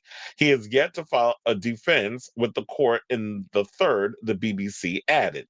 One of the men alleges Spacey deliberately assaulted him on 12 occasions between 2000 and 2005, while another says he suffered psychiatric damage and financial loss after an assault in 2008. The man originally sued Spacey in 2022, but his case was halted when criminal charges were brought against the Hollywood actor. A London trial in July of 2023 saw the actor acquitted of 9 sexual offense charges. The third man, Ruari Cannon, has waived his right to anonymity and was one of 10 participants in the 2024 Channel 4 doc Spacey Unmasked, sorry. Cannon starred in a production of Sweet Bird of Youth at the Old Vic in 2013 and claimed Spacey groped him at a party after the play's press night. Like a spark, Spacey then moved into press mode for the cameras. Cannon said in the program, Spacey said the allegation was ridiculous and it never happened. Now, Spacey wrote on Twitter after the documentary was released, each time I have been given the time and a proper form to defend myself, the allegations have failed under scrutiny and I have been exonerated. He has previously confessed to being too handsy, but maintains he has never groped anyone. Well, if you handsy, some people would interpret that as groping. I guess in your term, or as I would think about groping, it's like you literally cup and squeeze. That's what some people probably think groping is. Or he's like, yeah, I'm touching you inappropriate. And trust and believe, as a Virgo, I don't like people touching me all that much. Although at work, I do get the taps and people touch and gas and all this other stuff. And it's like, but it all depends on how you interpret. So maybe Kevin sees it differently than his accusers do. But if your accuser saying that you groped them, you can't just deny that that's what that is. I guess you just have to fight it out in court because everybody's feelings, I guess, as they say, is valid. But my thing is, if you incorrect on certain things, then it's incorrect because I didn't grope you. But that's where you come in and try to prove all of that in court, which I guess sexual assault, abuse, all those other things are very much difficult to prove in court, unless you got DNA evidence and things of that nature. Now, Spacey wrote on Twitter after the documentary. Oh, I read that part. So they said Spacey's team did not immediately respond to comments in the Hollywood Reporter about the new claims. He opened up earlier this week about having no home due to astronomical legal costs over the last 7 years, but definitely said that he could be about to make a comeback, saying that we're in touch with some extremely powerful people who want to put me back to work. So he's talking about that he's about to get back to work and do all these other things, and said that if Martin Scorsese or Tarantino call Evan Lowenstein, his manager, tomorrow, it will be over. I would be incredibly honored and delighted when that level of talent picks up the phone. Well, here's the thing. We love Martin Scorsese. We love Quentin Tarantino. These are iconic filmmakers. However, Martin Scorsese doesn't have the cachet that he once had in Hollywood. Like, Hollywood's not even giving him the money that he wants to even make the vanity projects that he wants to make, because we're in different times now. Quentin Tarantino is about to re-release Kill Bill, the whole bloody affair, as a 4-hour epic. So, and we still waiting on his 10th and final movie, whatever that's going to be. So, yeah, they have a lot of pull and power in the industry, but I don't think they have the pull and power to get you a job or to get you back on the big screen. Now, if they're able to do that, then that'll be great, and we'll see. Well, I won't say great in a way of, like, you know, in the layman terms, but just if they can pull that pull, then okay. But I don't think, and also at the same time, I don't think they want to get caught up in this stuff that you're caught up in at the moment. So they trying to maintain their distance and mind their business, because they're not trying to burn no bridges on account of saving you and getting you a gig. But then again, if y'all can sit up here and give Mel Gibson gigs, and he's way more problematic than Kevin Spacey, then anything is possible. But some people probably say, is it because he's a homosexual? But then again, I don't feel no ways tired about Kevin, because the only time you decided to come out as a homosexual was when all these allegations came out about you. That was when you came out, and people in the community had a problem with it, because they felt like, oh, so now you trying to latch on to the, oh yeah, by the way, I'm gay narrative, because these allegations came out, and you already got bigoted, ignorant, straight people who look at gays as like, you're abomination, you're going to hell, y'all are pedophiles. When quiet as it's kept, we all know the real pedophiles, more heterosexual men create and do pedophilia than the gays. Now, I'm not saying there aren't any PDF files. I mean, they got one in jail, Austin Wolf, and a couple of others. The most famous one is the one I just brought up. But you have gay men who do that, but it's not at the percentage of straight men who diddle with children. So we already have those stereotypes going again, and then you kind of use that narrative. People just did it. It just felt to people in the community. So it's understandable. But like I said, with all this other stuff, you're just gonna have to prove all this in court. So I don't think you're gonna be able to escape the fact that, you know, people are kind of looking at you with the side eye and saying, like, yeah, Kevin, a little messy, a little handsy, and a little on the affectionate side. And I guess because of how he looked, whatever, he's not your standard, and this is no shade, I'm just saying he's not your standard Hollywood attractive guy. So of course the people are gonna come out and be like, oh, it's inappropriate, they don't want him touching. Now, if it was a homosexual and he looked like Brad Pitt or Javier Bardem or somebody, oh, I'm sure y'all probably wouldn't be saying the things that y'all saying about Kevin Spacey. So I say all this to say, what do you guys think of this story regarding this case? I will definitely keep you abreast of the story as it develops. But in the meantime, let me know what your overall thoughts of this story are in the comments down below.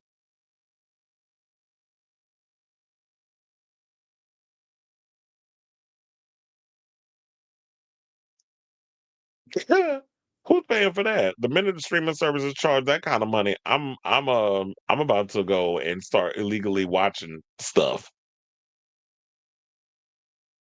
Why they don't own the masters to the popular artists anymore, just licensing deals that will revert back to the artists. So yeah, now they wanna basically squeeze all the money out of us, the consumer. At the end of the day, it's like, no, we're not. I'm not gonna be doing. I'll be downloading music illegally. I'll go back to the iPod. Ouch, another pound of flesh. Industry is broke because artists are smarter to bring more. Yeah, and that's the thing. Is like the way y'all used to rip off. The industry has gotten so used to ripping off talent, so now they're trying to find loopholes. And it's nice. You can do all that.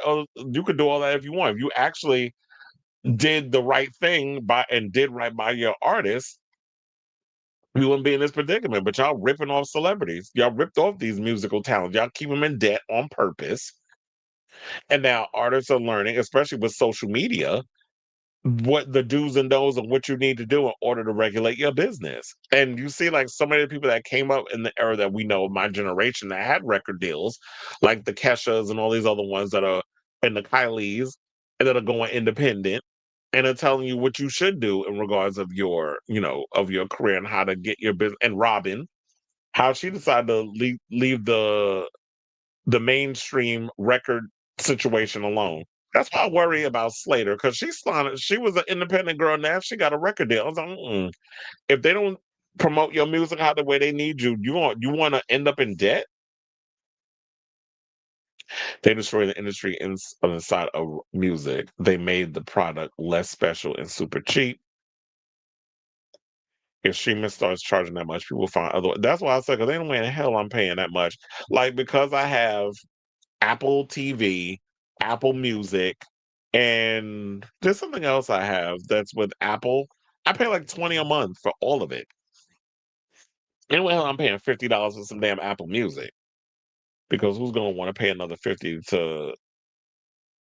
Exactly. It's like you can't price gouge your people like that. They're already doing that with the streaming services, but y'all keep raising the damn prices. Streaming is to the industry what MTV was the actual talent. Mhm. YouTube pretty much killed MTV.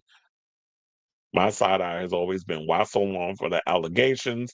I understand when the victim is underage, but not when the victim is an adult. Then there should be a shorter statute of limitations. They need to change up the statute of limitations, but they always say, yeah, why y'all be waiting so long to come out with the allegations? I'm like, look, and we said the same thing about Diddy. When you have people who are in powerful positions, they don't want to come out because of the repercussions and that sort of thing. So that could be why they kept quiet with it all. It's like they probably would have ended, like, their careers would have been destroyed or whatever the case is. But I don't know. I'm always of two minds when it comes to that. Like, when the allegations, like, why y'all wait so long?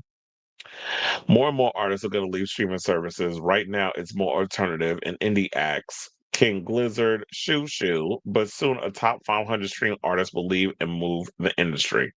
Well, if you leave streaming services, where would they go? What's a good place for artists to get their music out there and promote it? I mean, I don't know if, like, TikTok, I don't think it's a good place. Where would they do it? Would they have to, like, find a way to, like, they would have to figure out, okay, so if you want to hear my music or whatever, you have to go to my actual website and listen to it. Artists get that crazy, sexy, cool money. TLC, weren't they bankrupt? Because they also said that they were working all that hard and everything during the crazy, sexy, cool era, and they were broke. Like, Left Eye brought that up. Oh, you saying physical media? I mean, if we can go back to CDs, that would be awesome, because CDs are not expensive. Vinyl might be, but CDs, it is not expensive. Like, if you know somebody, like, if I was to put out a record, I'm like, I know somebody that I could do a photo shoot with and put out a collection, like a collage of photos, the lyrics, all that other stuff. We could put them booklets together. And if you need CDs, you could easily press music together on a CD. They need to bring CDs back. I remember when Capitol spent half the advertising budget on one. You said Garth Brooks isn't even on Spotify. So where's his? Well, Spotify is trash. I wouldn't put my music on Spotify. Is he on Apple Music? Let me see.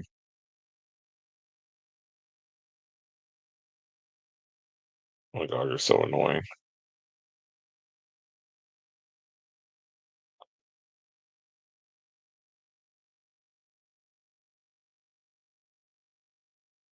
I think he's on. Well, no, he's got a couple of songs. Like, he's got a couple of singles, but I don't think he's on here as an artist. All right, but anyway, Asa and Luke Combs dethroned Garth Brooks as a top country artist. He's available on Amazon Music. So Amazon might be a good alternative, or YouTube Music. There's always different ways you can get your music out there if Spotify and all the other places aren't going to pay you the money that they should be paying you. Because I do feel like if I'm an artist and I'm putting my blood, sweat, and tears and everything without label interference, I should be able to promote and create and make a profit off of what I'm creating. So Yeah, iTunes was a mess back in the day with how they were doing stuff. All right, so now let's get into more homosexual news. And let's talk about Omar Apollo. So he is getting frank. And by frank, do you mean Frank Ocean? About his ex boo thing. So he ain't mentioned who it was, but a lot of people assume that it is Frank Ocean that he is referring to in this situation. So let's get into the story. Shout out to Out for this story, by the way. So Omar Apollo has now revealed more details about his still unidentified but heavily rumored ex-boyfriend, elaborating on their intense breakup from 2022 and being even more frank about how he's dealt with his own feelings over the years. Because he did an interview with Bruce LaBruce. Shout out to him because, Bruce LaBruce will always be iconic. I've always liked a lot of his stuff. He did a movie with Tony Ward. He also did a movie with Francois Sagat where he was a zombie. That was such a weird movie. But anyway, he did an interview with Bruce LaBruce for Butt Magazine. And he said, I've had lovers, but not a relationship. I've had like a full love situation, no boyfriend thing since 2022. And yet, after successfully dodging questions that would identify his ex, Apollo shared more details about how he navigated that breakup and dealt with his own feelings, saying, I made a whole sad ass album with no resolve about that situation, the singer explained. When you perform these songs over and over again, they get locked into your body and then you're just living in sadness. I don't want to live like that anymore. Now, Apollo recalled trying to get back with his ex for 2 years, adding, I begged and begged and begged, no shame whatsoever, and I still don't have shame at all. Like, you know what? That's how I was feeling. So maybe he was trying to get back with that ex for 2 years, but to no avail, because maybe he was doing that because he felt that if I get back with him, then the relationship will be resolved. But sometimes when it comes to relationships, it is what it is. There is no resolution.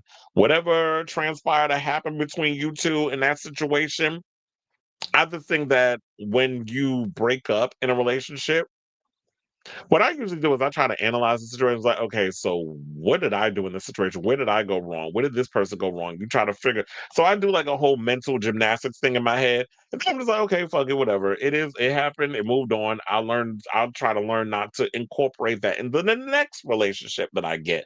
So that's the good thing about being an artist and you're a writer and a creator, whatever the case is. You can come to whatever conclusion that you want to come to in regards to that situation. So I do believe that a lot of those songs ended up on his debut album, Ivory, which did come out in 2022. So it makes sense that, with the timing, that he was writing about what was going on in his situation. But I do understand this also. You have to realize when you create those songs, you end up having to sing those songs for the rest of your life until you build up more and more and more body of work. But it's like, okay, I can kind of not do those songs, except some of the songs that the fans really would want to hear. I may have to bring those in and we may have to rearrange or change something up. But for the most part, it's like, yeah, once you start creating something, it's like, oh my God, now I got to sing this song again tonight. And it's like, you're not in that headspace to want to be doing those songs. So I totally get that as well. But he also said that it's getting better. But like, for example, when I was co-headlining at MSG, that'd be Madison Square Garden, a minute before my set, I was crying on the floor of the bathroom. This went on and on and on. I had to do shows, make money here, make money there. It fucked me up. Now he also spoke about making new music, though he was similarly cryptic about it. Of note, the singer revealed that he recorded hundreds of songs he did without thinking, but that he won't necessarily use them for a new album. But is he going to do another album? And he said, yeah, of course. But the past 3 years have been too much. I grew up with this urgency, the survival instinct that lasted too long, but now I don't need to just survive. And the sense of urgency has finally died down. I'm able to think and have way more integrity and intention with what I'm doing. And he says, I can make music all day, but I want it to mean something. I want it to have depth. I want it to live longer than me. And that takes time. I can't just be touring. Like, what am I going to write about? And that is true. It's like, you can't be out here all the time just record, and you're touring, record, tour. And then it's like, well, damn, I haven't taken time to like live life.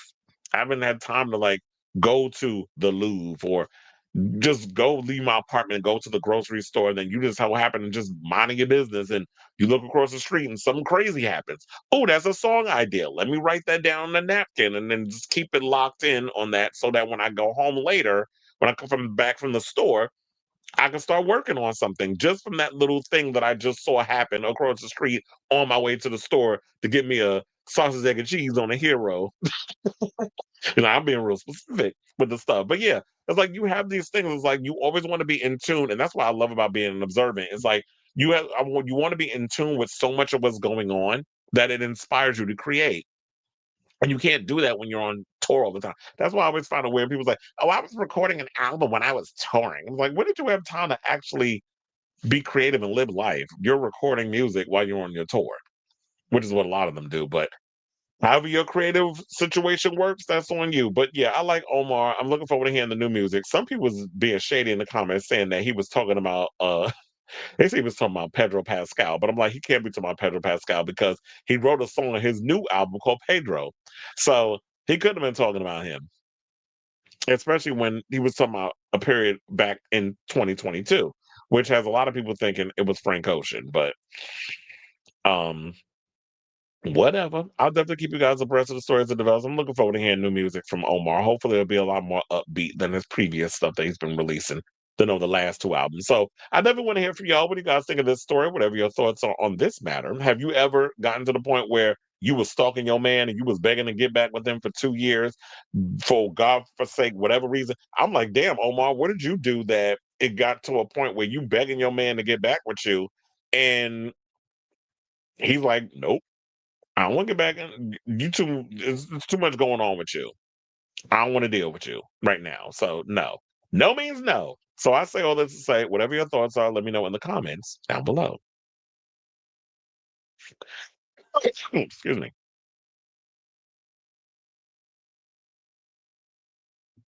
Remember when Snoop called out streaming for not? Yeah, he definitely was like, he wasn't making no money from it.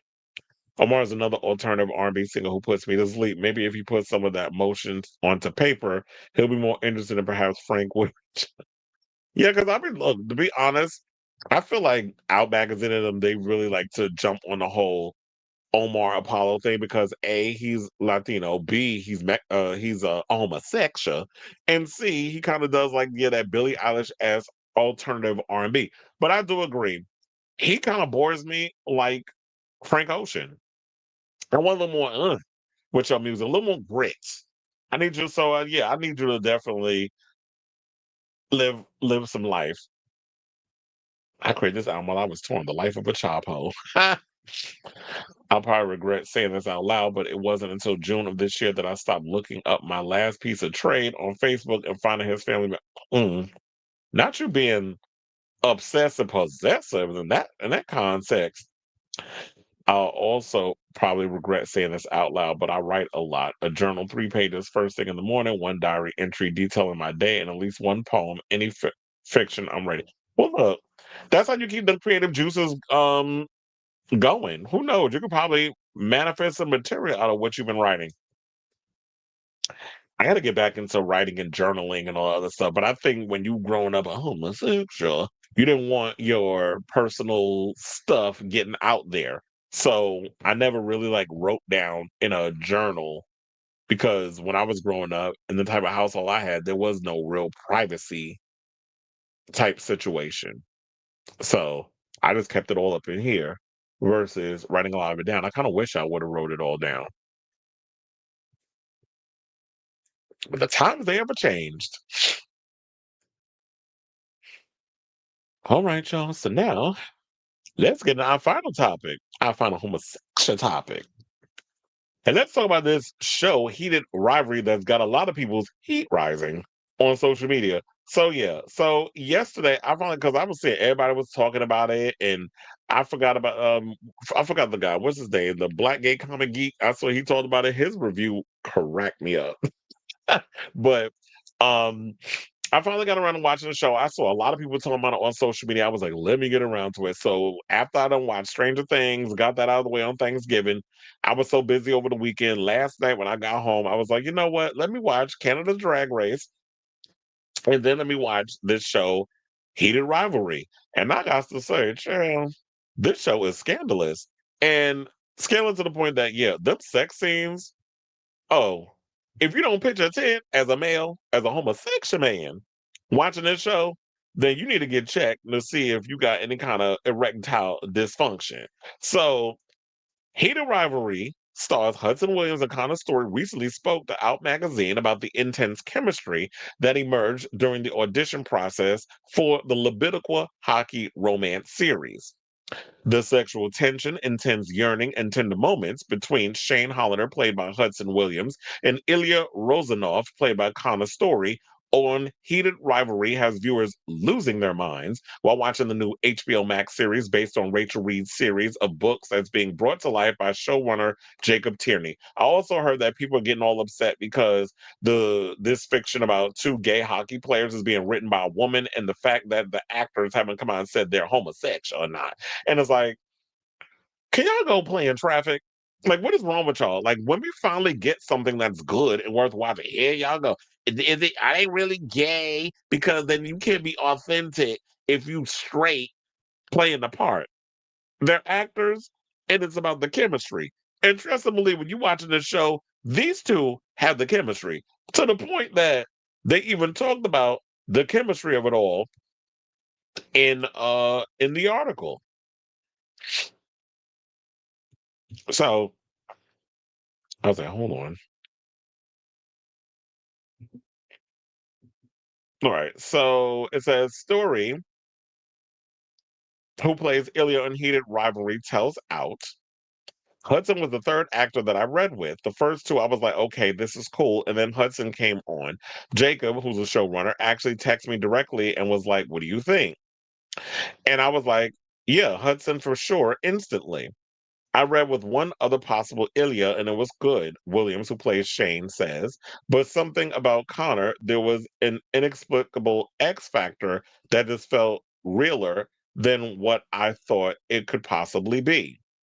And that was something I had a quote I told Jacob at one point about my read with Connor in particular to Jacob, do you know it? And then Tierney replies, I do, but are you going to say it out loud? I don't remember the exact quote, Williams explains, referencing something that he said after doing a chemistry test with Story. Can you say it for me? So it was like he's trying to bait him to say it. And it said the Heated Rivalry showrunner says, Hudson told me the other guy was good, but Connor felt like he was going to pin me down and fuck me. And you definitely get that chemistry between them in the show, especially when you have Shane. He's very like quiet and very intense and uptight. And I love the fact that they have like a half Asian athlete in this whole thing. So you're dealing with like the pressures of being a biracial hockey player. You're also in the closet. I even cackled in the scene where Ilya goes and asks him, because you know, when they was gonna do the whole scene about, you know, the anal scene, and he was like, oh, you're scared, I guess, to take it in the bud. Yes, yes, what? And Shane literally blurts out, I have a dildo. And when he said that, I cackled because he was like, and then Ilya follows up, what color is it? So he was like, he's so like typically Russian, like so unfazed by everything that's going on. There was an issue that speaking of Russian, I had an issue with the episode. Like, what's going on with y'all over there at HBO Max? There was a whole scene of Ilya speaking to his no good ass brother in Russian, and it says speaking Russian. Oh, okay, we can clearly see that, but what the hell are they saying? So I don't know if they had the subtitles and everything worked out over there on Crave, which is, you know, a Canadian channel that the show first aired on before HBO imported it to the US. But y'all couldn't have had somebody come in and translate all of that. So I had to sit up in there and just be like guessing what the hell y'all talking about. Because we don't know what they saying. Not everybody speaks Russian, sir. Or channel. So yeah, so the fact of the matter was you definitely feel the chemistry between these two on the show. I totally believe it. And let me tell you, the sex scenes was crazy. And the funny thing, like when you had Ilya, I'm gonna just call them by their character names because I can't keep remembering what their real life names is. But when Ilya, during the scene where they're both on the bike at, because they're in the hotel gym. And Ilya comes in after Shane got his head down and he's riding the bike. That's not how I ride the bike when I'm at the gym. I be up alert, paying attention to what's going on around me. But he's like got his head down with the headphones in. Then all of a sudden you see Ilya on the side of him. They're competing with each other. Who can ride the bike the fastest and the longest, whatever. Then they get on the floor, they collapse, they're sharing water. And then you see like Ilya goes and graces the hand, very much like a scene between Chris Hobbs and it reminded me of Queer as Folk in that way. Him and Justin, when they had before the JO scene, I'm sitting there wondering, did y'all kind of take that from that? But then they're on the floor and it's kind of like they grace the hands, and then you see the way Ilya's looking at Shane. I'm like, he is giving him the fuck me eyes. Like literally, that's what I said as I'm watching it. And then all of a sudden, it's like there's another scene where they go and take a shower, and Ilya cannot stop looking at Shane's ass in the shower. And then you literally see at one point Shane kind of looking over, and they kind of eye fucking each other, and then Ilya goes and starts stroking the Pope. He started going there. I was like, oh, hell nah. So I'm sitting there, we all gagging and clutching our pearls over these sex scenes. And I think it's because ever since Queer, like, I'll say this, like, I feel like ever since Queer as Folk, which of course was like something that came out like 25 years ago. Yeah, 25 years ago, 2000. Um, Something that came out that far along. We've never had something so unapologetically queer and aggressive in that way on our TV screens, and I feel like there is a yearning for that. Like we've had, Red, White, and Royal Blue, but that was like watered down gay love story stuff. And then you have like Boots, which I haven't gotten around to watching yet, but everybody praises that. But this seems like the first show where they really get into that, and I'm hoping like with this show they actually dive into what it's like for closeted athletes, because not, like I said before, not everybody wants to be a drag queen, and we love our drag queens over here on this show. Not everybody does hair and makeup. Not everybody plays into the gay stereotypes that media wants to always incorporate of this is what queer people are. Queer people make up a whole spectrum, hence why we use the rainbow as our sort of representation of our community. So seeing two guys that are masculine, I don't want to say straight acting, whatever, because I hate that term, but gay men who are masculine presenting or haven't even given themselves a label. They just like having sex with each other. And you see those moments of Ilya wants to be emotionally vulnerable with Shane, and Shane lets his guard down, and Ilya starts his mess. So you see kind of like that tug of war, that push and pull when it comes to the emotional aspect of it. And I hope they explore that in the rest of the season. But I heard it's only 6 episodes and they only dropped 2. But yeah, so there's that. So after me giving my overall thing, let me get into the rest of the article. So now, when asked about getting to know their respective characters on heated rivalry, Hudson says that he fell in love with Shane immediately. He says, I mean, I was falling in love with him even when I read the sides, which was just the audition. Like 2 scenes I got from the audition. By the time I finished reading episode 6, I was crying. I felt like no one else was allowed to play him. I needed to play him. Shane is very affable, even though he's sort of a departure from myself. As much anxiety as I have, Shane has quadrupled, tenfold more, and is just pouring out of him all the year. He's always uptight. And that's why I said in the beginning, he's very uptight, he's very anxious, and it's because he's got a lot of pressure on him. He's always worrying about being seen if, when Ilya kisses him in a public situation up on the roof, but they're like within earshot of a party that's going on. And he's freaking out over that. He's worrying about being seen. Ilya's like, he don't care, except when he goes to Russia and they have that big scene, and he's kind of like very much, very militant. And then we get to understand why he's that way, because of his father and the way he was raised. And then I guess we also kind of meet the guy that was alluded to earlier on in the episode, where he was like, when he's asked, have you ever been with a man? Shane says no. And Ilya's like, yeah, he's been with a guy. So, and I could definitely tell like he's had experience based on the way he was acting. And I think during one of the scenes when he goes to Russia and he's having the conversation with Sasha, who's in the tub is not, is empty. And he's snorting the booger sugar and all that other stuff. Sasha gave me like, oh, so this is the guy that you was going and you was carrying with when y'all was back in your hard partying days. So, so yeah, he definitely comes off as very neurotic, very uptight, very intense, or very tense.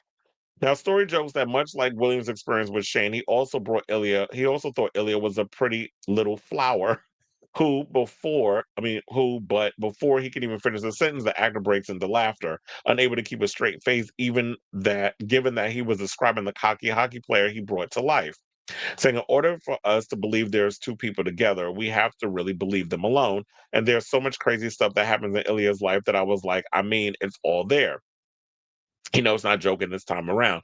It's about really believing in those scenarios in order to make something cool again. Also, selfishly, I just love Russian language. I love the opportunity to do an accent, learn a new skill, and this had all of it.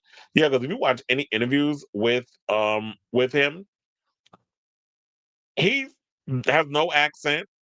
I didn't even know he was Russian. You would literally think that he was Russian. I mean, I don't know. I need my Russian people to jump in the comments. Was his accent convincing? Because he sounded convincing to me. So, he also enjoyed that the production was set in Canada, saying that was one of the cool things about the project, getting out of LA for a few months. And you also look at it as like, yeah, in Canada, the good thing about it is that you can film out there and you can make it look like Russia. You can make it look like Montreal. You can make it look like so many other places because Canada is very diverse in its aesthetic. Why do you think a lot of Hollywood people film a lot of their stuff in Canada? Because you can pretend there's a whole bunch of other places and do it on a budget. Now, did Williams' story read Rachel Reed's original novels before playing their respective characters on the show? And he said, not before auditioning. I read Jacob's scripts first. Once we went further in the audition process, I got all 6 episodes. But before we started filming, I finished the first book involving Shane and Ilya. And then Williams adds, me too. And I didn't want to read the long game yet while filming. I didn't want to know what happened to them yet. I wanted to play it as I go. So I saved that for right after we finished. But I had Heated Rivalry read and then read again and annotated many times on my Kindle.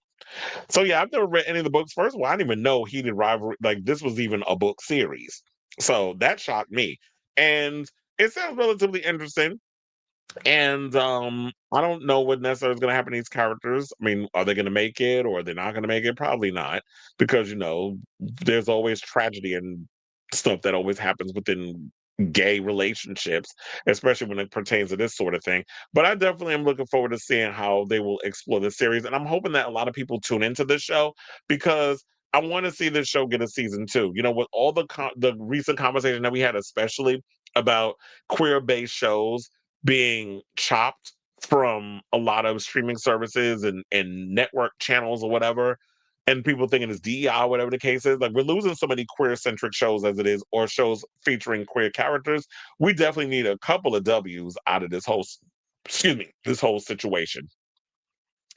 So shout out to the actors that's in this show. If you haven't seen the first 2 episodes, it is available on HBO Max. Definitely check it out. It is worth watching. I know one person I know said that they found if outside the sex scenes, the show was pretty kind of boring. And it does jump around a bit, where it's like 6 months later, and then 10 minutes later, it's like 10 years, it jumps a lot to a lot of time passing. But yeah, y'all be bored sitting there watching them play hockey. So we gotta fixate on the relationship, the sex, the drama, all that other stuff.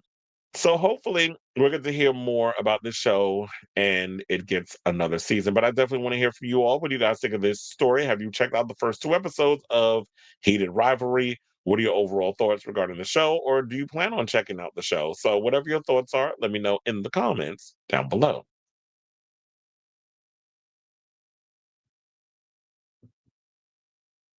These critics need to get in their heads that a good writer doesn't have to be that particular orientation to write a good romance story. Especially because when we've seen a lot of shipping fan fiction, particularly when y'all had like Jacob and Edward from Twilight, then y'all shipped them at one point, and they were shipping a lot of people. Like y'all Y'all nasty behinds out here shipping Sam and Dean Winchester, having them hunch. I'm like, they're brothers. But there's been a lot of that fan fiction that are written by women, and particularly women are that demographic. There's gay guys who read those stuff, of course, but mostly women like all that the shipping type of, you know, fan fiction and all that other mess. And I do agree with that. It's like you don't have to be the gender of the thing to write about. Like, so what? Me being gay, I can't write a good novel about a strong female character. I know people hate that term, but like a strong woman in the lead or whatever the case, only women can write about women, only gays can write about gays. It's like, but if you're someone who is a good writer and you have empathy and understanding of love and relationships regarding of the sexual orientation, if you're a good writer, write it. But these are people who don't know shit about writing, trying to talk about writing. For not only have I read a great gay romance novel by a lesbian author, but I myself have written straight tales for a toy company I write for, then got asked for more. So it's like, yeah, if you're a good writer, it doesn't matter where it comes from, as long as you got the ability to write. So what have y'all talking? What you talking about, Willis? So anyway, all right, y'all. So we're at the end of the show. 4 hours in. You know, I've been, I guess, 4 hours for each hour for each day I was out, because I did take 4 days.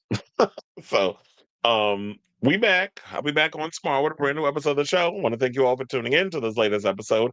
One last time, if you have not, please do me a solid, hit that like button. Also, if you're new to the channel, hit that subscribe button. Also, be sure to smash the notification bell so that way you know when we go live with a brand new episode of Chris Avalon Unfiltered. Thank you, all of you who have been jumping in and out with the comments, those who have been watching, just sitting in the background, entertaining the shenanigans. Love you all, even the haters that was coming up in the comments with they racial ass shit and then think I was gonna block their ass. But I love the haters too. Y'all are my motivators. Look, I guess I ain't doing nothing right if the haters ain't up in here either. So yeah, love you all for watching. Thank you all for your continued support. And until next time, ciao, darlings.